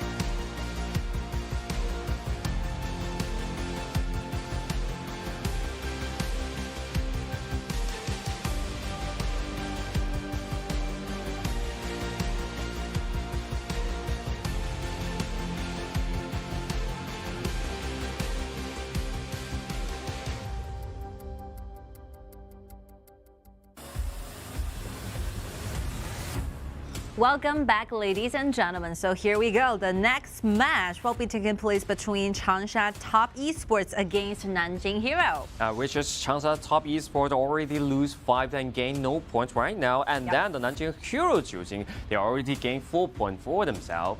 So a very sad news will be Top Esports is officially disqualified from the qualifiers. But you know, sometimes when when you're facing a truth, the fact that you have no hope to make it to the next round, maybe some crazy thing will happen. Crazy things, just relax and play, just like you are in ranking. Just enjoy the game. Yeah, you know, enjoy you the game. have like no pressure. But their opponent Hero have like super huge pressure right now because they are gaining like 4 points, and 4 points is okay, but only if we want to make it to like the top 4.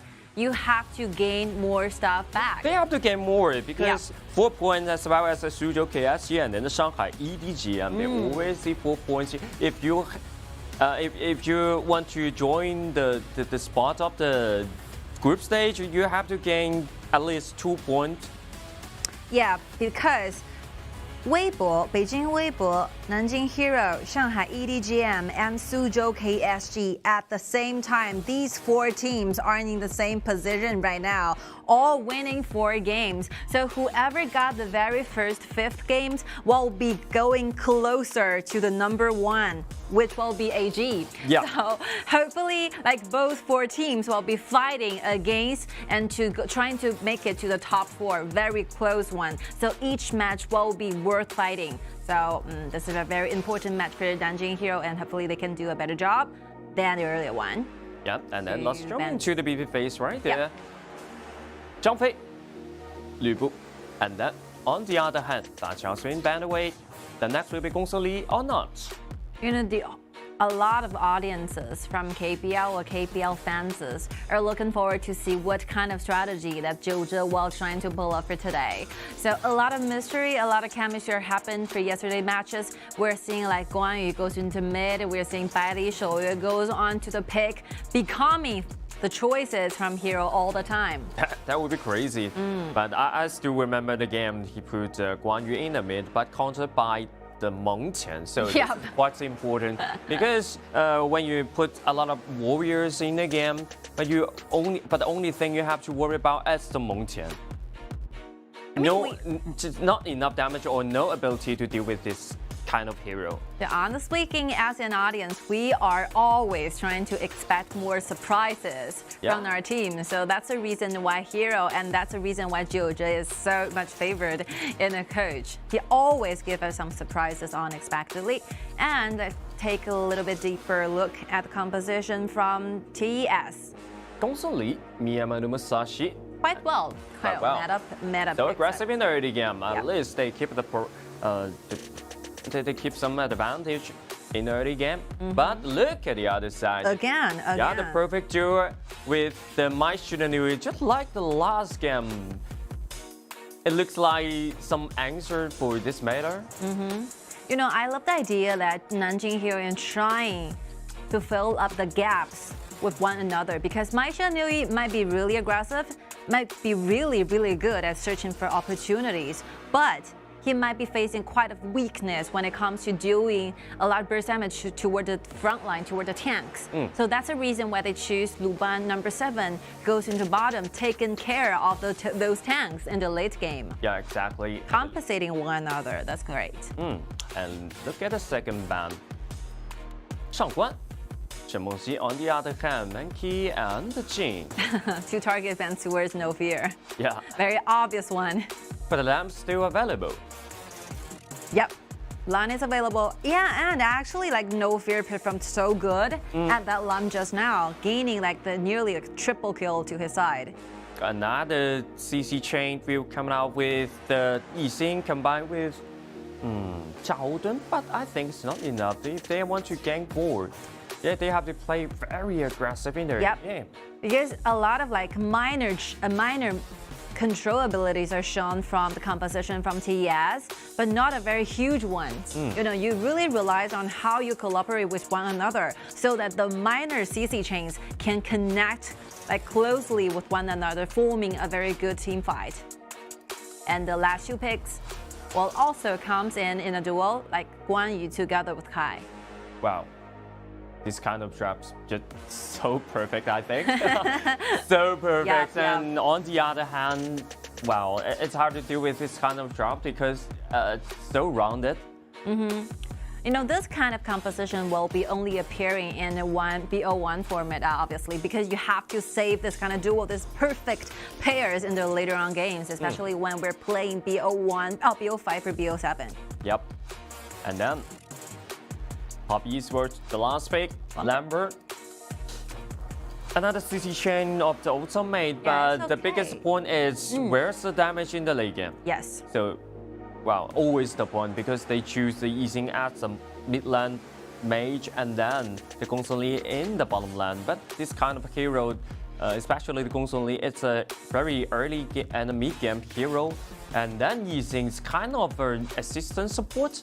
Just like that, which can offer a huge area CC, but you have to follow a huge damage to deal with the ultimate, to deal with the opponent, especially like Kai, so tanky in the early game. Yeah, I think after the 4 picks from the side of TES, so they have shown out their cards, the cores, while be Gongsun Li, Miyamoto Musashi and EDG.M at the same time. So the lack of the late game damage will be a huge problem if we're watching the game that finish around 20 minutes. But I think the change into TianYun will be a better choice against Lambert because, you know, obviously TianYun can speed up the farming speed of your marksman, offering more help and assistance to this Gongsun Li. So just looking forward to see how this Gongsun Li can be played in the bottom. They have to gain themselves a lot of very obviously leading point in the early game so that they can try to build and trying to start snowballing in the mid game. Yeah, TianYun, I think it's very hard. TianYun is the only choice they have. If they choose the Lambert, I cannot imagine the early game and the mid game because even though you have the Gongsun Li very aggressive in the early game, but when you're facing this kind of drop, you have lack of damage. It's very hard to deal with this Kai.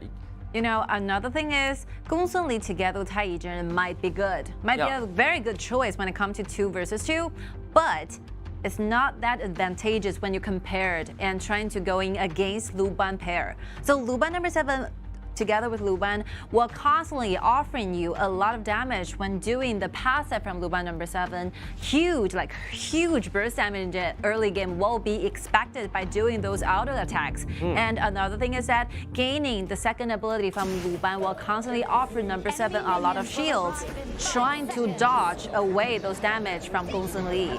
So I don't see a lot of room, you know, trying to perform by Gongsun Li. Luban number 7 will be safely protected by Luban. Yep. Actually, wow, 5 members rush into mid. What's your purpose? Let's see. They want to keep the priority of the mid? Okay, just gaining the vision because they're obviously like Guang Yu in their opponent's systems. And they have to do more this. Vision. And they have to do this. They have to accelerate the pace of the game. Yep. Like the clock is ticking very soon for TES. They have to rush themselves a little bit. Yep. Maybe 12 minutes. I think the limit is 12 minutes. If they 12 minutes they cannot lead at least 5,000 gold or 4,000 gold, they cannot end this game. I mean, the minimum, you know, the minimum amount in leading will be 3,000. If you don't gain that kind of lead, I don't think there's quite an opportunity for you to try to win this game. Yeah, especially you have the TianYun, right? Heroes composition. We have been talking about it for a long time, like multi-core composition it is. You'll have Guang Yu, the very powerful soldier in the mid, and the late as well, and assassin Mai Shiranui goes into the mid and on the top. And the multi-core may be the answer for this matter, especially in the BO1. Multi-core always can create a lot more fault tolerance in the late game. And from the recent performance from Hero, I think what they're good at is trying to avoid engagements with their enemies and trying to starting to do some movements. Yeah. In their peaking time. They're so aware. They have a lot of understanding of the composition. They know exactly when will be the time they should start doing something. The Overlord and Tyrant have fallen. Again, starting with no fear, together gaining the mid-way priority with Mai Shitenui, showing the gold at the same time. Actually, they're not gonna hurry. They're not gonna rush in the early game, especially for the Hero.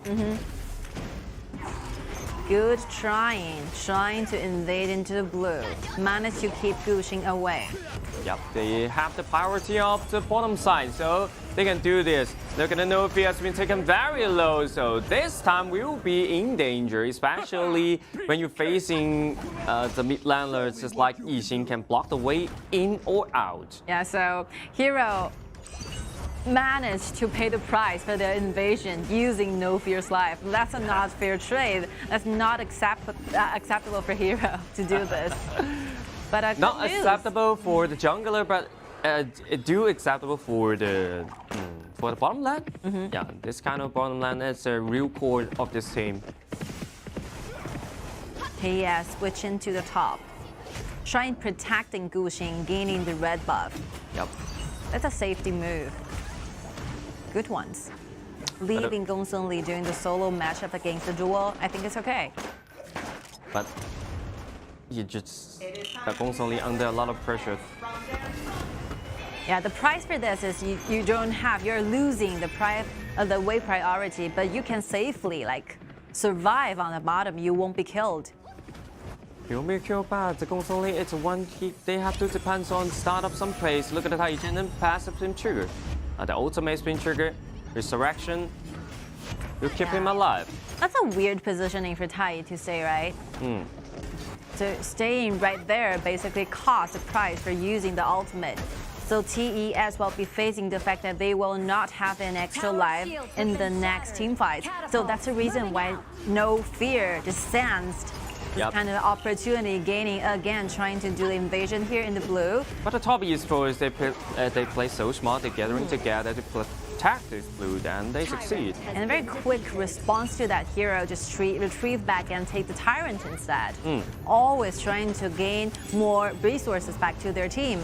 It's what Hero really good at. Yeah, look at this side. TianYun's been taking a half. Look at No Fear issue. The ultimate trying to go inside, but it's too much damage. And then Guang Yu knocked back 3. Jump inside. Look at the damage. Not enough to finish the kill. But Flash with the auto attack. Luban number 7 will get another kill for that. Another second of blade, trying to gain more vision, trying to steal that kill to their side, but unfortunately does not accurate enough. The direction is not in the right angle, but I think Hero can accept this because even though No Fear got killed, but Hero managed to win the team fights, gaining more to their team. So this is the biggest problem. You cannot win any team fights in the early game. I think the initiation is very good from Jacko, using the ultimate, managed to take 2 members back for Xinghen to do damage, and a perfect dive-in moment for Dongfang, choosing the correct angle, getting every single enemy very low in their HP bar. TES make a rotation to the top. Trying to trade this turret. While on the bottom, we can see a more invasion here is being made by the bottom duo, giving a lot of pressure towards Miyamoto Musashi. Once again, this kind of picture we saw in the last game. Like the previous one. Yeah. The duo continuously, trying to take down the towers on the bottom lane. Yeah. The blue is safe for TES. And let's see their next move. Gong Li stayed in the mid, using the parasol, put it in the very safe place. Good positioning there. That's very interesting application of the abilities from Gong Li. The parasol is very important. But now the problem for the top esports is they really have no ability to start up the pace or extend the goal lead. And right now they only lead about 1,000 in 6 minutes. They need more. Yeah, they definitely need more. Bottom lane, the bush. That will be a very dangerous position for Gongsun Li to take. Nobody knows that there's a Guang Yu standing in the bush. It's on the black line, and then the flying Xian Reacher jump inside. Look at the ultimate spin trigger. Resurrection will buy Gongsun Li sometime, but it's too little, too late. This kind of Guang Yu is like a explosion jumping into the back line.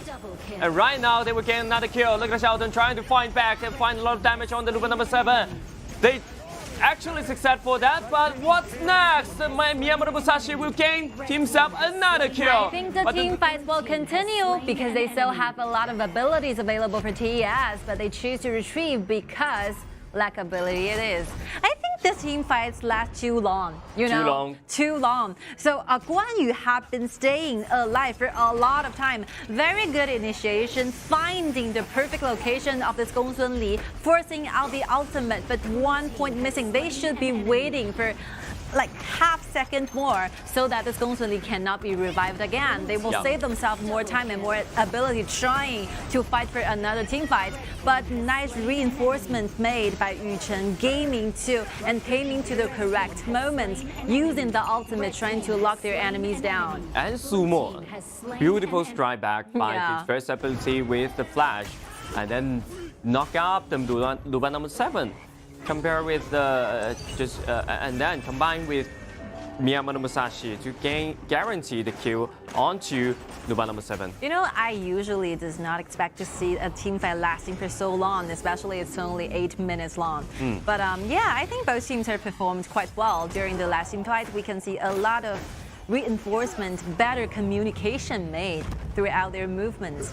And right now, both teams almost stay the same in the gold. I think each team can have an even winning percentage when it comes to the final winning game. That would be the bad news for the side of the top four right there. Crazy dive in there. He's still in the lead. Look at the combo. They actually can destroy a hero within a second. I think Dongfang stayed in the air for a long time. Yeah. Over 2 Always seconds. stay in the air. Yeah. Stayed in the air. TES are definitely playing better than the previous matches, If you do not fear any stress, that's the moment you will start shining. We have seen a lot of this kind of matchups happening in KPL, especially in the very late session in the regular season. Some of the teams might feel extremely relaxed after losing some kind of hope and starting to perform even better than the way they used to be. They just performing the ranking. Not enough time. Using the primal portal to teleport away. Nice move by Xinhen. And here we go. The vision from Mai Xianui just disappeared from the map again. Such a horrifying thing. And then the hero keeps the priority on the villain. Look at Mai Xianui is being locked. But he will be he can extract a lot of dash and then going to jump inside and isolate his opponent. 3 kills, back over 2 heroes. Definitely a big win of them. Yeah, I would say Xinhen used himself as a bait, literally absorb every single ability from the enemies. So when he used a flash, used all the dashes available for this Mai Xianui to happen. Oh, look at that. The kill. It won't be enough. Extra kill to Luba number 7. This Luba number 7 is gradually farming up towards an extent where TES will be unable to handle in the late game. At the stage of this time, it's really already hard to handle this kind of damage. 10 minutes it is. The both dragons, no fear. Get the overlord to hero. Yep. So many things. The ultimate from Miyamoto Musashi, and Tai uses his ability trying to stall and trying to stun on this Mai Xianui, but the flexibility of this hero just got taken away. They waste a lot of resources with nothing in return in this team fight. And now, another team fight trying to start. Look at the Mai Xianui is being taken very low, and then Luba massive pull back the Miyamoto Musashi and offer the protection. Right now, the Luba number 7 is being killed by the Tai Zhenren.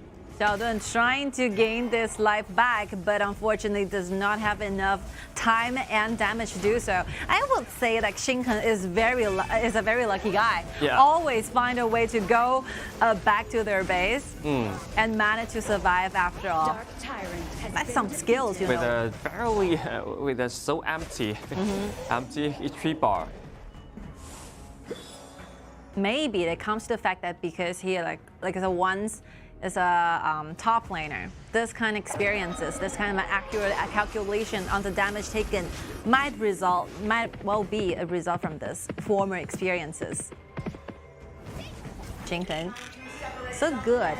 So good as a side laner played much in the new year. I think it's so good. They perform so well in this game. So good at dodging those kind of abilities from your enemies. He knows exactly what kind of moves that their enemies are gonna do, and try his best to avoid all the damage taken. Good ones. Yep. Yes. 5 members gathering around. Trying to find some chances. And Nofi has been taken a half. The number 7 is in danger, but the ultimate won't be locked up. Yeah. Since the common objectives are all in a cooldown state, so even though that he has managed to have the tier 2 turret in the top and managed to gain the vision in the river, but there's no like definite moves for them. There's no goal for them to look for. Only the blue, but I think it's okay, because starting from this point, the blue is not that enough. Quite okay right now. Yeah. The only thing they need to do for the hero is protect the newbie number 7. That's enough. You know, it's a game of trying to choose to do the better decisions at the proper time. So TES actually gained the river vision, but nothing happened because the both dragons are in the cooldown state. There's nothing they can do. Only by gaining the blue, but losing the tier 2 turret in the bottom, I don't think it's a fair trade. You need to make better decisions and pay more attention to the countdown time of the common objectives, and trying to go to the river when the dragons is about to spawn might be a better solution for this. So the next Shadow Overlord may be the chance for the TES to do something. Kyle is ready to take the red from TES. They're gonna be very smart there. Trying to find a stun, but it's not available because Luban number 7 is so flexible because the Luban Master can offer the chain. Yep, the Tome of Wisdom goes to the side of Xinghen, so Mai Shiranui will have a higher damage when it comes to the team fights. Yep. Overlord it is, will be the next target to the side of hero. And they keep shutting down the HP of the opponent with each other. And Nofi has been taken a half by the Overlord. No vision here. No vision for each other. Luban number 7 standing in the front line, trying to finish his lane. There's nothing that TES can do by simply watching this Luban number 7 cleaning the waves. Yeah. Because as we're talking about during the BP stage, not a very clear initiation coming out from TES composition. They relies on the CC chains cooperate together, bringing together in a group, but not a very specific one. Yep. The only way you can initiation with the Luban number 7 initiate to the Luban number 7 as you can catch the timing he is in the wrong positioning. Wow, the ultimate is being forced out. Though TES does not have the ultimate from Yixing, hero managed to go in deeper, and Guang Yu is trying to burn himself again in the bush. Yeah, but using without the ultimate and the flash is quite dangerous in this time, and another skirmish will create by the hero. This kind of timing is in the skill cooling down. Right, another damage just going inside. And the pure sky of the Myanmar number 16 trigger using the ultimate will issued but only lock down the front line. And look at Guang Yu do a lot of damage inside. The Myanmar number 16 trying to get inside trying to gain the kill, but strike back by the opponent, and then killing speed Back over to the machinery. So TES, I think they spent too long waiting for the right answer. They need to make quicker like feedback and answer in order to trying to start up the team fight. So we have been talking about so long, so they do not want to waste your time trying to think of a better solution and strategy. If you find time, just go for it. No hesitation needed. And they are just wandering around in the river trying to decide when will be the right moment to dive in. But unfortunately, you start to lose sight on Guang Yu. You start to pay more attention trying to gain the vision of Guang Yu, but that's not enough. And see the replay here, Guang Yu diving perfectly, even though the ultimate managed to cool down Xiao, but that's not enough. Whip into diving in of Guang Yu, taking back the backliner to the face of like Heng and Bell.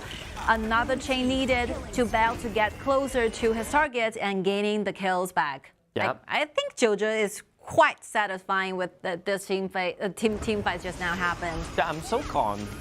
Feel a lot of confidence of this kind of conversation. And the battlefield's been separated by the Guang Yu.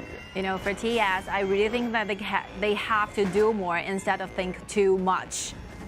Just dive in for the right moment. When you see the target, go for it. Don't waste your time, don't waste your talent here.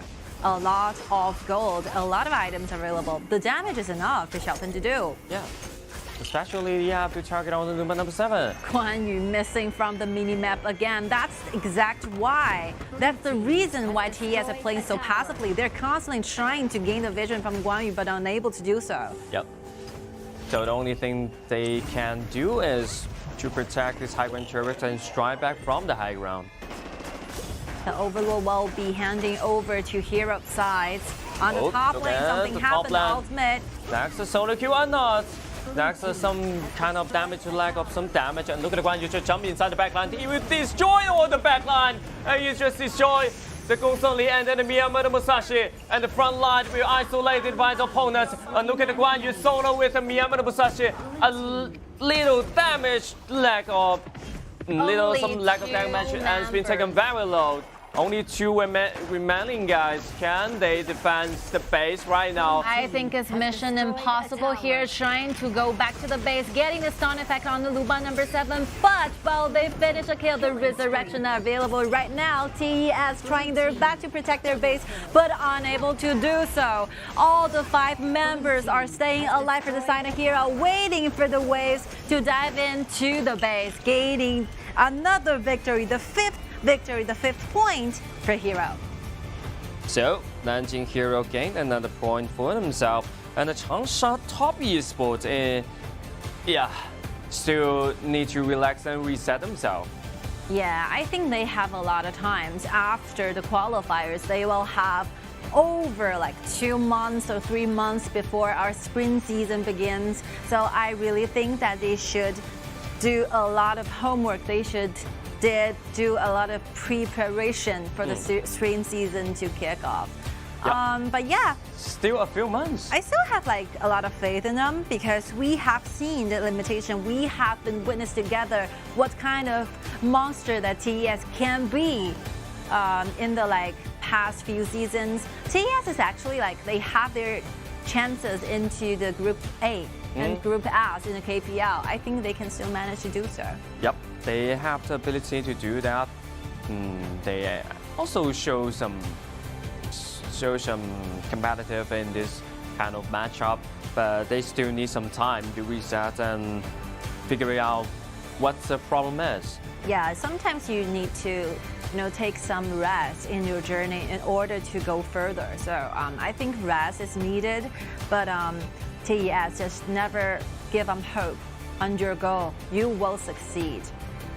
And I think for their opponent Hero, they could be better because some of the moves, some of the invasion, some of the cooperation might still need to be improved a little bit, but I think it's okay because very short time for Hero to try to pull up this kind of composition, this kind of starting list.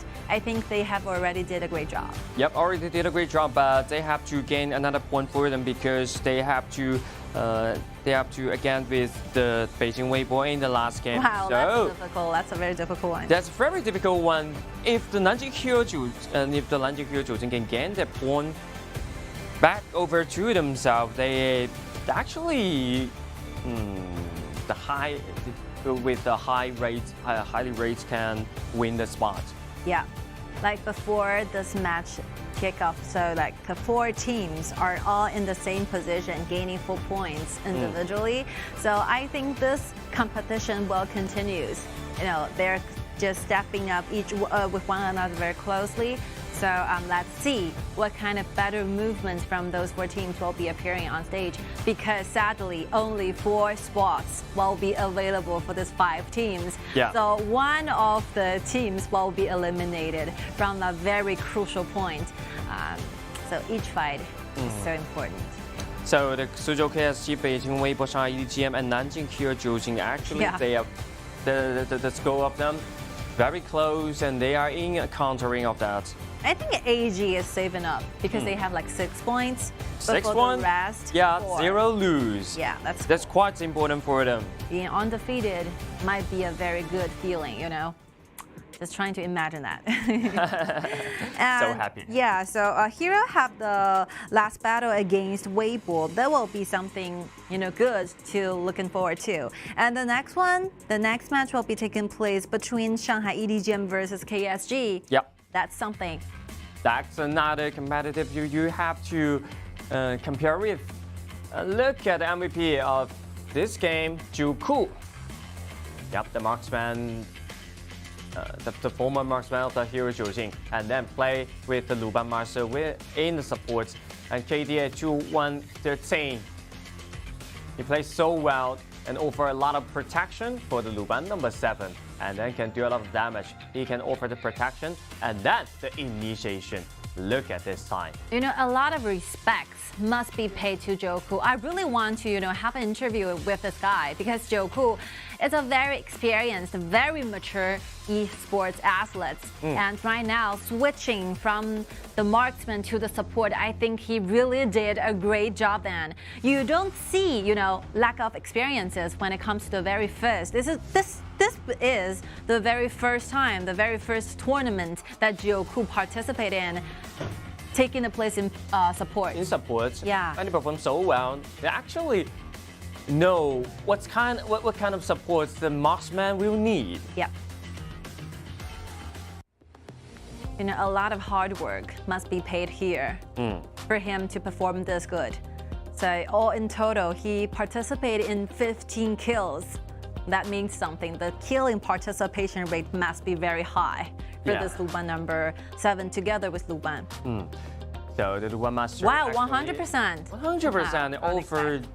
Yeah, every kill is related to him. Yep. Yeah, this is the perfect data from this duel. You know, seeing that Luban number 7 have been taking care of the almost 42% of the whole team fights and the whole team damage, while your support Luban, your father, the one who built this kind of robot, while contributing like 100% of the killing participation. That's something. Good work. Yep. Perfect composition. And look at the team standings right now. Chengdu AG always on the top, and Nanjing Hyojin gained another point for themselves. So that's 5 wins and 2 lose. They already have 5 points, and the Shanghai EDG.M and the Suzhou KFG, they have to worry about that. Yeah, so like very close one or witness, but we only have 1 more day of the qualifiers. So each competition will be extremely important, so just remember to stay tuned with us. We will be casting every single one of them with you guys together. Okay, let's dive into our interview and let's see who we can be. Oh, no fear again. Hello, 吴伟跟我们打个招呼吧。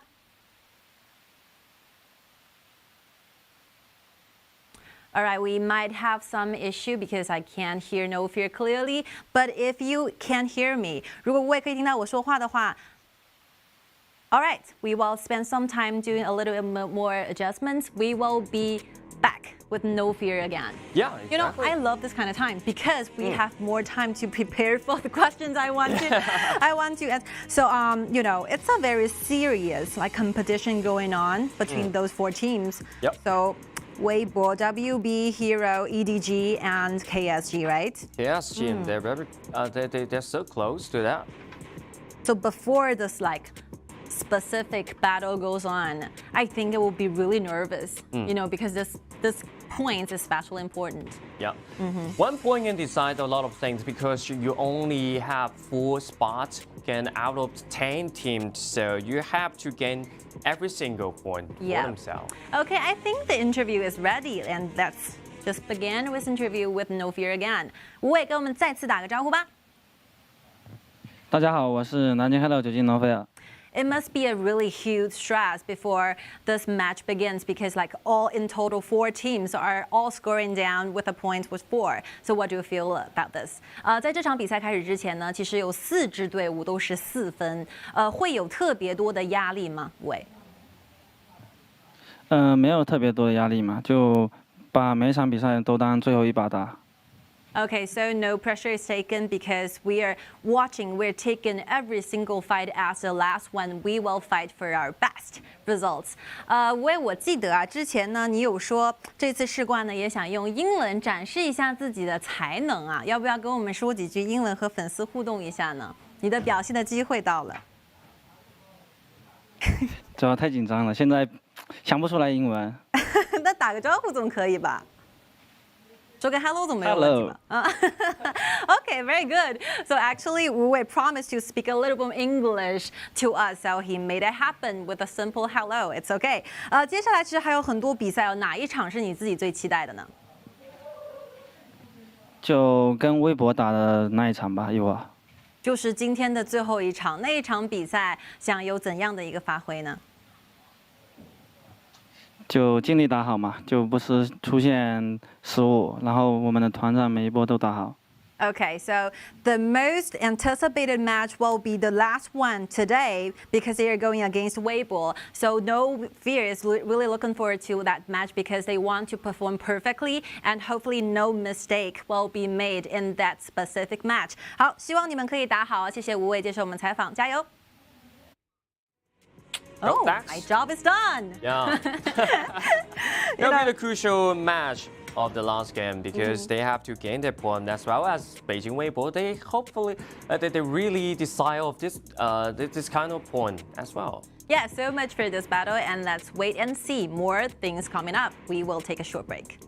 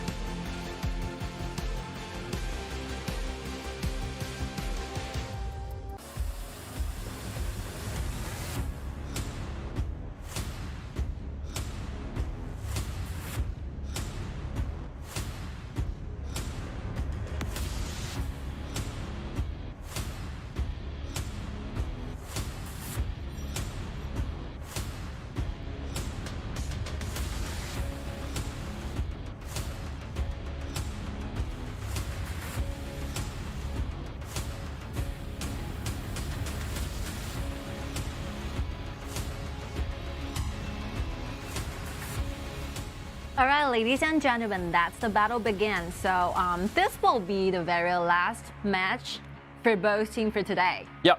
Their last team, which is the Shanghai EDG.M against with the Suzhou KSG, and 4 win, 2 lose for each other.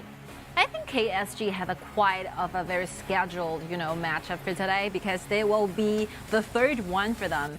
They actually have started their today's matchup in the very early phases, like the second one between themselves against TTG, and they have 1 points back, and the next one will be taking place against Beijing Weibo, 2 very powerful teams. They managed to gain 2 points to their teams. That's good. That's and then good. 2 points is quite important for them, to make it out to the to make out to the group stage. And right now they're equal strength. KSG is so weird because they have very first day 2 wins, and the second day 2 lose. And for today, 2 wins again. 2 wins again. Will be the 3 wins? Yeah, so I think this is a team, really rely on the morality, right? Yeah. They have to gain the first victory back and trying to, come up with a better mentality, gaming, and coming for the next battle to begin with. And this one is so important for both teams. So let's find out in the BP phase and look at the bands right there. Chao, Manki, and then Yukio Tachibana, Myanmar Musashi. The first pick for the EDG.M will be the Gong Li, and then Meng Qian, Zhang Fei. Wow, Zhang Fei has been released in this game. I mean, this is really special. This band places right now. 3 junglers are being eliminated by both teams. It's almost like they have already prepared to do the same. Yeah. So a lot of meta hero picks, for example, Lu Ban will be available. I was wondering why. Lu Ban is so powerful, so aggressive, but Lu Ban never got banned. Never got banned. Never got banned. It will be staying as available pick for all the time, such as Gong Li, Meng Tian, and Lu Ban. Maybe they're afraid of another hero, just like what they banned. That might be the reason. Yep. And that Lu Bu Lam will be the next choice. Will be the mid lane for the KIC or not. Shenmeng Xi is still available, but they choose to pick TianYun or not.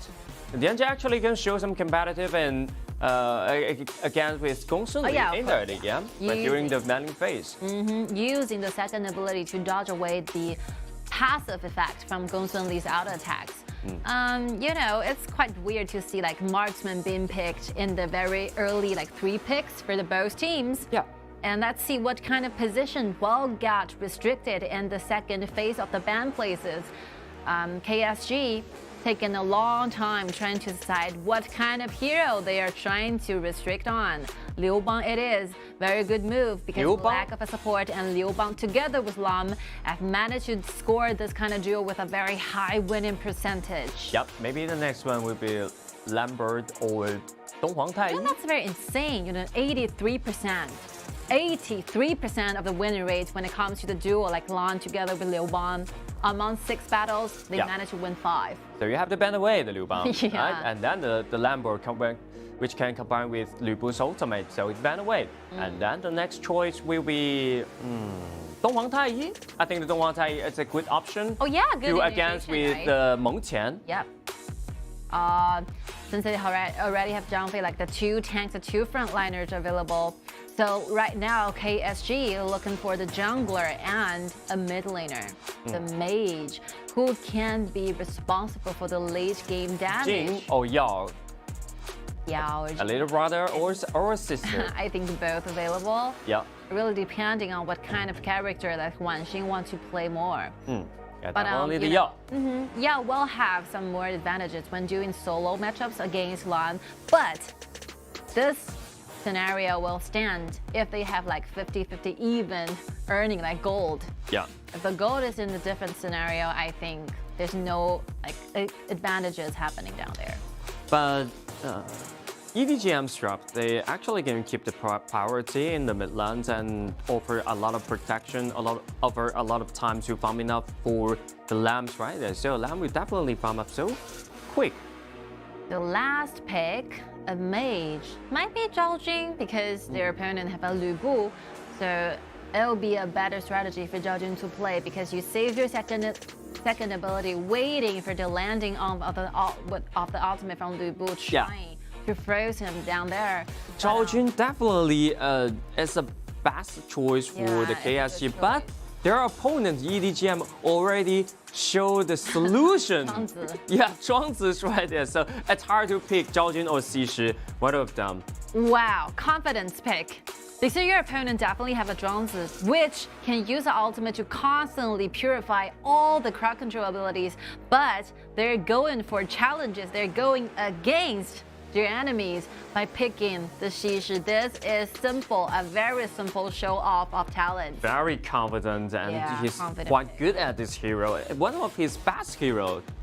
I think Yichu is one of the players who play Xi the most in the qualifiers. It's not a very common character for other teams. And we saw a lot of highlights of Xi by his playing.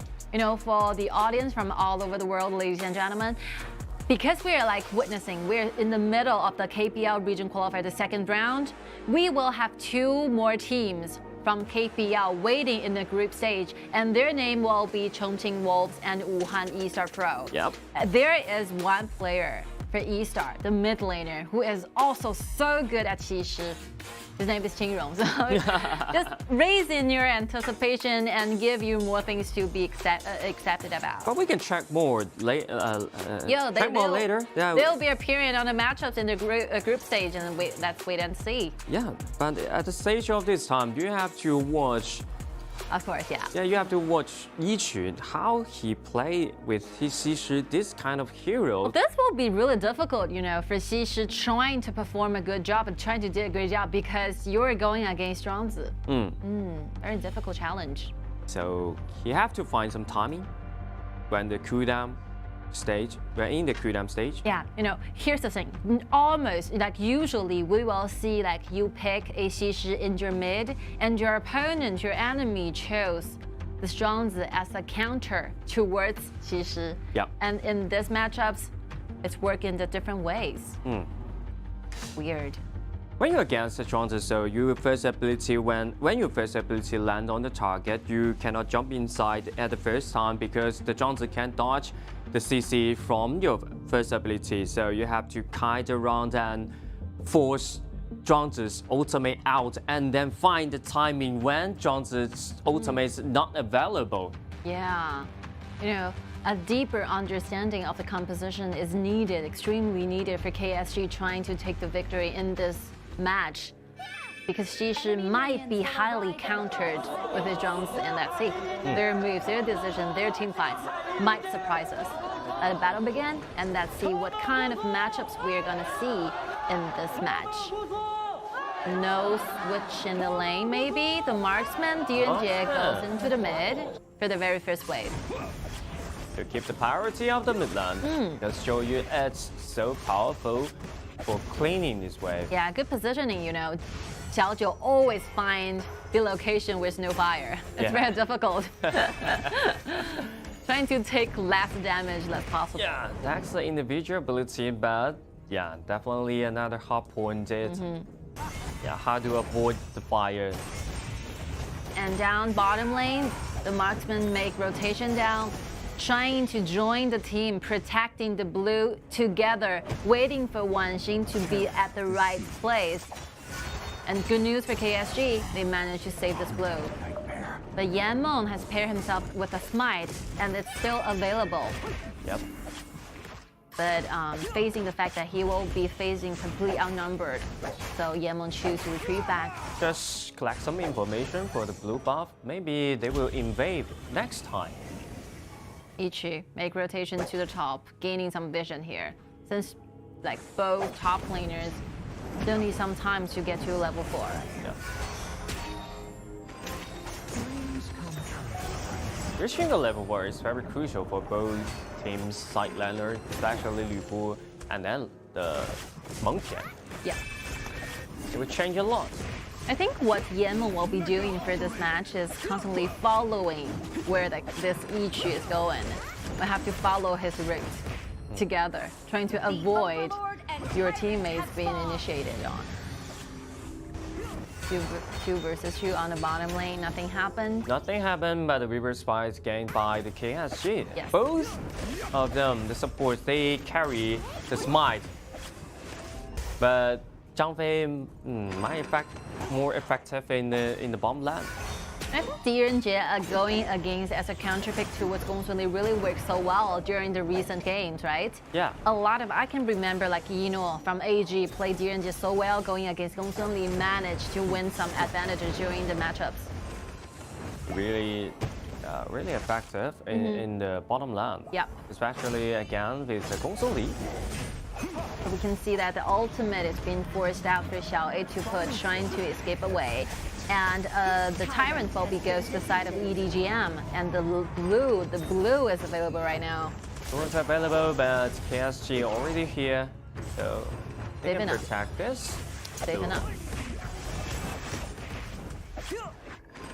Imperial Order. Find a half HP onto Yemo. Reduce. Like when it gets to level 3 ultimate, this Imperial Order will reduce 50% of your like defensive effect. That's something. Actually, important key to against the tank. And right now, look at Xishi. Oh, Yichu, that controls so well. But look at Lam just jumping inside to find another kill. But Yao will not make that happen. So the Yichu will get himself another kill. Yichu performed so well with Xishi. Look at that control. I started to get answers from KSG how they're planning to do the team fights against Zhuangzi. So basically what Yichu is doing right now, avoid, doing team fights where like Zhuangzi stands. Yeah. He goes to the complete opposite direction. They have the side on Zhuangzi on the bottom, so Yichu made rotation to the top, avoiding to meet the Zhuangzi during the team fight, managed to take a victory, a very victorious team fight to their team. So very that's clever move. Yeah, that's the confidence they showed us. Make good use of the team vision so that you can choose, you can have a preference on choosing wherever you want to take in. That's what we call strategies. Yeah, which lane you want to reinforce on. You can have Zhuangzi, you can have the ultimate to dodge all of the CC from us, but I will choose to avoid the land you're in there. And we create some team fight with the long distance of you. That's basically like a tutorial of how to use this kind of hero. Yeah. How to perform when you're using this character, Xishi. On the bottom, Xiao accompanied by Xiao together, taking down the turrets. Another outer turret. And the outer turret of the Silent from the EDG.M has been taken away, so that's a big problem for EDG.M right now. EDG.M trying to figure and trying to turn the side around by gaining the wave in the mid. That's a good move, when you're kind of in a very awkward situation, the best move will be always trying to fight for the mid lane priority. It will enable you to have initiative, trying to choose which lane you want to go. If you ever feel puzzled, gain the mid lane priority. That's what you can look for. EDG.M gathering around in the mid. Yeah, but they luckily have the Zhou Yu can clean the way so fast, so they can always keep the priority of the mid lane and they protect the jungle lane, protect the mid lane. But right now, Blue has been taken away by the opponent. Look at that. Xishi pull back left once again. All that places start from the Yichu. Complete controlling the whole game by a very good use of this character. I could only say this, without Yichu, without this character being picked in, I think KS might lose some initiations, but simply by a very good master of this character that begins to turn this game into a different kind of situation. Yep. Carrying the whole game. Yichu so good. So carrying the game, 4 assists and 1 kill right now. As a mid laner, he did his great job. The meta have been changed for a very long time, so we have experienced a lot of meta changes. We used to have those meta where the mids the mages will be gained a lot of gold. Yeah. Maybe around the year of 2020, like 18 or 2017.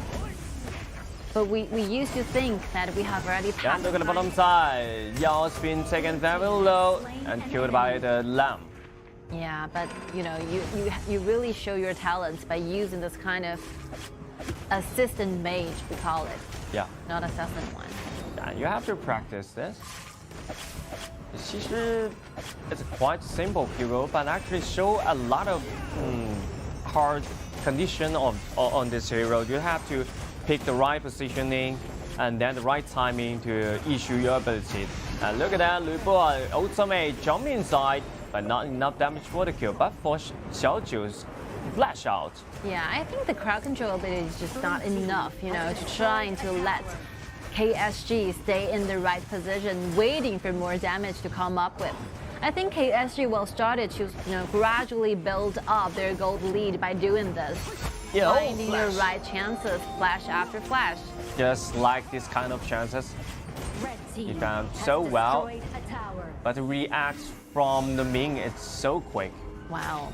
I mean, the river bush vision is very hard to gain for EDG.M because Ichi has been stayed here for a very long time, and there's no way that they can get the vision using the abilities. I think if their mage change to Shenmengxi, they can use the very first ability of Shenmengxi trying to gain the vision here, but unfortunately Shenmengxi is being banned away by themselves, so they can only trying to use the Zhou instead. Use the flame. You have to pay some price here. It's very hard to get a vision right now. So this is BP. When finish the drop, and you have to play with the drop and stick to the plan. I think for KSG, no need to worry. They started to lead the game. The goal lead is quite significant, and they're just waiting for their marksman TianYun to come into the mid and trying to initiate. XiAn already gained the ultimate, trying to find the perfect location, perfect angle to engage. Yeah. Everything's been settled down. 5 members are ready. They're trying to initiation.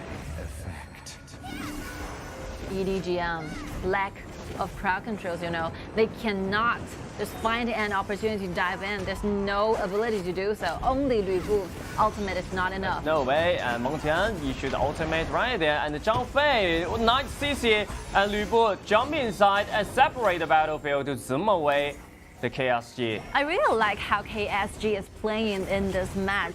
They do not want, and they're not spending every second waiting to initiate. They're simply, using their abilities, trying to get more vision and to make sure that all the common objectives are ready to their side.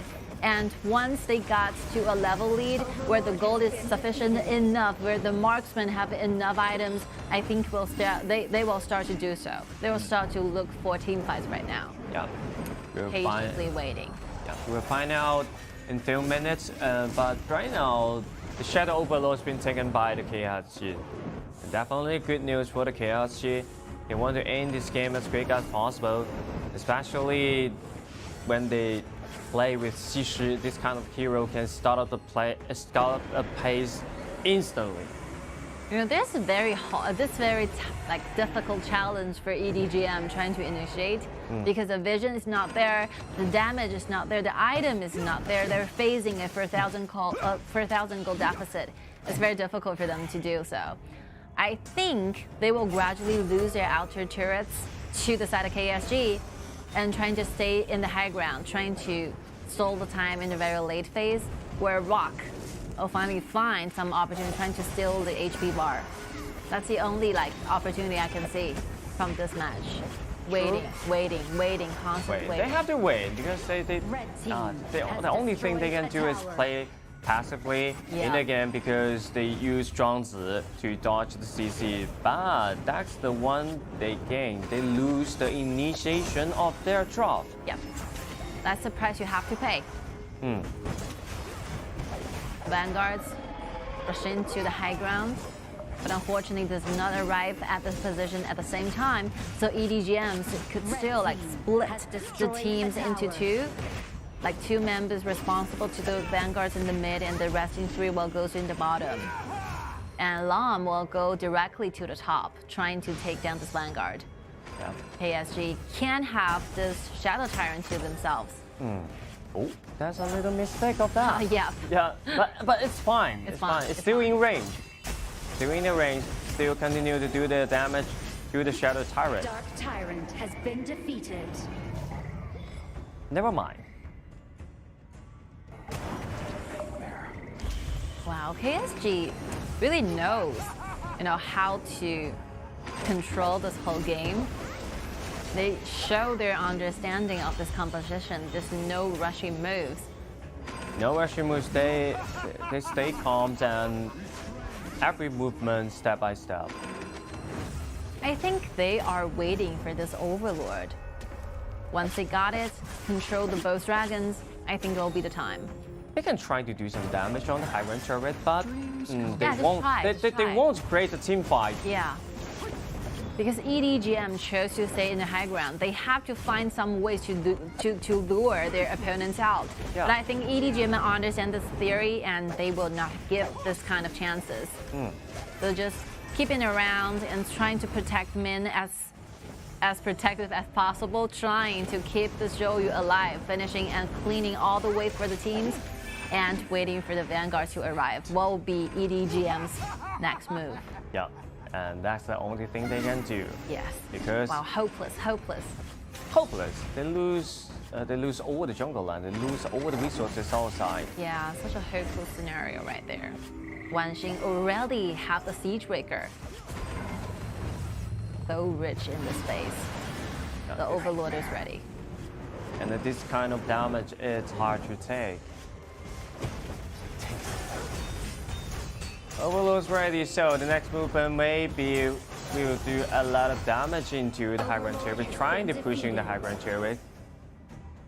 This will be the time where KSG show their strategies. You have to decide which lane you want to put a Shadow Vanguard in, and let's see how, what will be the maximum strats they can come up with trying to go on the high ground tower.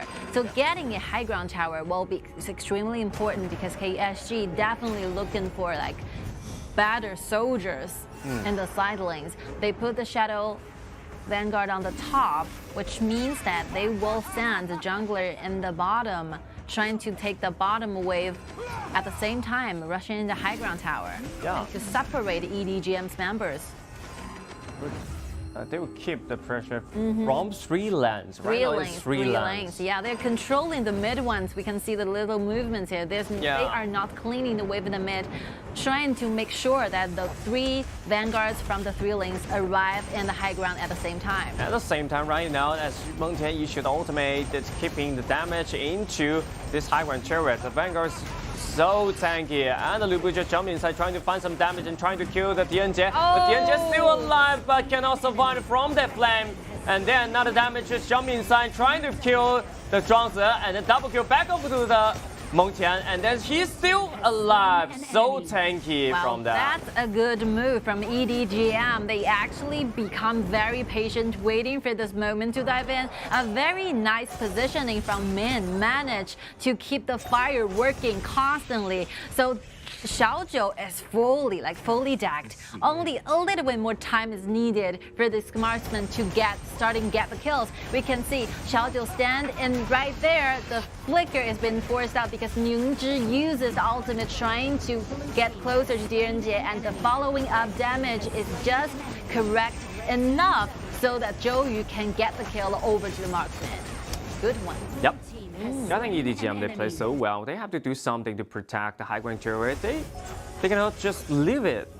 Nice defensive fights, I would only say. They actually have the ability to win the team fight. And they managed to keep the top high ground tower alive, even though it's very vulnerable right now, but it's alive. Yeah.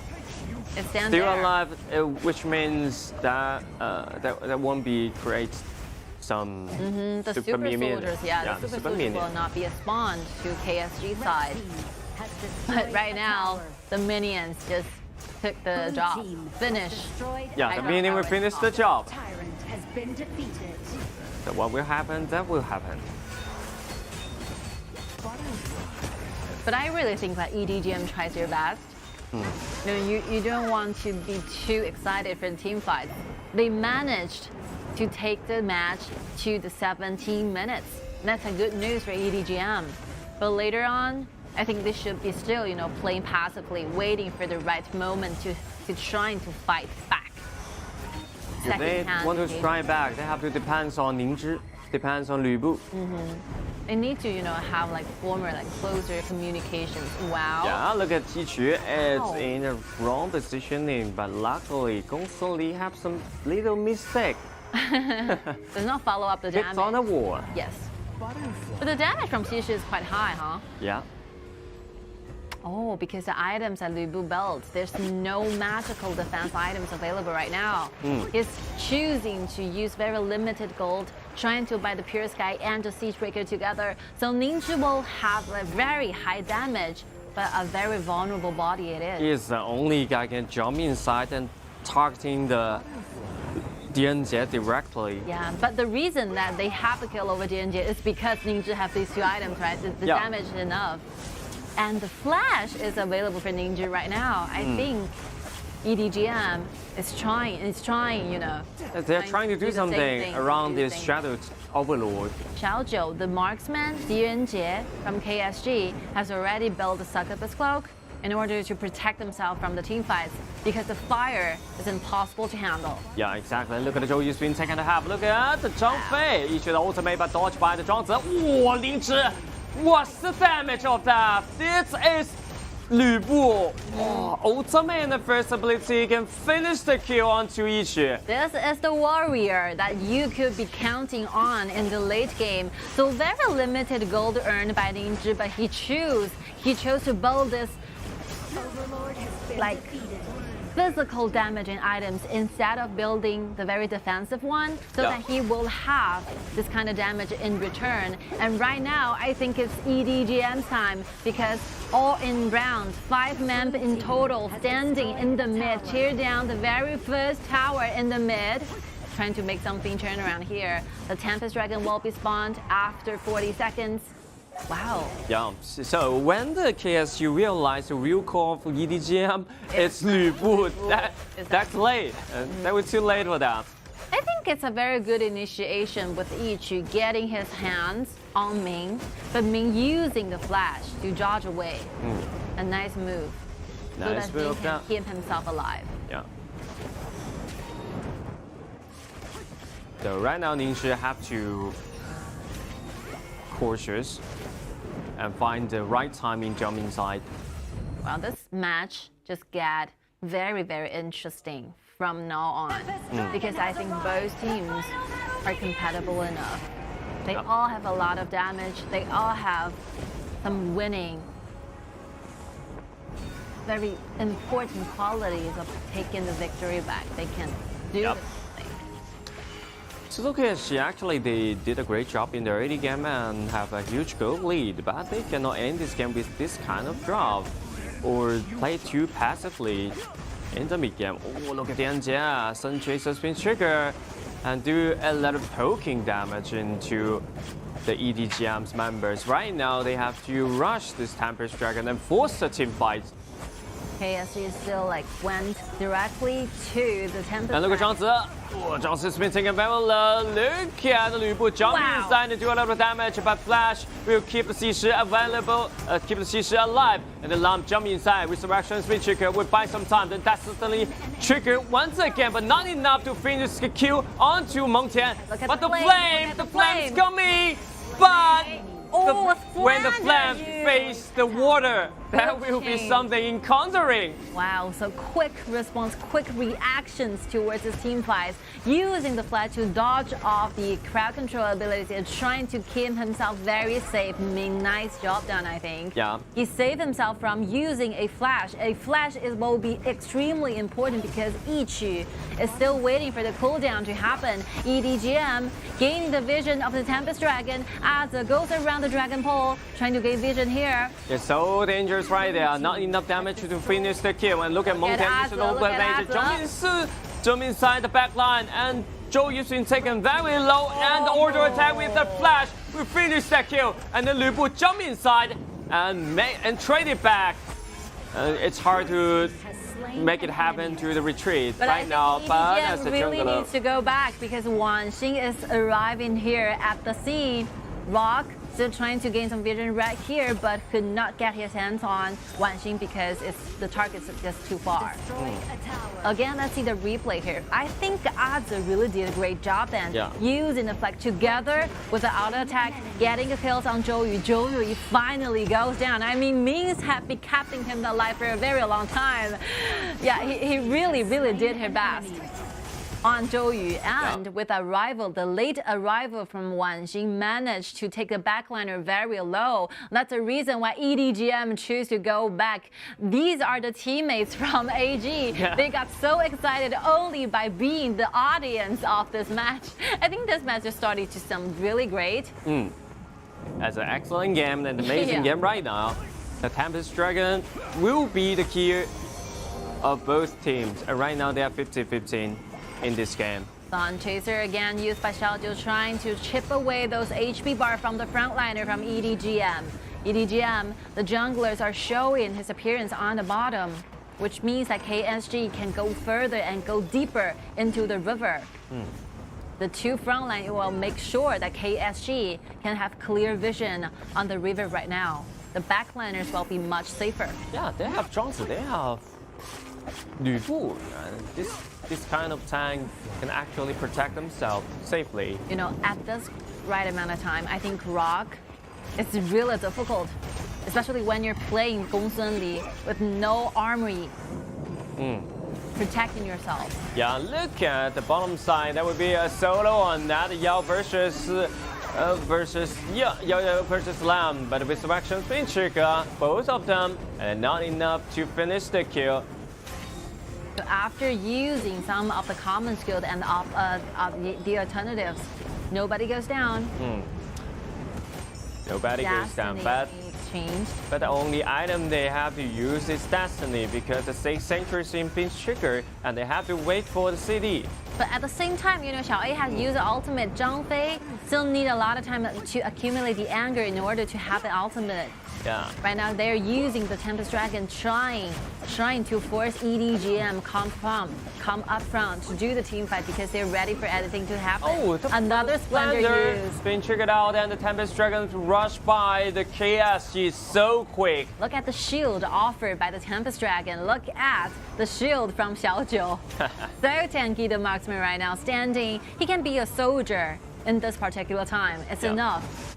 It's enough for that. 2 shield, 1 shield for the Succubus Club and 1 shield from the Tempest Dragon. A huge leading in the waves in the top lane will help, you know, KSG loosen themselves a little bit because the Super Soldier and the Tempest Dragon Vanguards will help them trying to push their lanes towards EDG.M space. From top lane and the bottom lane. At the bottom lane, High Range Tower was destroyed by the minion waves. Yeah, kind of the same strategies are going on here, trying to make sure that all 3 lanes will have the vanguards arriving at the high ground tower. At the same time, it will be the crucial moment for KSG trying to gain this game. 4 points for KSG right now for today. And the other tourists been taken down by the KSG. Yeah, today is a very difficult one because KSG are facing 3 battles. This will be the very last round for them.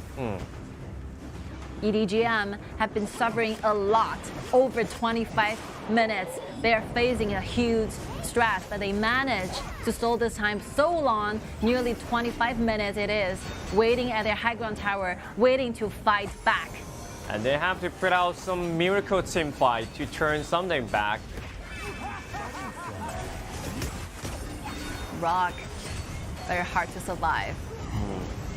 Unlike the Yuanjie, Gongsun Li is so vulnerable and its HP bar. You can compare those HPs again among the 2 marksmen to completely 2 different things. But this round, I don't think KSG.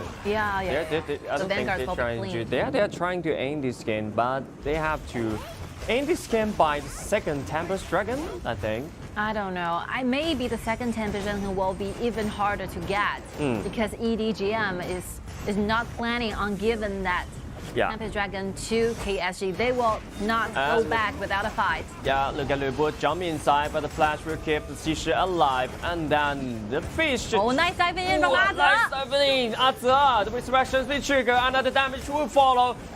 Gong Sun Li's been taken back with a low. Look at Lan jump inside the backline, trying to destroy the backline. This destiny has been destroyed. And right now, 3 of them seem dead. Destiny triggered once again. Archer will killed by Ningzhi. Wow, that Lu Bu is such a big boss in the late game. You know, Mei really did a great job by surviving all the time, gaining the kill, keeping himself alive. And right now, Rock is standing up to clean the wave. They're trying to chase back to KSG, putting their waves in the mid, trying to go for the high ground tower in the mid. And they obviously had the advantage of gaining the second Tempest Dragon. Look at Rock's damage, taking the high ground tower that easily. But they were killed by Lu Bu. Oh no, Splendor was being triggered. And right now they have to do a lot of damage on that Ningzhi. It's unstoppable. But the waves will take some time to get in the right positions. I think the game continues because EDG.M have no way to finish this game at this point. 28th minute it is. They're looking for the second Tempest Dragon. Nice move by EDG.M. Yeah, they actually have big advantage in the team fight when Lu Bu is already decked out right there. But unfortunately, the high ground tower was being destroyed too early. Again, like some team fight, some skirmish happened in the river. EDG.M have their hands on the Tempest Dragon, while TES.A is making a rotation through without it being seen. Trying to get close to the backline, but unable to do so. Yeah. So 1 Tempest Dragon to each team. Will this help EDG.M to finish the game? Or not. See. How can they arrange this kind of vanguard to rush into the base? What kind of base defensive fights that KSG will bring to us? If that this round, EDG.M can destroy the high ground turret by using this Tempest Vanguard, the side land, the top land and the bottom land, destroy them, they maybe will have some chance to turn something back. You know, the only thing that KSG should be doing is that like safely clean the wave is all they need to do, because they still have like 3 winning lanes. They have all the 3 high ground tower from their opponents. Yeah. You're basically waiting for your super soldier to rush in and trying to get the base for you. And they're coming. The flames are ready. In this moment, flames are ready. Jump inside and Yichu the old summon trying to find a kill on Ju. The Yichu's down. Taken down right now, and look at high ground tower soon being taken down by the EDG.M. And then will be the next. The base will be the next or not. 5 versus 4. Look at Montez just flashes him inside the back line and trying to do a lot of damage. And Montez being taken very low. That's destiny being triggered. And then Lam jump inside the back line, do a lot of burst damage. TianYun still on the position, trying to do some damage. But the Vanguard will jump inside the base. And then the Gong Sun Li will destroy the base directly. And EDG.M strike back beautifully and gain the point for themselves. Miracle after being taken down like 3 lane, 3 high ground tower, he managed to win this fight throughout a very single team fight in the mid just happened. They used in Tempest Dragon, the second one, trying to push the Vanguard further, and at the very end, they did it. Using the Alta, using the burst damage from Gong Sun Li, managed to get the base. I mean, this will be a total like frustration to KSG, because if you have gained like 3 high ground towers, you expect yourself to win.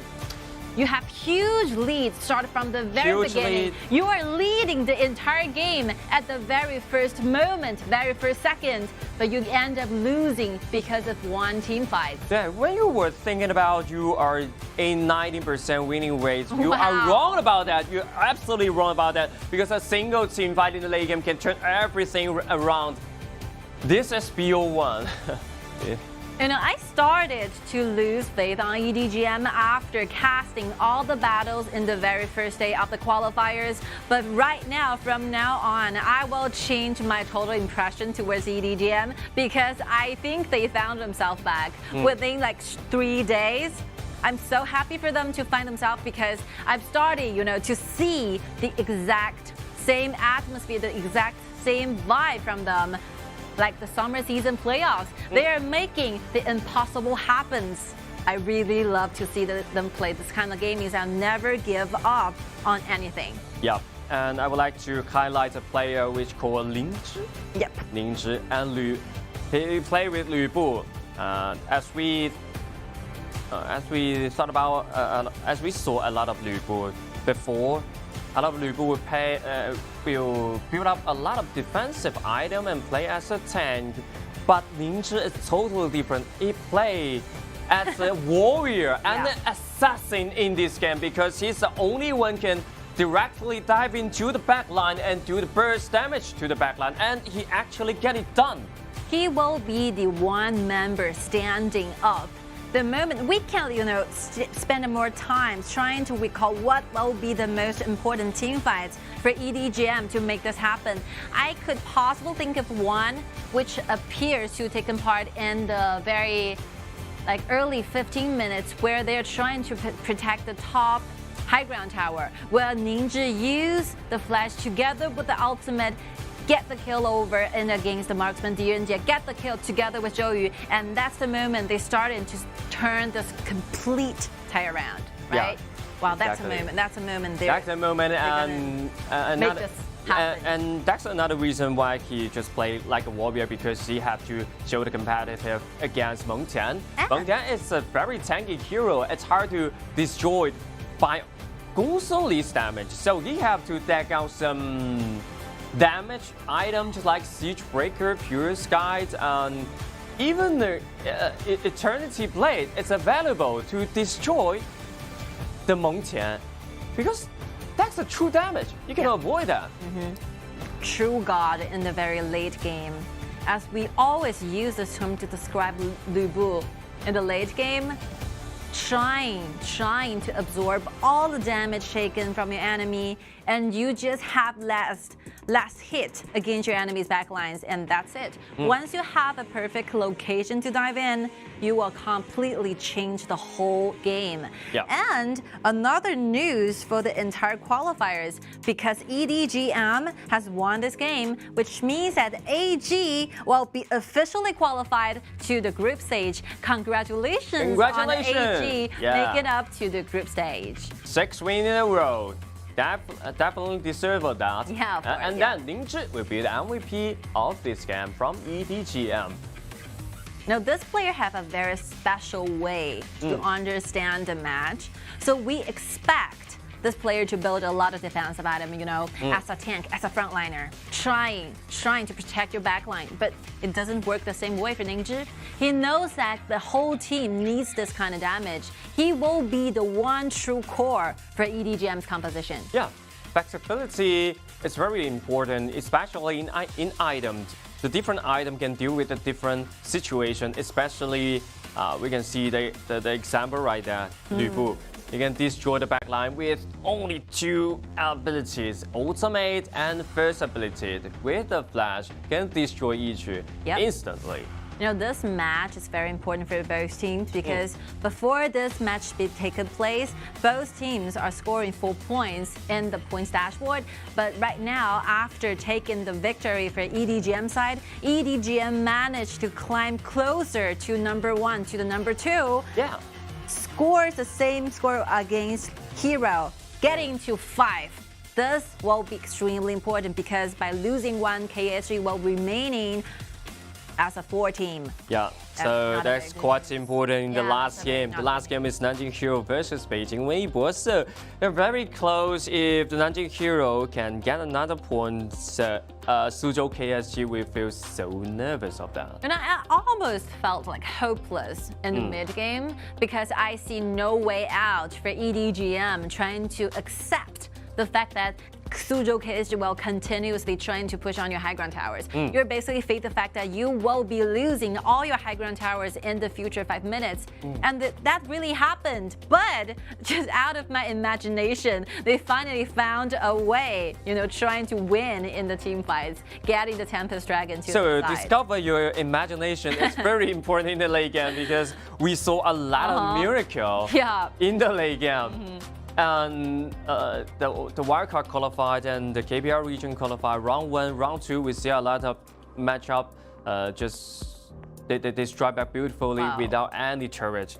Those two teams, you know, ranked number 2, the second place, Shanghai EDG.M and Nanjing Hero, they're running so closely with one another. So after a simple like matchup had been taken place, the ranking might be different. Might be extremely different with the previous one we have seen. So this is how like serious, this is how cruel our qualifier will be. And here we go, we're ready for an interview, and let's see who is with us. Hello, Yuan，跟我们打个招呼吧。Hello， 大家好，我是上海EDG.M员。It's very difficult a match because you lose like 3 high ground tower, huge stress. What is the team strategy you're gonna pull off during the match? So 就是这一局呢，其实你们是面临一个3高被迫的局面，在最艰难的时刻，团队是选择做一个怎样的一个战术布置，想怎样去打，或者等什么样的一个时间才可以把这个团战给赢下来呢？就等核心输出装备吧，就正常运线就运好了，就看情况跟他打一波。Okay, so we're waiting for the right moment where we have a core item developed by our backliners, and at the same time, we have to make sure we have a better management on our way to make sure that our base is safe enough. 这一局比赛其实非常非常重要啊 ，EDG.M 看到这几天的调整其实是非常快的。队内你觉得最近做了哪一些努力可以让你们有这么迅速的一个调整呢？就感觉心态问题吧，第一次打可能大家都比较紧张，后面就心理辅导一下，就心理调节好了一点。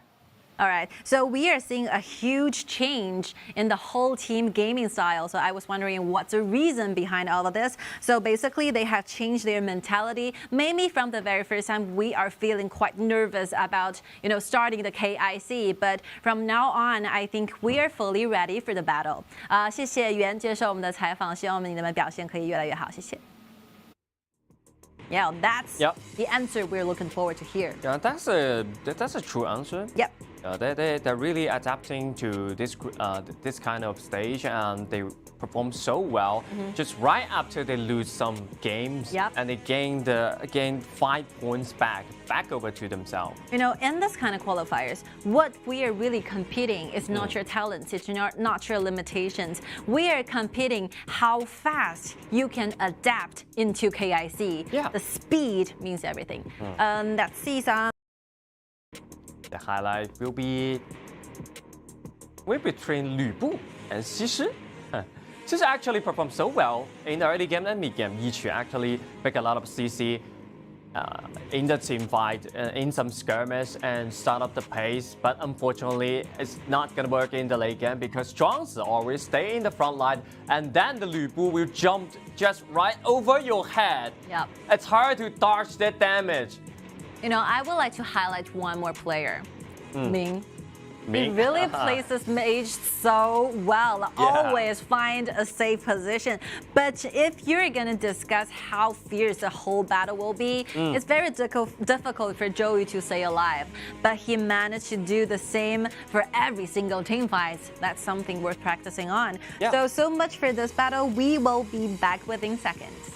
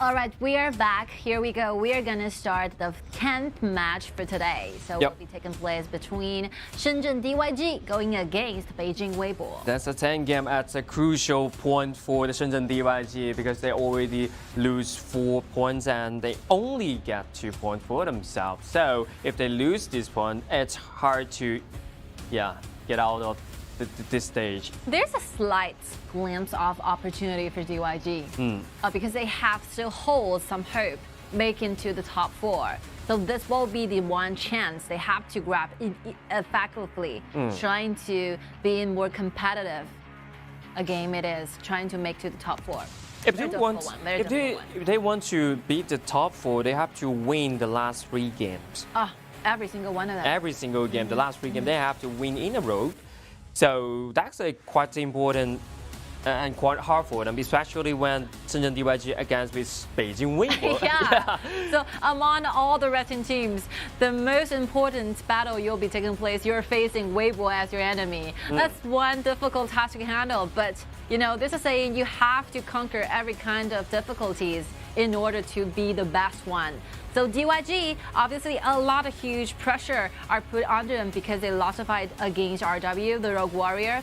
But I blame it for the composition. I don't blame it for their poor performance. So I can see that they still gain some chances right here. They still gain some chances. So they have to pick some meta pick in meta answer. In this game, the composition pick the aggressive and just can protect your jungle land or invader jungle land as quick as possible. I think the previous match for Weibo is too much to handle because the battle against KSG also, stole the time to very late. And I could say that I see Nuanyang, Zuyin, and Solo against the whole team that long, trying to steal the dragon, trying to protect those super soldiers. A huge stress. But that's a huge pity for Weibo to lose in the fight. But I think they're fully recovered from the defeat. Hopefully, right? Definitely for that.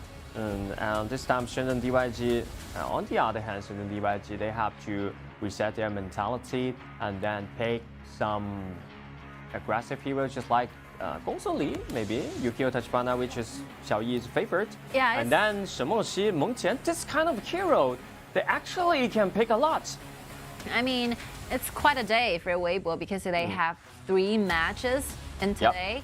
So among all the 6 battles they had, they lose the one against AG and lose another one against KSG. They will still have 2 remaining, one including this one against DYG and the very last one. Their opponent will be Hero. They're gonna be fighting for the very essential points against your enemies. 4 wins, 2 lose for the side of Weibo, but on the other hand, let's see the scores that DYG have, like 2 wins and 4 lose. Everything is relative, happy or sad in the same time. So let's jump into the BP phase. Zhang Fei and Da Chao, it's not available for them, and then Gongsun Li, Mengqian is out of the table. Like very typical choices in the very first round of the ban places right now. Mai Shinanui might be the answer from Beijing Weibo, given Hua Jun the most used and the most comfortable and confident hero he has. The best hero of him. Best moves. And then, Luban Master. Xiao, then maybe the 3rd pick is Luban number 7.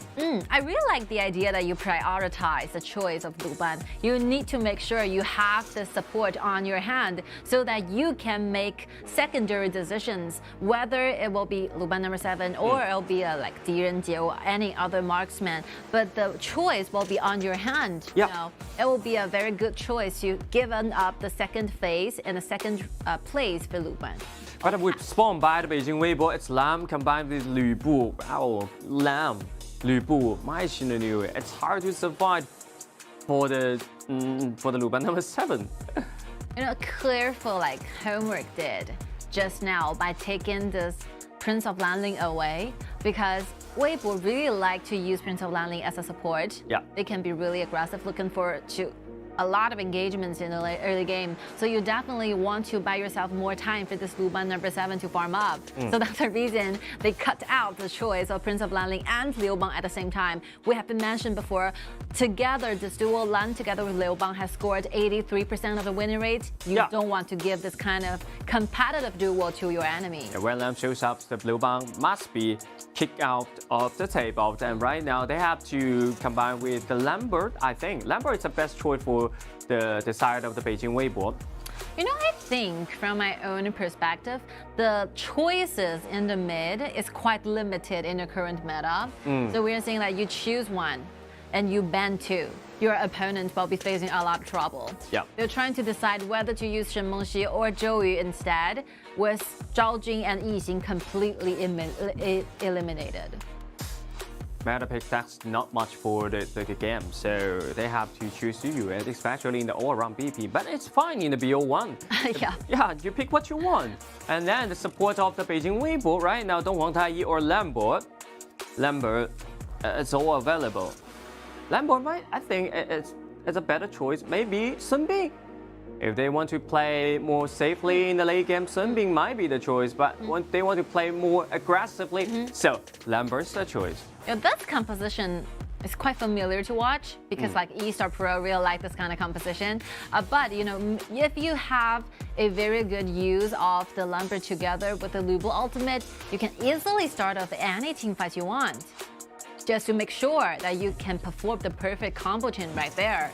And using the dive in from XiAn trying to just vanish the whole backliners from your enemies. Xi again will be the choice for Jinan to pick in this specific match, where they have to put everything on stage because DYG cannot afford to lose one more mark. If they lose one more mark, that's hopeless. And right now, they choose Xi as a core to offer the protection to Luban number 7 or offer the initiation for the team. So that's quite an important point for them. So all we have to watch is Xi, he performed well or not. I think both of the compositions seems good to me. Good enough. So a lot of like crowd control ability is shown from the compositions, and the late game damage is pretty much ensured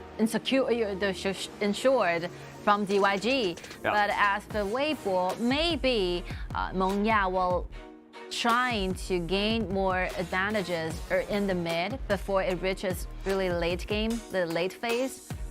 So if you compare the ability trying to take off and get on the damage onto the backlines, I would personally prefer Luban number 7 more in the late game than Meng Ya actually can gain some advantage for himself by his ability, but I more prefer to the teamwork because Lambert combined with Lu Bu and then my XiAn, actually this kind of conversation can create a lot of miracle. You know, the common quality for those compositions that they share the same amount of the CCs, but the strategies are completely opposite. There's no definite backline needs to be protected from the side of Weibo. They're just going in for everything. They don't need to protect any marksman. Like Meng Ya can stand on his own. But on the other hand, however, on the side of DYG, they have to form a solid standing position in order to keep Luban number 7 alive all the time. That's one difficult task to do. So Luban number 7 have to stay alive, and for the side of the DYG. The side of DYG. But Beijing Weibo, this kind of conversation just like a single round conversation. Just jump inside, use all the ultimate and the damage, just jump inside. So it's out there. If the ability all in CD, that will be the disaster for this team. Do anything that you can do, you can possibly do. Show us your threats to your backlines and to your enemies. And here we go, the 10th match of today is about to start. And the matchups, there's no exchanging lanes. So we're seeing the two marksmen going 1 versus 1 in the bottom, while the duel in the mid trying to gain the waves here. And nothing will happen on the top. It's like two tanks doing auto attacks on each other. It's not worth watching. And this is a normal starting. Yeah, normal starting. Oh, wow, the damage from Langsheng. I That's like a great trade. Yeah, I remember myself saying this. I really like Luban number 7, this kind of hero. Yeah. I think it has no obvious like weakness, apart from the fact that he has no dash. That will be a 1. That will be a 1, but actually you don't need a dash when you're doing the damage. Yeah, you stay in fix and use a passive doing the burst damage, and then your dash will offer by your father. Yeah, sure. Good duel right there. You gain back your burst damage in return, right? Yeah. A little sacrifice of the dash. But you need a good support. You really need a good support when you're in ranking. Yeah. So, if you are like Honor of King users and players, I highly recommend you to do a like double ranking together with a support using Luban instead of being solo using Luban number 7. Yeah. You will get killed without any protection in the early game. You can watch this kind of matches and learn how to use this kind of duel. Yep. Every single auto attack will be activated using the Look at the top side. Something happens right There's there. no death there. Butterfly spin forced out. Luanyang sharing the gold, sharing the wave together with the more managed to take the more down to the jungle, offering more vision. This is what bodyguards do. You offer the vision all the time in order to protect your jungler's buff. And the buffs are so important in this current meta. That's what they can do at the stage of this time. They have to catch this kind of timing. Another flash forced out by Xixi. Yep. So both teams are actually doing the same thing, you know, bringing out the tanks to the mid, trying to make more things happen. The bottom side. Oh, it's a very difficult matchup to do for Mengya. And Lam.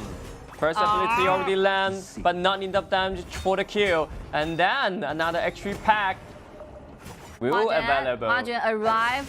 Huajun arrived waiting for the moment to use ability, but XiAo is right there. There will be a choice for that. That will be a disaster, I say. I think XiAo has no vision, right? No vision. They have no idea that my Shinanui stayed in the bush. Yep, and it's simply, you know, the sensation from your like former experience being an esports player. Yep. Wow. When the My Shinanui appeared at that second, the ultimate will trigger. So that's like a muscle memory, I think. Yeah, I think so. Because I think my Shinanui successfully hid her vision. It was basically hiding in the bush for a long time. But DYG XiAo just chose directly going for the bush. He knows someone must be waiting in the bush because like they have lost the sight of my Shinanui for a long time. Wow, that's This is another kind of experience. Yeah. Experience can make you decide decisively a lot of things. Yeah, that's the reason why XiAo is a team leader for DYG. Yeah.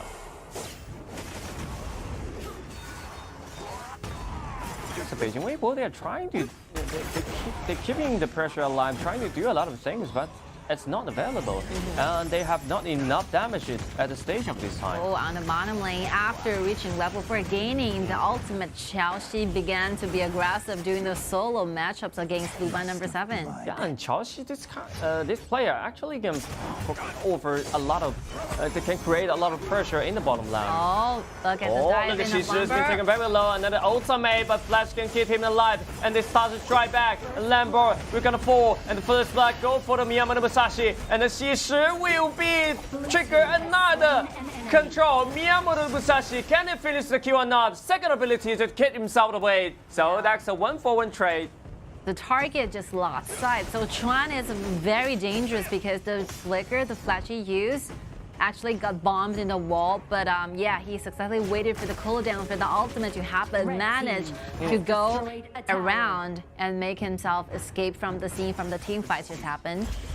Like 1-to-1 trade, I wouldn't name any team to be like gain something in return, but I think a lot of skills are being used. Let's see who initiates this kind of team fights. Lambert. Yeah, Lambert Xin finds a place, trying to take the kill to Jamming, but Jamming used the flash dive in away, keeping himself alive. Yeah. And the next thing, going back, and Mai Shenui actually is being brought very low, but Noan Yang managed to take the enemy to the other side, so he can find a way to let my Xianui go out. Yeah, exactly.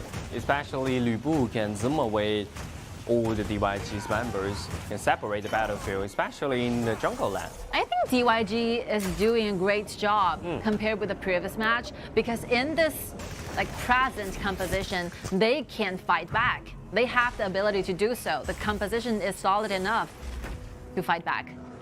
Just waiting for the right moment. The gold lead, no differences for each team. They have to find themselves a good team fight, winning back and starting to find some gold lead here. Yep. But for the Beijing Weibo, it's a little hard for that. Oh, Xiao, another dash, jump into the backline and just lock the Mongyas right there. Lü Bu uses the ultimate, jump inside and find another kill onto the Miyamoto Musashi as well as the Luban Master, and he tries to gain more. Triple kill back over to him, and then Huazhen versus Lang Chen. That will be another kill. I did a bush, wait, Versatility with the flash, but another flash will dodge the damage. That's an excellent solo. That's so cool. Hide in the bush. I think both of the players did a great job. Very good use of the flicker of the flash, but Lang Chen managed to keep himself alive to the very late. We can see from the very early beginning, the Miyamoto Musashi just so decisively went directly towards Chaoxi. So Chaoxi will be the first member going down for the side of Weibo. And Weibo managed to use the diving in from Nuanyang, taking triple kill in this team fight. We all thought that Weibo is gaining a lot of leading in the team fight, but a good use right there. The moment the protection of the fans will be going, Lang Chen kept and get over the kill. So cool.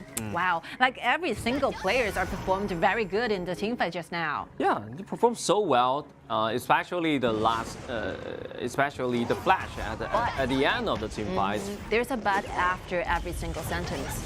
We are seeing that the gold ranking among the junglers. Both the junglers are farmed quite well on the top lane. They will trade each other, and then Lü Bu will be pulled back by the Xi, and but not much damage can follow up to finish the kill. Beijing Weibo, because Zimu does not have the ultimate, so they choose to retreat back. Nice play. I think Lang Chen really did everything he could. Yeah. Luban number 7. Without flash, it's very hard to do anything else. He tried everything, every single damage has been put out, trying to exchange life against Nuanyang. So the right positioning is what he needs right now. I think Nuanyang has really found himself quite a opponent, because Xiao is also a very excellent junglers who is so good at farming up. So they are still running closely with one another, with Xiao getting 500 more gold lead against Nuanyang. That's Xiao. Yeah, really Xiao. Yeah, very famous Xiao move. Very famous Xiao moves. Always can keep the gold lead against with the jungler on the other side. If you take a look at the gold from Qingchuan, you will know the reason. Basically, every single wave on the top goes to Xiao. Yeah, Qingchuan just said, I sacrificed a lot. Yeah. But I think it's worth the trying, because Miyamoto Musashi is very important. Okay, this last overlord goes to the side of Weibo. DYG standing in the mid. Wow, the next team fight will be extremely important. Switch to level 14 already, Xiao. Yep, and then Beijing Weibo, they're trying to invade the red. But I think it's enough for DYG to defend back, because they have enough positioning standing right there, defending their red. And they're they are trying to give the red to Luban number 7. Yeah. And they are in a good position. Right now, Nuanyang diving towards the bottom, trying to clean the wave, gaining some here. Oh, and exchange into this Shadow Tyrant. They want to have initiative on the Shadow. Yeah, they want to trade the Dragon, but the Beijing Weibo won't allow you to do that, as they engage once again by Lü Bu. And then Xiao have to escape from the Dragon Cave. Okay, so nobody gets any dragon after meeting with one another in the river. Yeah, but I think Xiao actually can finish.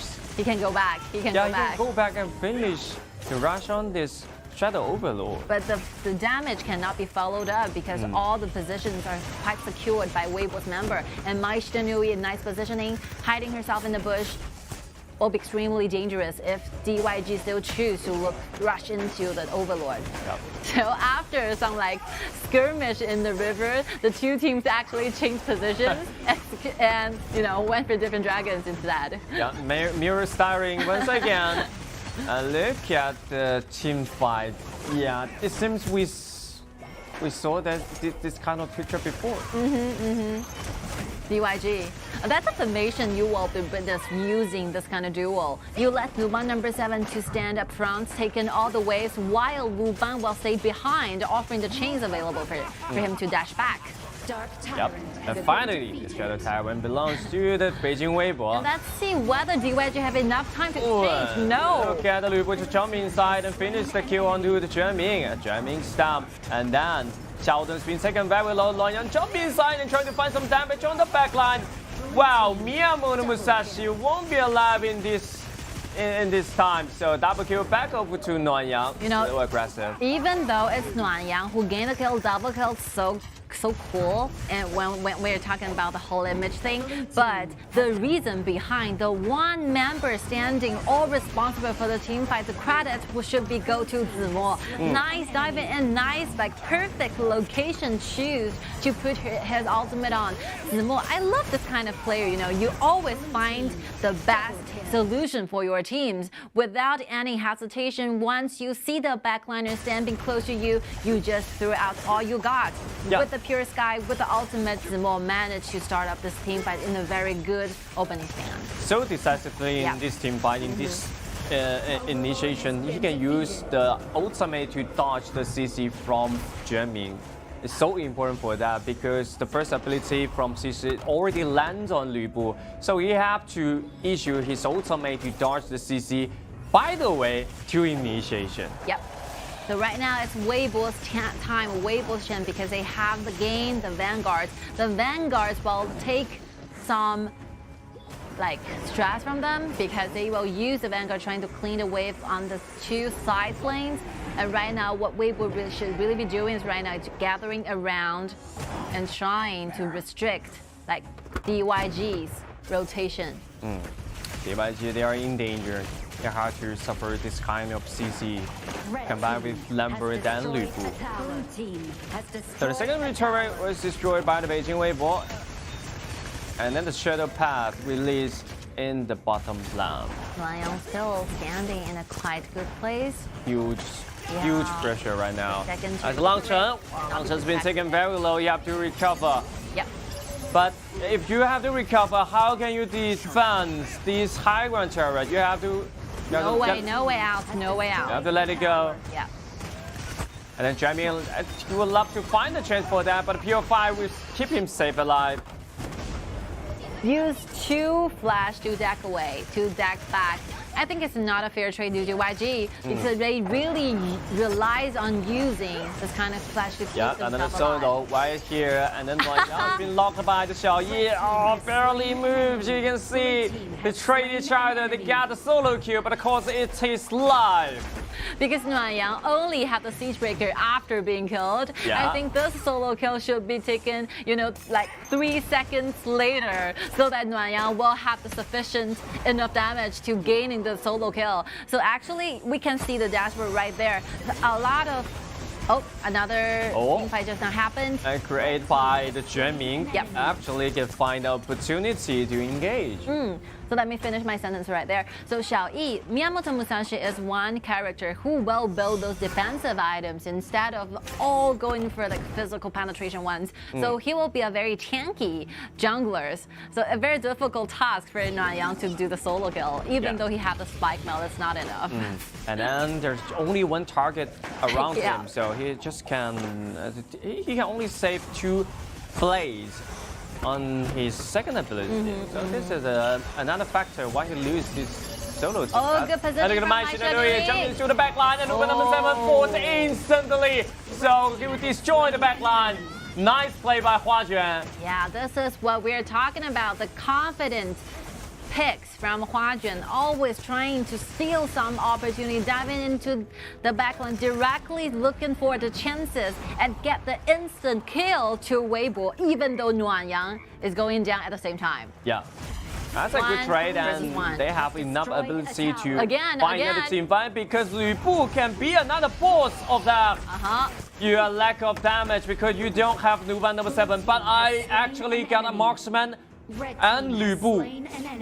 But my Shinanui was killed by. Yeah, he's like way too far from his teammates. There's nothing that teammates can do trying to take it and trying to rescue this Mai Shinui. And Mai Shinui used a lot of ability trying to trade her life with Jueming, but Jueming used the dash to keep Xi alive and, you know, kind of isolated from the team. It's almost like a 1 versus 3, so it's no winning for Huajun trying to do and gain back the solo kill.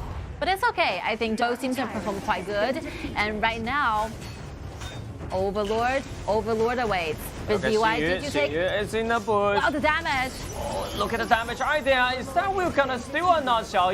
Guarantee to kill off the Shadow Overlord, but can he get away? It's hard to get away. We have to pay his life here. Yeah. In order to gain back this Overlord to their side.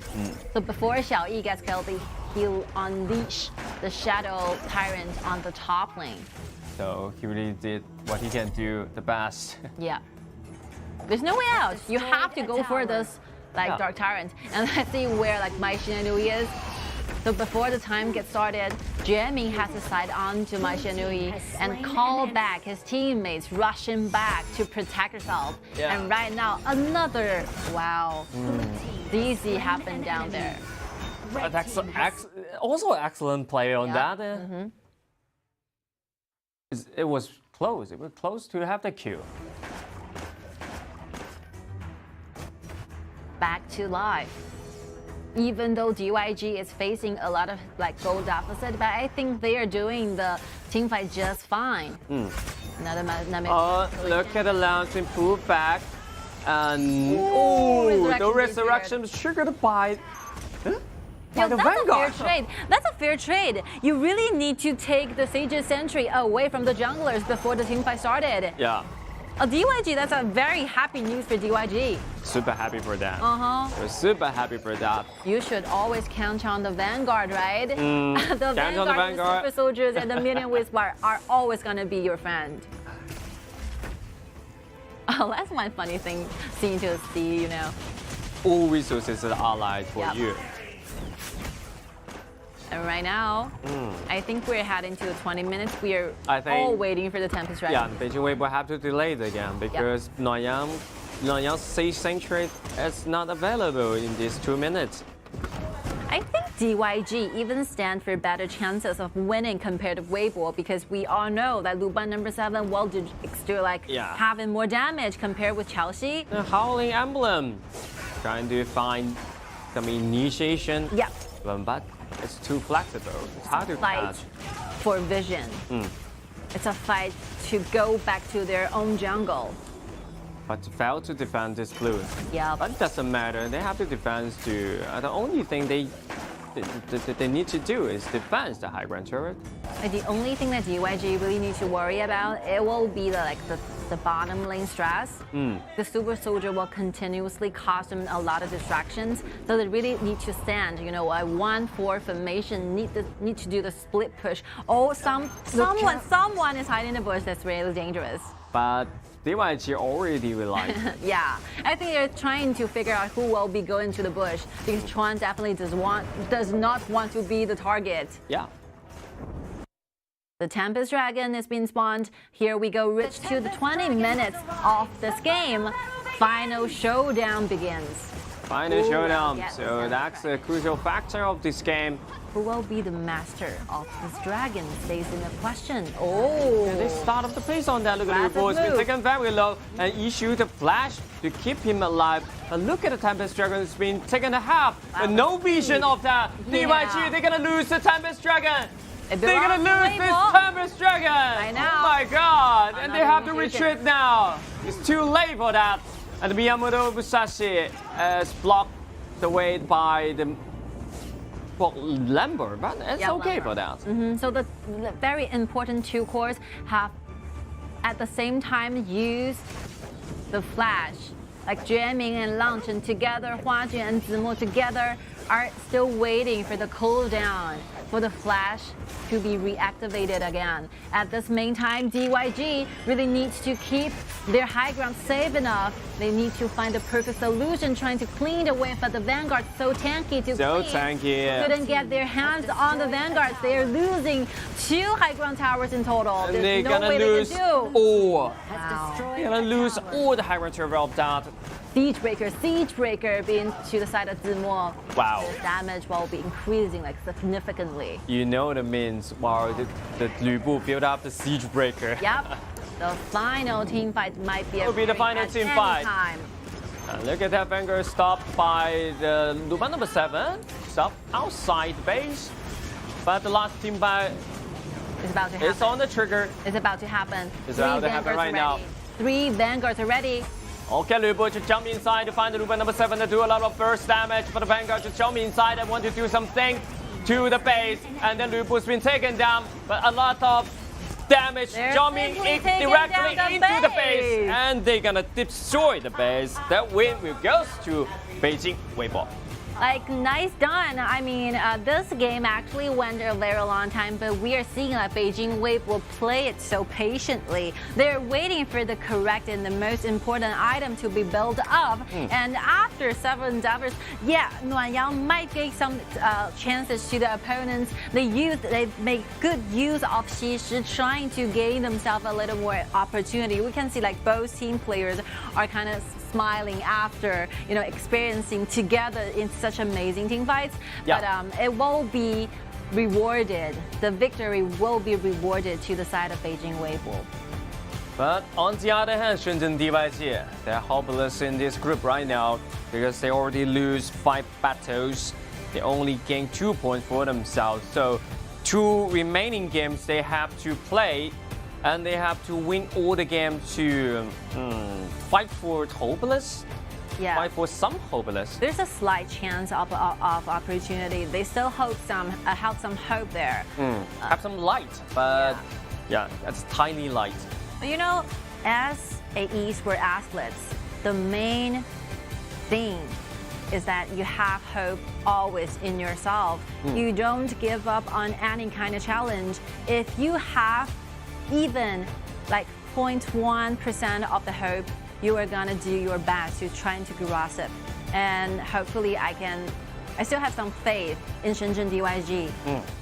Best wish for them to perform themselves.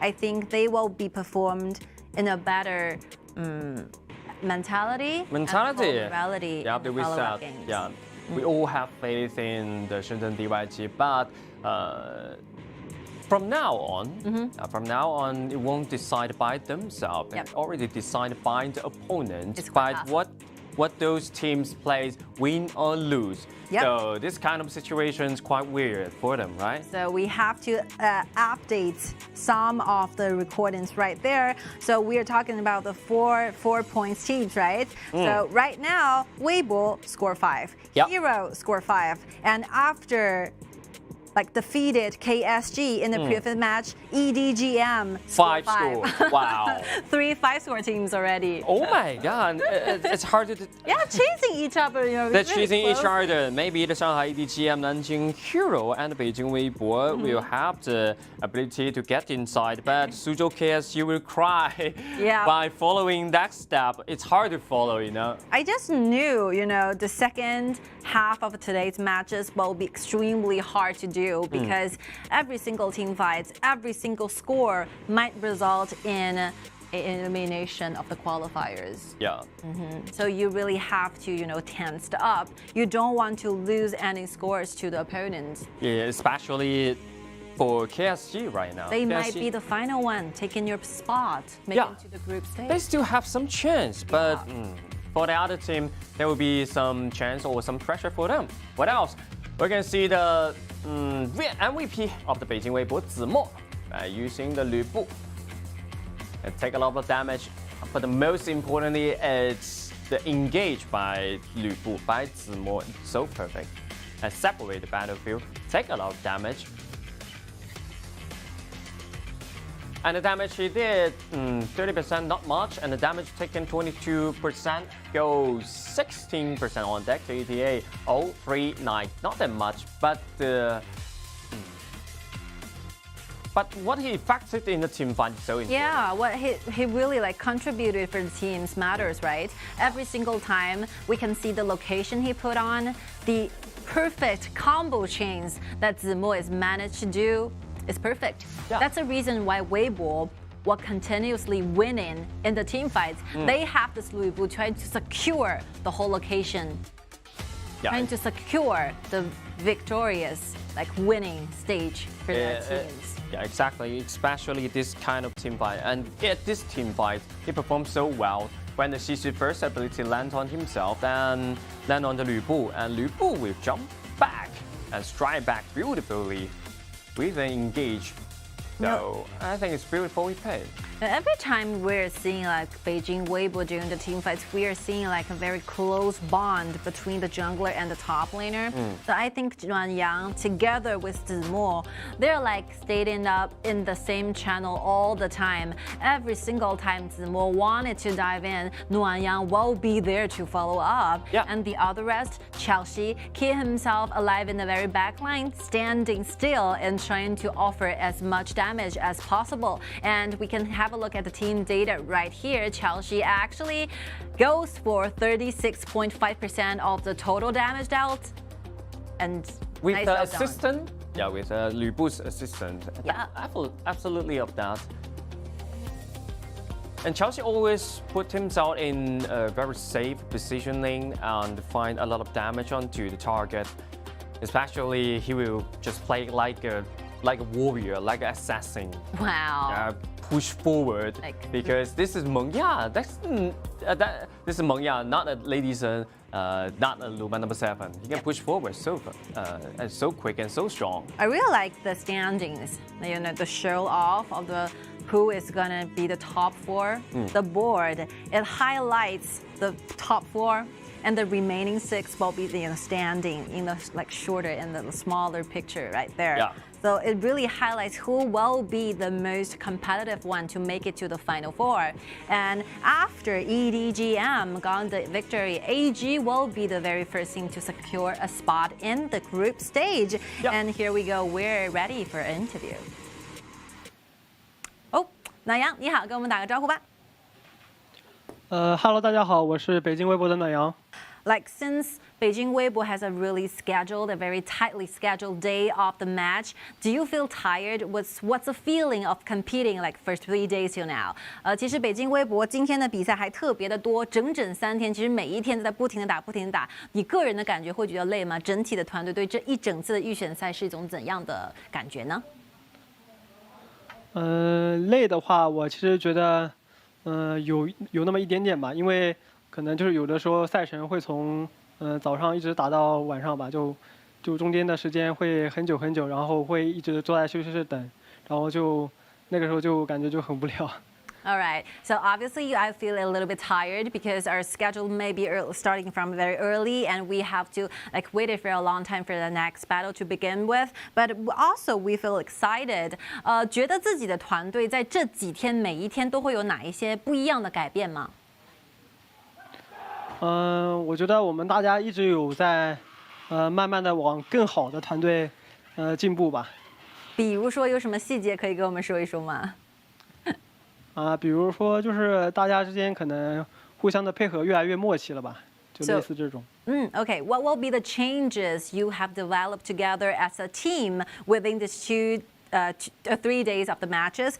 So we are changing towards a better direction. We think with our mentality, with our cooperation, we made less mistake, and this is like improving a lot for us. 暖阳，接下来的比赛呢，其实还有一些也非常的重要，希望北京卫科可以表现好。谢谢你接受我们的采访，谢谢。Yeah, it will be like tired schedule, you know. Very tired schedule, but they actually improve a lot from the last game. Every time, every single time, and yeah, what they gained the point right now. It's so important for them to jump into the group stage, and so the last game for them is totally important. All right, and let's see some highlight clip from the match just now. A lot of team fights are like witnessed together. A lot of team fight happened. A lot of kills. Yeah, Musashi. Yeah, I think Xiao plays quite well. Yeah, he plays so well and take a lot of pace in the early game, but gets strike back by the Beijing Weibo. The teamwork in this team fight, so beautiful, and this solo, excellent solo of that. And I think Jian did a great job using the Xi, managed to find extra chances for DYG. I can still recall some of the moments where Jian have his ability on Nuanyang, making something happen when Nuanyang was trying to push the lane further.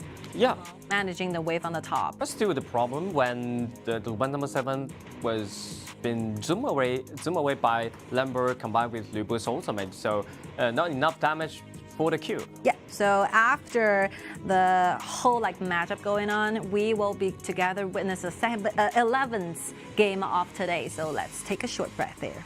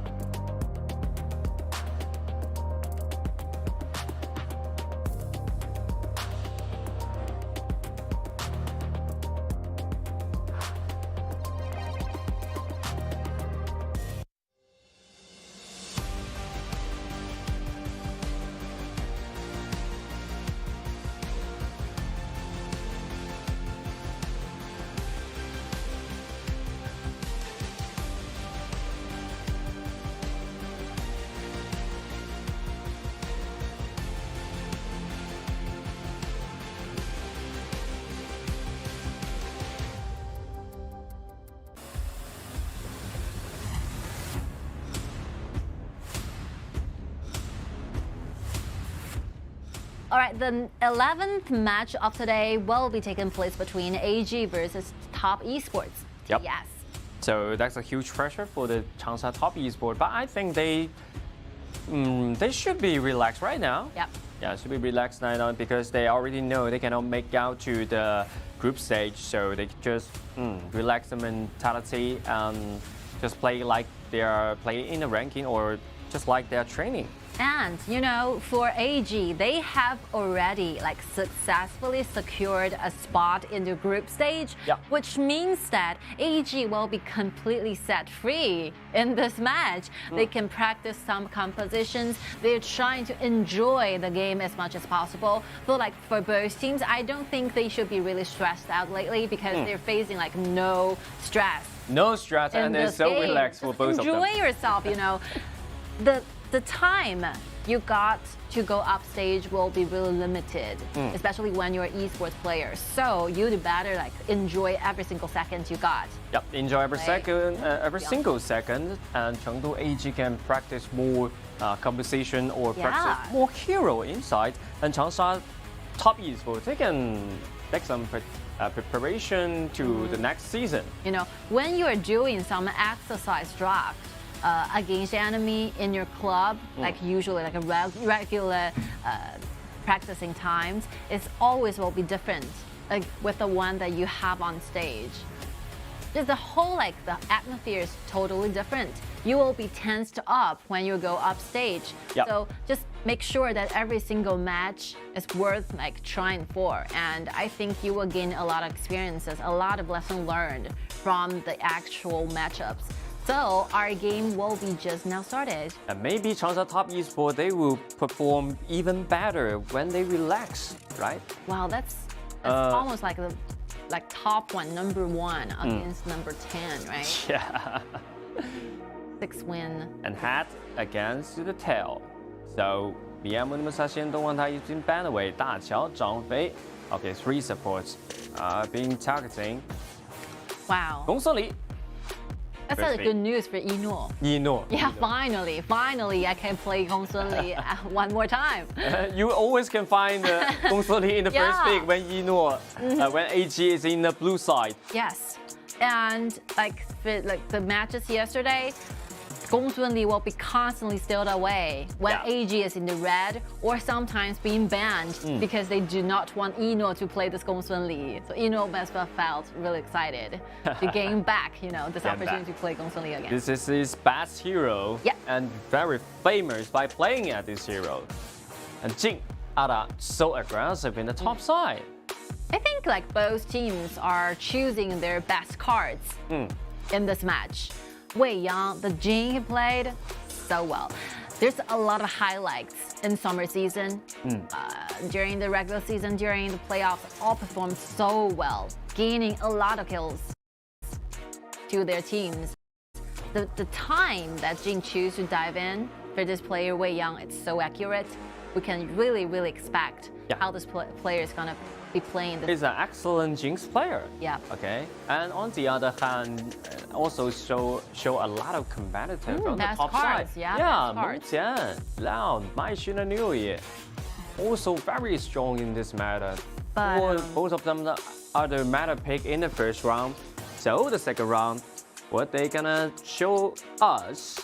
I mean, Zhang Fei is not there. Zhang Fei is banned. I mean, Lumber, maybe? Lumber or... Might be a choice. Donghuang Tai is been banned away, so Lumber may be a choice. If they are looking for initiations, Lumber will be a perfect answer. But they have chose, this Lady Sun goes to the bottom, so maybe TianYun will be chosen.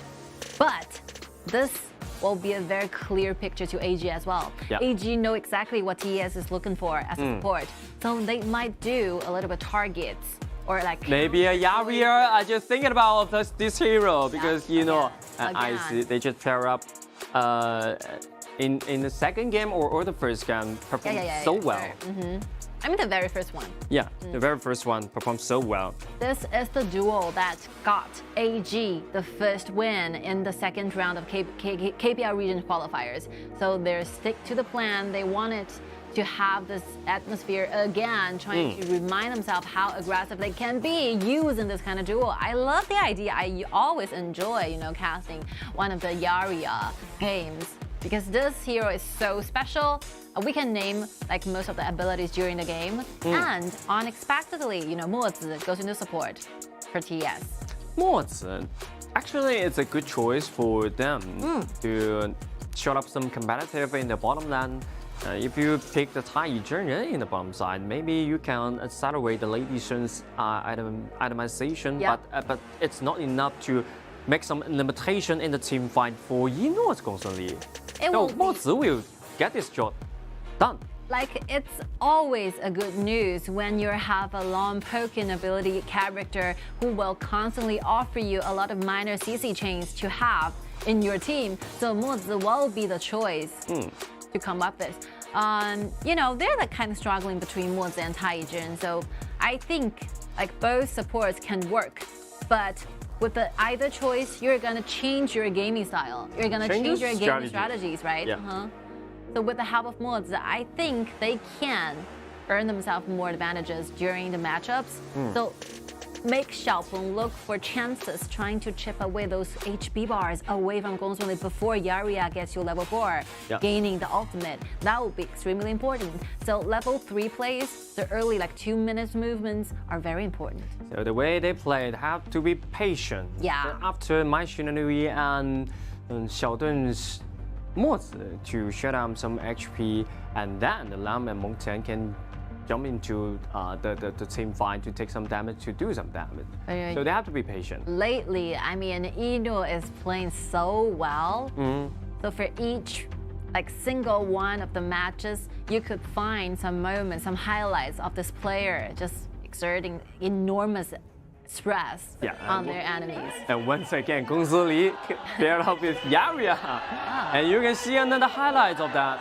Show off of the talents, show off of the limitations that our heroes can actually do. Yep. Wow, 3 smites.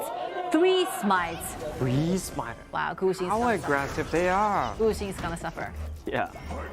So Guxing, they actually have to protect the jungle land. I think even though they try their best to protect, but when you're facing 3 smites in a one roll, you're gonna suffer as a jungler. Yeah. Every single dragon, every single common objective, and even your own jungle might be in danger. Wow. Very hard to deal with. Yep. But when you face to the dragon, it's the most important things. And look at them in land. They play so funny. They play so exciting. To trade a lot of HP and some skills on that. So even though that AG has paired them up with 3 smites available, but there's no clear moves as into the invade into the jungle because there's a lot of skirmish happen down there trying to gain the mid priority in the mid. Yeah, but they actually make sure they can get the River Sprite by these 3 smites. They focus, yeah. Xiao doing the 1 versus 2. So before Ice get to level 4, I think it's okay. I think Xiao can handle this kind of situation. Yep. The River Sprite has been spawned, and it will be Guxing's turn trying to gain this. My Shinani is been here, and then the Mozi right over there. Look at the mini wave. Can they clean the mini wave or not? The answer is yes. They can clean this mini wave, and Flash trying to jump inside, find another kill.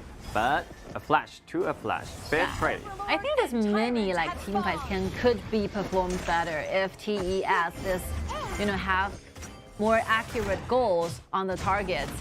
So a lot of missing of the targets are witnessed during the team fight just now. And Sumo even cost himself a flash. That's a huge price to pay. Especially in early game. Yep. This flash can cause a lot of pace in the early game. And look at that! Versatility with the flash and combine with each other. Nice teamwork. I mean, Inu could possibly see this thing happen. Because he have 3 visions of 3 members, he'll definitely gonna die. Because Yuchen have a flicker while trying to gain this kill. Yeah. So it's hard to react when my Shinanu use the first ability combined with the flash. It's hard to react this kind of combo.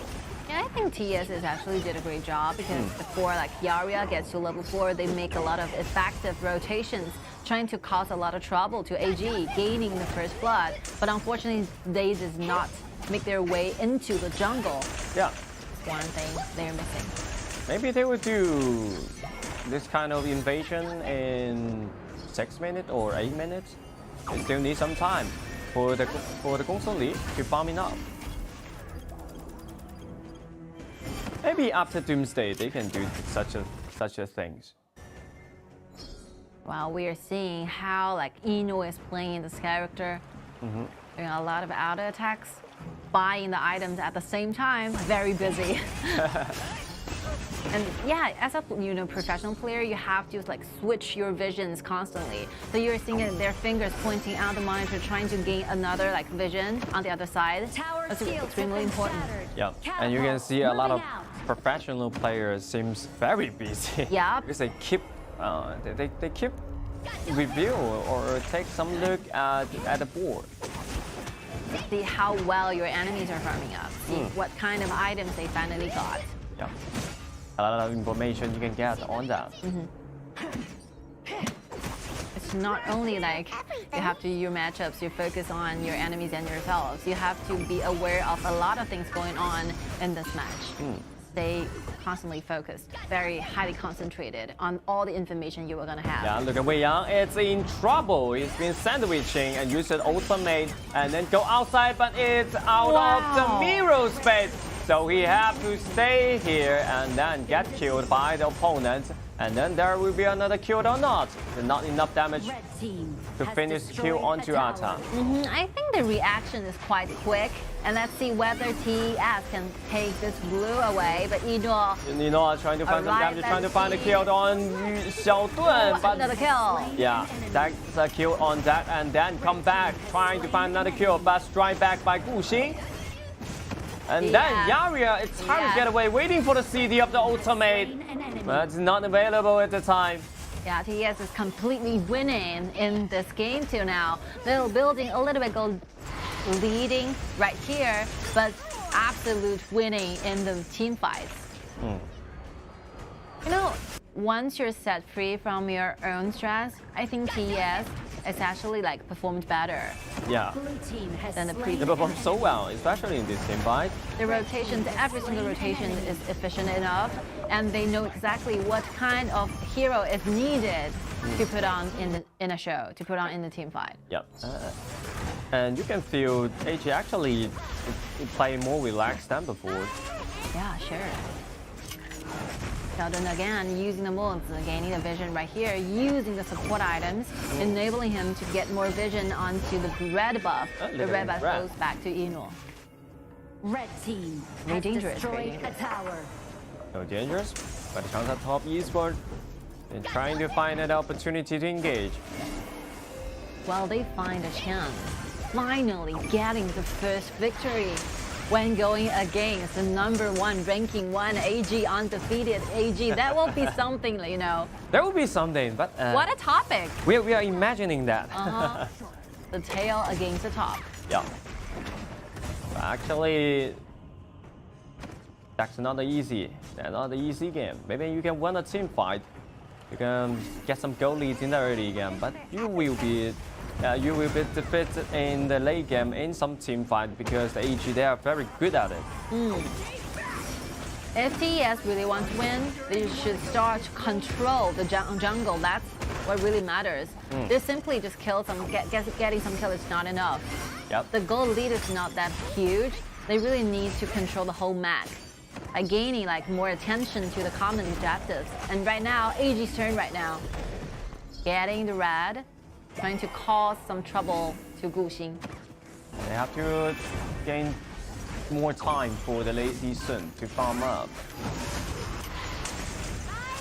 And Yinluo play very aggressive. He can dominate a lane, a single lane, with Xiao, with Yaria. Huang is really looking forward to engagement, right? The boot of fortitude is being made up because this boot will enable him to like have more. Top eSport trying to do something in the red. It's the sumo issued ultimate to take a lot of damage. Yinluo trying to find a kill, flash out and keep the Mengtian alive, but it's been frozen by the Xiaoyin, so you have to die there. I think AG is starting to find some times, you know, because they know exactly what the next moves from TES will be. So they're simply waiting for TES to be arrived at the red zone and trying to fight back, looking for chances, using the second ability of Wang Zhaojun. Good moves. And right now, diving deep down into the top, hiding their vision. Yinluo looking for the fatal on the target. Yuchen is in danger right now. Another kill on that. Not enough vision offered.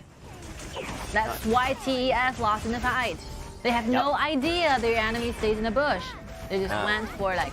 And the goal already surpassed by the side of AG right now. They can control, actually can control the this kind of jungle land. Well, it's suddenly changed into a completely different pictures. Sudden switch of who is leading the game, who is gaining more vision to their teams.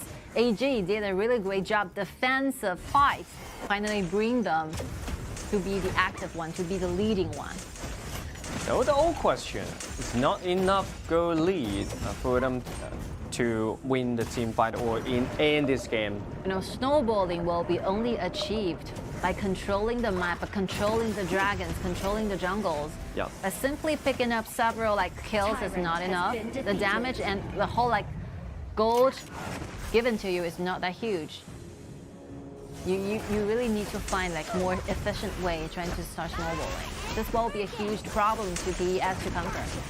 Exactly. And right now, Chengdu AG trying to their strong periods.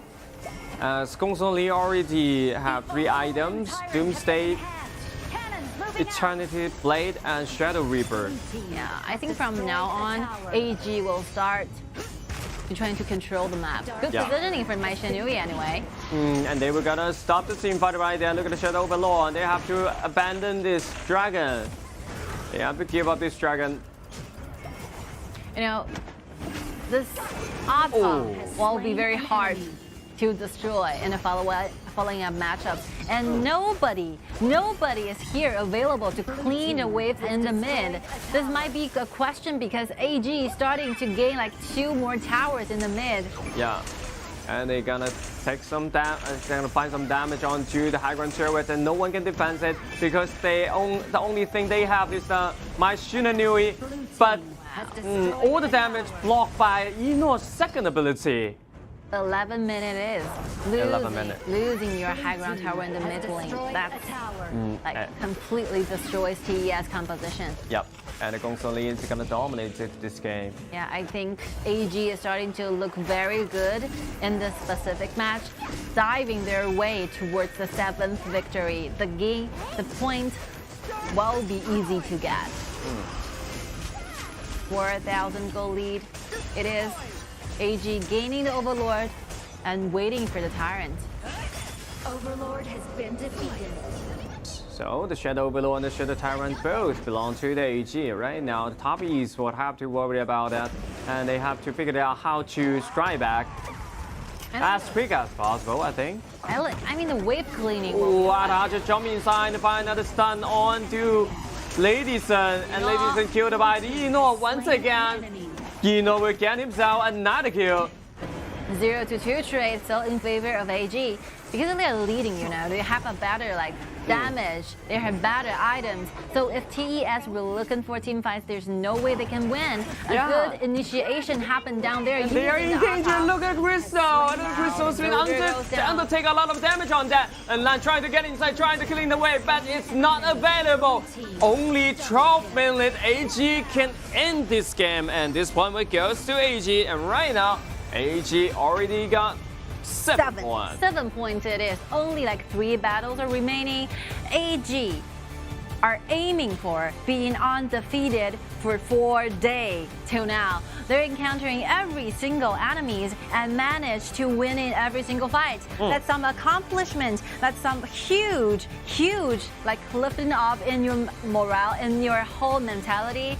I think AG started to look good after the first day of the matches, but what they really surprised me is that after the 2 days, like managing to run and keeping the #1 ranking and winning for a long time. We never expected AG to play this good before this qualifier begins. Maybe AG can finish the full win. Yeah.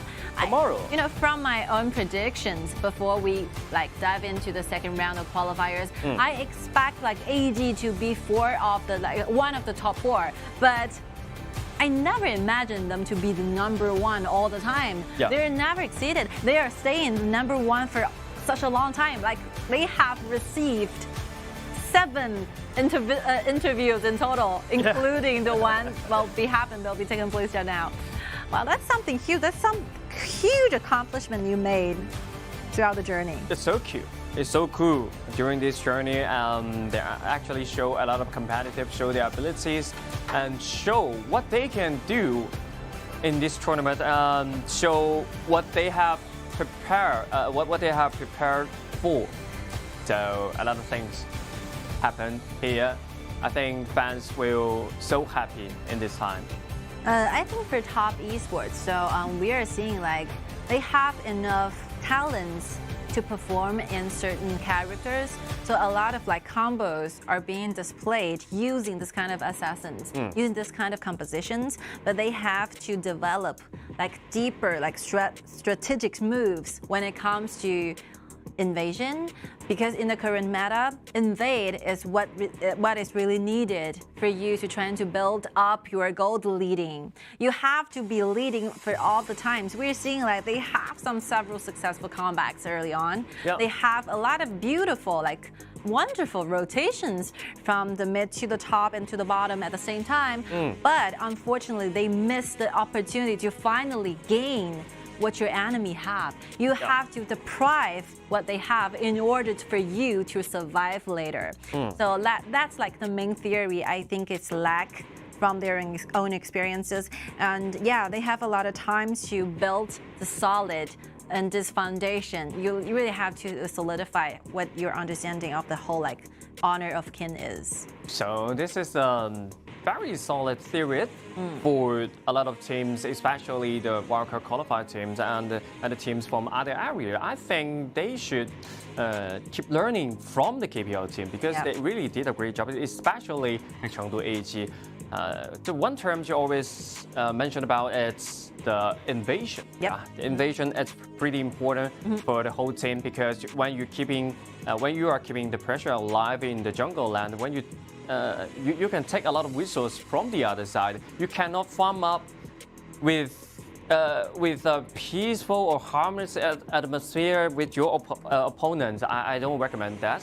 And I think, you know, for TES, there's a very clear way to improve. So the one and only solution for them is to think deeply, reflect on themselves, and do better in the spring season. A lot of chances still awaits. Okay, so after this match, the MVP goes to Ino. 33% damage and then 25% gold. Ino, finally. Always the MVP when he play in Guangzhou. Find his way back to be in the ranking. You know, if we were to choose who will be the best marksman in the entire league, I think Ino just found his way back to the game. Good work. Even though he will be a clear target, you know, towards TES, they kept, you know, given a lot of stress against for sure. And look at that. Look like this kind of combo. It's jumping into an air because Ino already lived there, already left. I mean, Ino is shouldering a lot of like stress, a lot of responsibility because AG, he's the main core of AG. And right now, this little boy, we saw him grow for a very long time, becomes the leadership of AG, representing the whole team and carrying a lot of younger generations to this whole new team. I see the blood rating over there and really hoping forward to see, you know, AG passing the whole spirit, lasting long. Just like the ultimate of jumping wild blood. And they're coming. And look at the team data right there. Both like XiAn and Wang together are very like younger generations to AG. And Xiao, Ino, and Eyes actually stayed in AG for quite a long time. Oh, interesting. A long time and a perfect duo. Yeah, Xiao also had a twin brother in AG named Tang Tang. So hopefully we can see Tang Tang going up stage sometime. Maybe. Yeah, in the future. That's kind of opportunity for them. See the team data, the gold built continuously, reaching to maximum over 8,000 gold it is. 8,000 gold is 8,000 gold lead, which means Changsha top esport, they don't have any ability to strike back or fight back. Running high, 7 scored it is. 7 scored for them, but still some problem.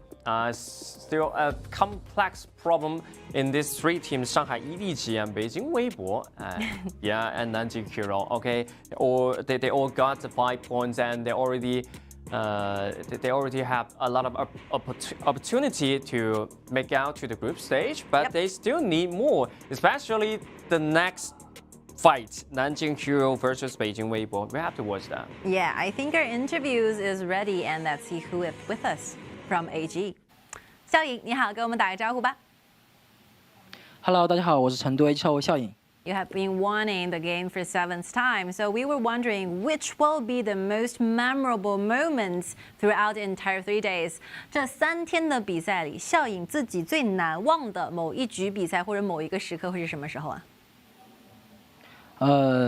最难忘的就是那场大翻盘吧，就是玩王昭君那把。 Okay, so the most memorable moments will be the huge turning over for our team, especially the one that played Zhao Jin. 校颖觉得在我们现在这个版本里面啊，就是哪一个法师是你觉得就是特别好用的，尤其在 BO1 里面？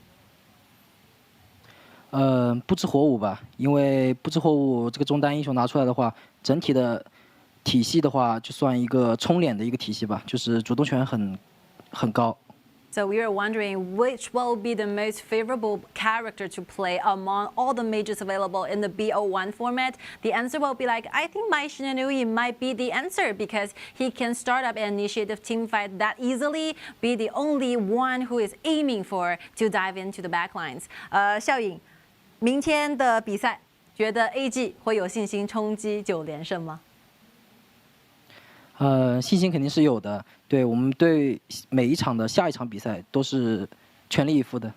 You know, I was wondering if they have the confidence looking for the 9 winning and 0 lose for tomorrow's matchups. So the answer will be like, yeah, we pretty much have a lot of confidence in every single battle. We want to perform each battle at our best, like formation, at our best confidence. OK 谢谢校颖接受我们采访，期待你们更好的表现。谢谢校颖。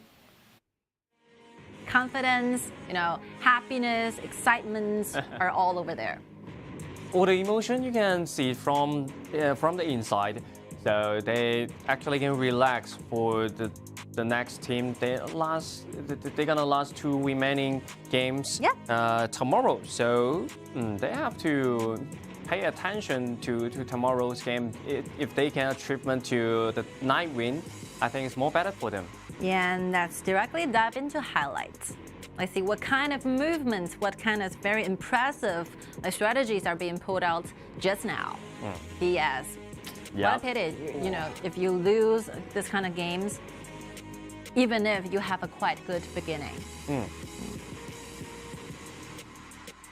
I mean, the whole rhythm starts with a moment where AG got the kill when TES is looking for their red, using Zhao Jin's ability, trying to chase for more. And they play so aggressive, especially Ino. When you combine with Yaria, the Gongsi will become an assassin and a warrior. And jump into the back line and just play like a tank, like a warrior. So aggressive. Yeah, so much for this match. We will be back within seconds together watching Hero going against Beijing Weibo.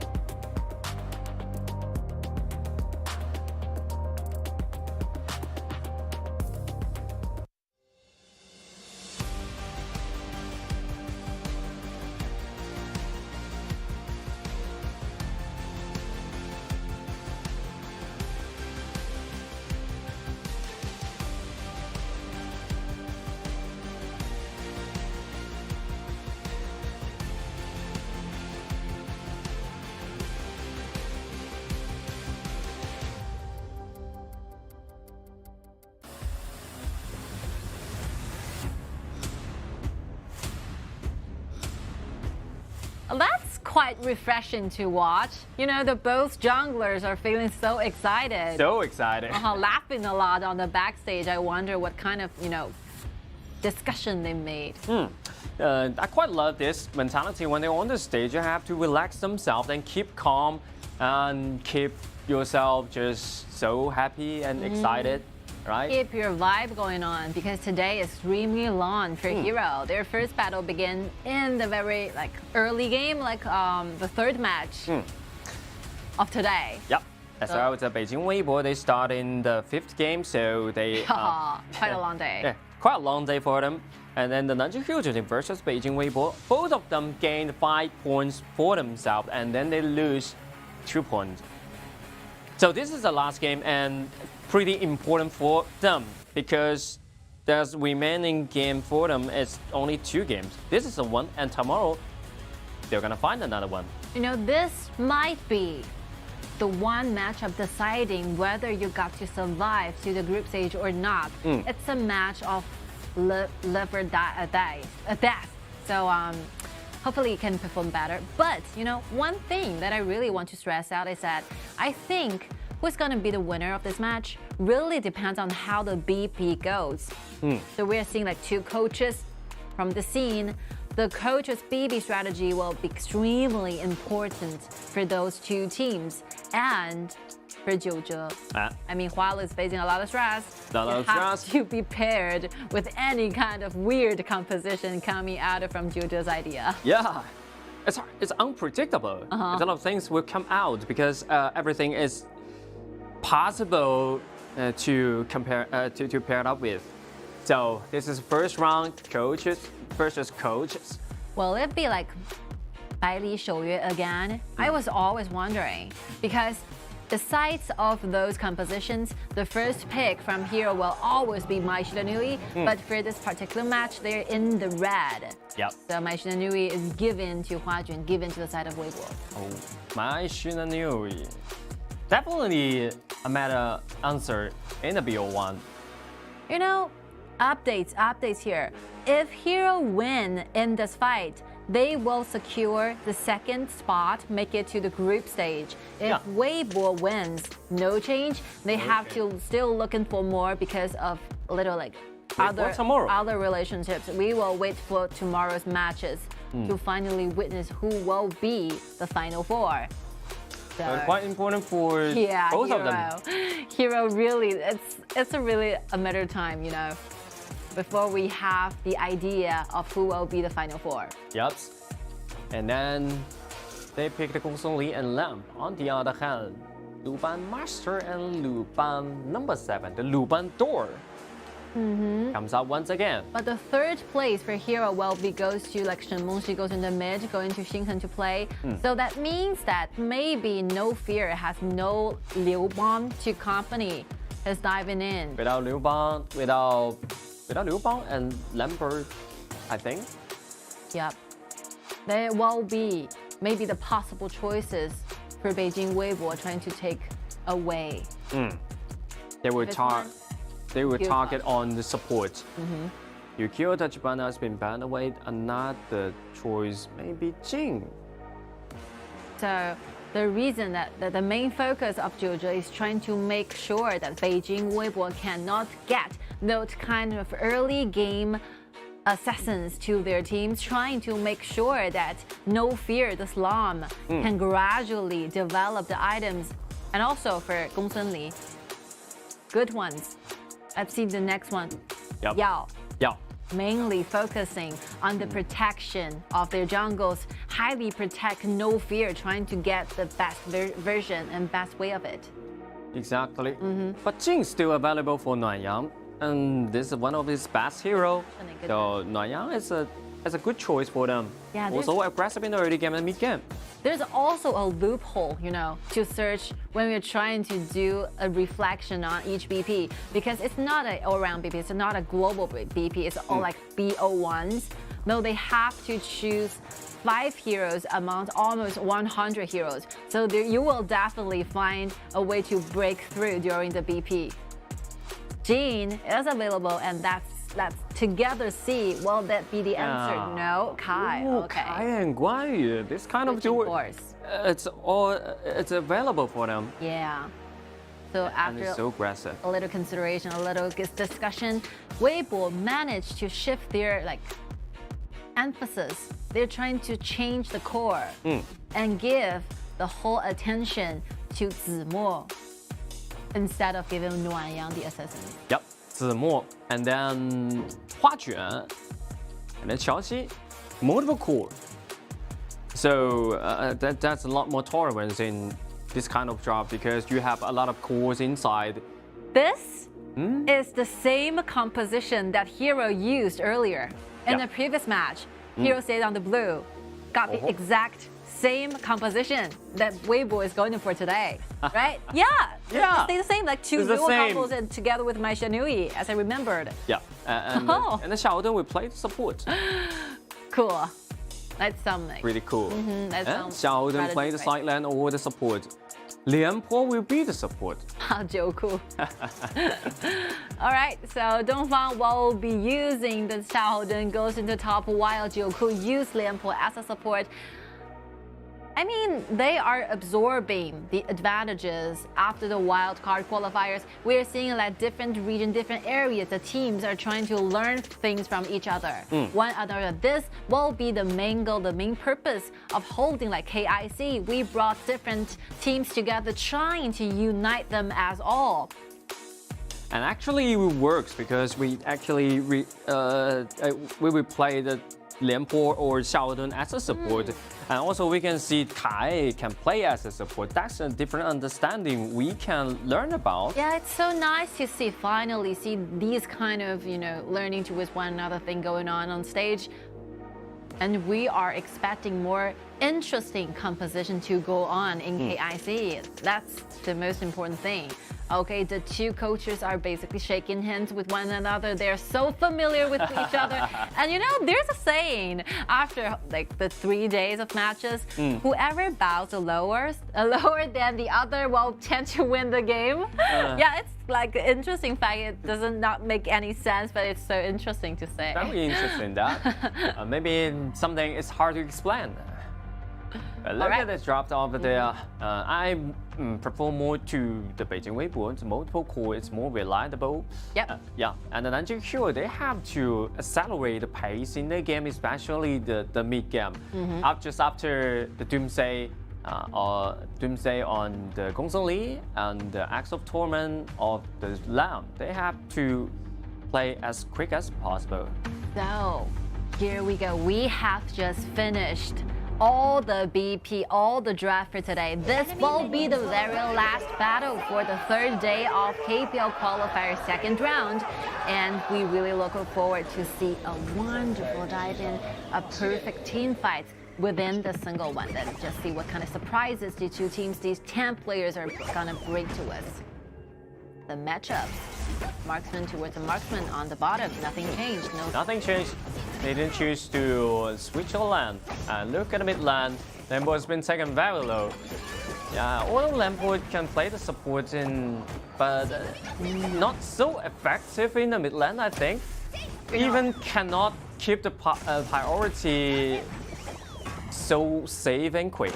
But on the top, I think Dongfang is leading towards Zimo because using a shareholder and going against the Guang Yu is usually giving a lot of advantages when it comes to 101. And that's Zimo. Second ability to dodge the CC, but it's been taken to half. Okay, invasion here made happen. Dongfang looking for the blue buff while Hero waiting for No Fear to come, but No Fear choose to go back to blues, to the red. So definitely, there's nothing going on here.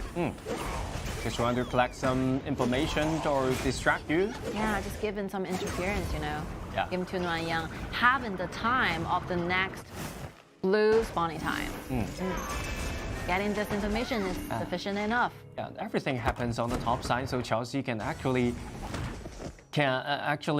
keeping the pressure alive in the bottom line. Yeah, so the first 2 minutes has nothing to do with the marksman. You just, do whatever you can on the top, on the bottom. Chelsea, what? Good mentality. Okay. Oh! First ability to the flash. Not enough for the kill. That's a support. That's a 廉颇 in support. You know, because of former experiences using the marksman, doing like 1 versus 1 all the time, give like Jacko the idea, I need to go in. You know, I think my damage is enough. That's the reason why they have forced out the flicker, the flash from Chelsea. That's very essential. If that's a silent 廉颇, this Luban number 7 definitely a dead guy. Will be killed, right? Yeah. So that's another wrong calculator. Yeah, you know, you mentioned this. I think if Jacko had paired himself with even a sword, you know, the simple... A simple sword can finish the kill. Yeah, the items will gain him this kill. So this is a destiny, right? This is the phase. You have to phase 2. No fear, taking over the whole control of the top lane waves.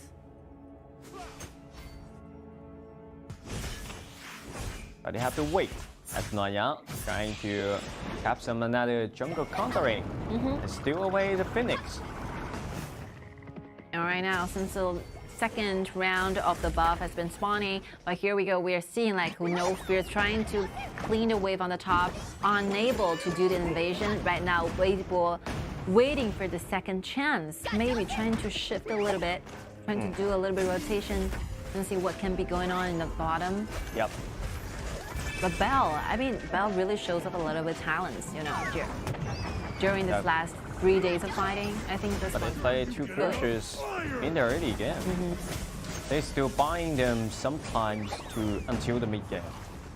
Minor leading here. Look at them, in favor of ultimate Weibo. jump inside, trying to find a stun on 2 guy, but not much damage can get inside. Jacko plays so aggressive, but the first blood, it goes to the Dongfang. Yeah, while we are paying attention on the bottom, something happened. This skirmish happened in the mid. Actually bring the first blood back to the side of Hero. Yeah, Nian trying to get another kill back. Yeah, for tank, you know, for Kai. But You cannot- inflexible is the biggest problem for him. Yes, you do not have a dash. Like enable you to travel through the walls. I'm You have so a little angry, bit but I of have nothing to do. But I have no ability to do about it. Look at the blue. Can guarantee the blue back, but look at the machinery flashing, guarantee the kill. And then the Dongfang. Oh, find the backline and destroy the backline. But can he get out of this play? I think he's tanky enough. Using So the tanky. passive, constantly gaining the HP back from the team fight just now happened. And he's so confident. He is basically killing and taking away Chaoxi's life, just standing ahead to 2 members from their enemies. It's like 1 versus 3, but gaining the kill back. Yeah. Oh, that's so cool. Using cool. like the primal portal to teleport back. See the replay here? Right now on the top lane, like Xiao is looking for the primal portal, using the teleportation, and once he arrived, he found himself being surrounded by 3 members but Weibo, but using the flash, the single last hit on the marksman, taking the life away. Yeah, Xiao is a warrior, not a tank. He's a warrior. Wow. Unstoppable. That's something, you know, definitely gonna be cut in the highlights of today. Yeah, it's the highlight that Children will say, nice. Nice, so Nice. Yeah. Look, the coaches are really excited. You're excited, but something will turn back because Nian already have some go gap on himself. Well, that's something. Good use of how aggressive, like early game Xiao can be. Not only gaining a lot of the leading, like minor moves on the top lane when doing 1 versus 1 against the most Wang Yu, but also kill the marksman, kill the backliner of your enemies. Yeah, Good also job. going to do the back line. And Oh, look at the left here. right there. It's nearly to that to the Bajan. And Luba Master will secure that death. And the Once blue, again, the blue. Lü Bu. No, just like the machinery, we actually can make a lot of pressure. Yeah. Q Lamb. Yes, Q Lamb twice or the third time. I cannot remember. Yeah, those like minor CC controls will definitely be a nightmare towards Lam. Yeah. It's like 2 against 1. There's no way. CC chain and the nuke damage can destroy you immediately. Another And right now, move to from jump Marcus. inside, another one. Dash forward to the back line. HuaJuan, once again, taking up the pace. And take the entire team into the jungles. No Fear tries his best to trying to pull away this red and manage to do so.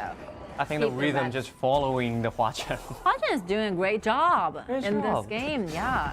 Using the flash every single time, getting the kill against Bell, kill the marksman successfully, and leading the whole team inside the enemy's jungle.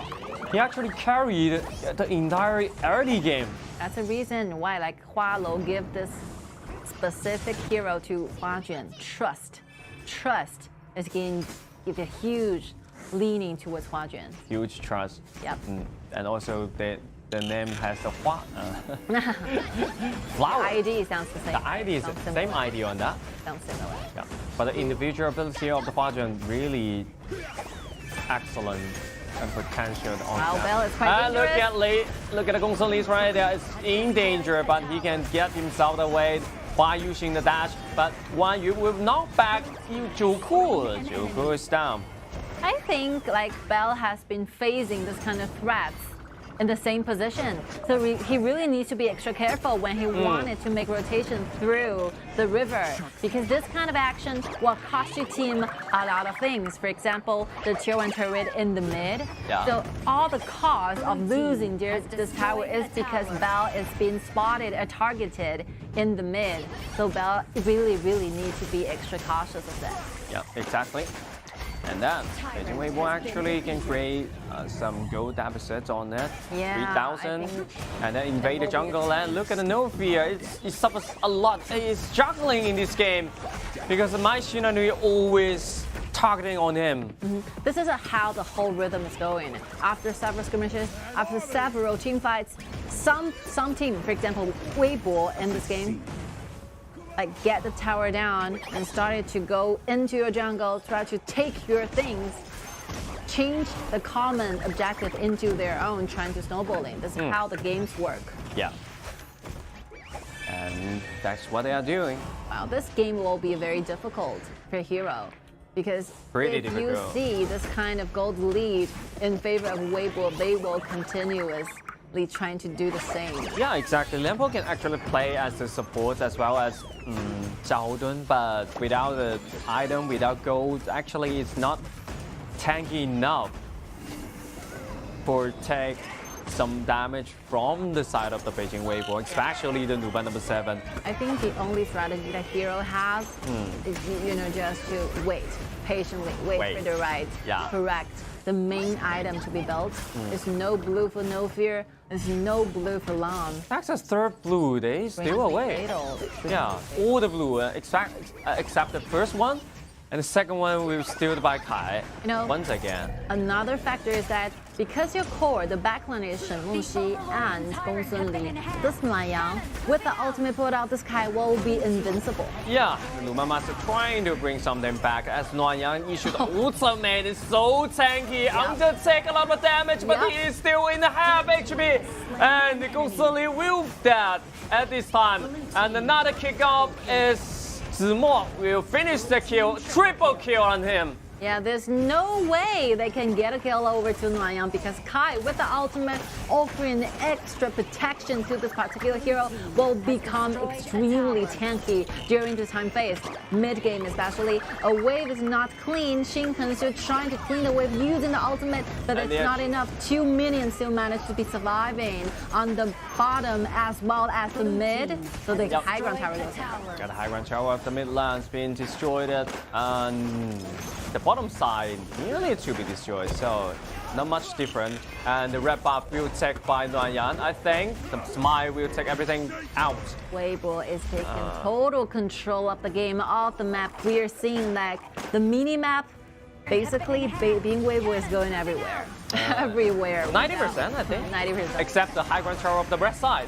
Okay, the Overlord give a little bit but look at this time. Once again, Nanjing used the ultimate jump inside and burst damage will come into the backline and destroy everything. I think Hero is falling apart in every single time. Every single team fight is making their situation worse than ever. So right now, they're facing like 2-3 lanes, and one of them will be the super soldiers. The tier 2 bottom turrets will be going down, as well as the top one. Everything's still not settled down right now because the Beijing Weibo gonna win this game. And the hero won't be directly to the group stage safely, so everything is unpredictable as the team. And the Chuku has been destroyed by the enemy. The double kill back over to the Machinanui, but no waves available. Another wave's coming. Can they end this game or not? They choose to return to the Shadow Overlord. Yeah, they are definitely looking for the common objective, seeing that 3 members are reviving from the base of their enemy hero. The 3 heroes, while trying to buy themselves more time, but I think the time they need will be very long. For example, 8 minutes will be the exact same amount of time they want to buy them. But I think Weibo is not planning of giving up such a long time to them to farm up.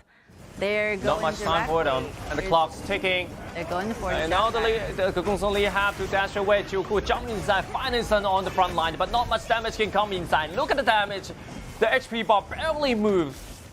Yeah, 10,000 gold deficit. In 12 minutes. Yeah. Can you imagine that? 13 minutes. Too huge a goal, too huge a gap for hero to climb up. This wall is too high.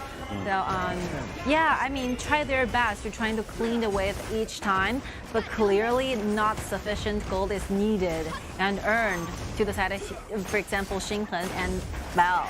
Like, cleaning the waves might be a huge problem to hero. Might be, but that's a vertical wall you have to climb. And that would just like 100 meters high. See the goal difference in the cores. Yeah. Huge. The only thing they can got is that wolves. Wolf cam. Over 3,000 gold leading when it comes to top laners. Over 2,000 gold leading when it comes to marksmen. Yeah, it's definitely a disaster from them. And right now, they are marching. They are moving toward to the base right now. And then the last remaining turret will be destroyed by the side of the Beijing Weibo, and they're trying to initiate or not. We're seeing like the blue minions are all over the maps, and the vanguards are rushing in. And the big one's coming. On the top, hero try their best. They're trying their best. This dragon will They're absolutely trying to do something as the Xiao has been taken back with a low level jump inside, but it's been taken back with a killing spree by Lu Banmaster. Can you imagine that? Look at the backline, they stuck in the fountain, and then they can destroy the base directly. Congratulations to the Beijing Weibo. Yeah, Beijing Weibo. I mean, obviously demonstrate how you can get the victory to your team by simply do according to what the plan, stick to the plan, stick to the strategies that your coach told you to do.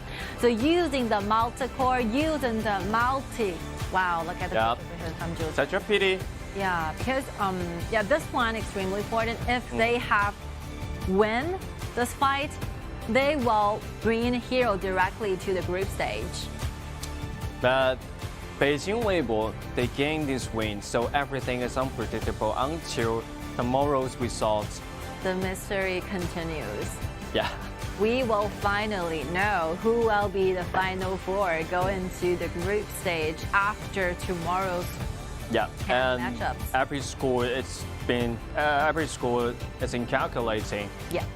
So please stick to us. Let's just see who will be the final 4 together after tomorrow's. Maybe by the time after exactly 24 hours, we will know the answer. Maybe, but we only guaranteed, we only secured one spot. It's the Chengdu AG, right? The second, third, fourth still unpredictable. But just between Beijing Weibo, Nanjing Q, Zhujiang, and the Shanghai EDG.M, I think, Suzhou KIC actually will have some opportunity to fight for it, but they have to win all the game tomorrow. I think for hero like this one, it kind of surfaced their problems. You know, the supports and the jungler and the top laners are not like working on the same pace in this match. Yep. The support constantly offering the vision of their enemy's jungle, but the jungler, like No Fear, chose to go back, look for their own junglers, for example, their own red buff or blue buff. Or it'll be best, you know, if you think you have a better composition, you have a better like skills prepared for early game battles, just go for it to make sure that you are doing on the same page. The decision making should be united as one. This might be something like Hero can really use and to move on. When I finished. When Hero finished all these games, I just noticed something. They play so passively in the early game, especially in some composition. Especially in the aggressive composition, they play passively in the early game as well. So this is the biggest problem for them. They have to move forward and keep the invasion alive, available, and then create a lot of pressure to your opponents. So this is the main factor they lose this game. They didn't perform so well in this game. You know, I love the scene. I love the moment we're watching. Yeah. The winner gets to be interviewed, gets to share with us about his thoughts, about his winning experiences, while the loser stick together as a group, trying to figure out a better way to be the victorious side. It's some dramatic image, I think. These moments, a lot of stories, a lot of feelings. This kind of angle is so perfect, you know. The story, really like you really can read the story from this image. I really like this. And, you know, we have to mention a lot of more like cameras, like the pictures, the moments that cameras has captured. We are like, there's a player I would like to introduce more. There's a player called Cat with the ID Cat. Yep. He is right now a substitution player for AG. So he used to gain a lot of champion. He used to have a lot of FMVPs, a lot of achievements. And right now he's sitting down there as an audience, trying to find a way, finally put himself back into the game. A lot of stories are happening down there. And, you know, but we have to give our credits to the most valuable player in the stage. MVP. Zemo, 308 KD8, and definitely a backline destroyer, just like a truck crashing into the backline. Backline killer it is. If I were to name, you know, this character, this kind of gameplay. Yeah. So funny. That's what Guang Yu have to do, and he performed so well to play all the myriads of this hero. They also use the ultimate to catch the wave. Yeah. To catch the wave. Accelerate. To gain a little bit more speed, trying to get closer to the backlines. That's how accurate, that's how he plays the game. He was willing to sacrifice it for those ultimate to sacrifice, using a lot of ability to trying to reach for the same goal. Yep. The same goal is the right timing, because they think the right timing is right there. So you have to use the ultimate to catch some time and to jump inside the back line, and he succeeds. Yeah, sure. I mean, I always love the idea that MVP stands for the most valuable player, not the best player or the most awesome player. The value really stand up something, meaning that you really showed your talent, you really show why it's you who stand up front on the stage instead of other players. Yeah, show a lot of abilities and a lot of factors to create a word value. You know, just some assistance or crowd control or the main resources stealing, just like you steal the dragon. So a lot of things combined together create MVP. Like that. So this is so much for today. We have been watched 12 BO1 matches together. So we was wondering how you feel. So if you have any moments of sharing any kind of feeling towards our games, you can leave your message to us. We will try our best to give you feedbacks, and we will try our best to trying to, you know, have some communication with you all. So thank you for sticking with us the whole day, and our game will be continuing for a long time. Yeah, exactly. And you can learn a lot of things from these matches. If you are a new player, you have to watch the competition. You have to watch our tournaments and learn some skills, learn some theories in the game.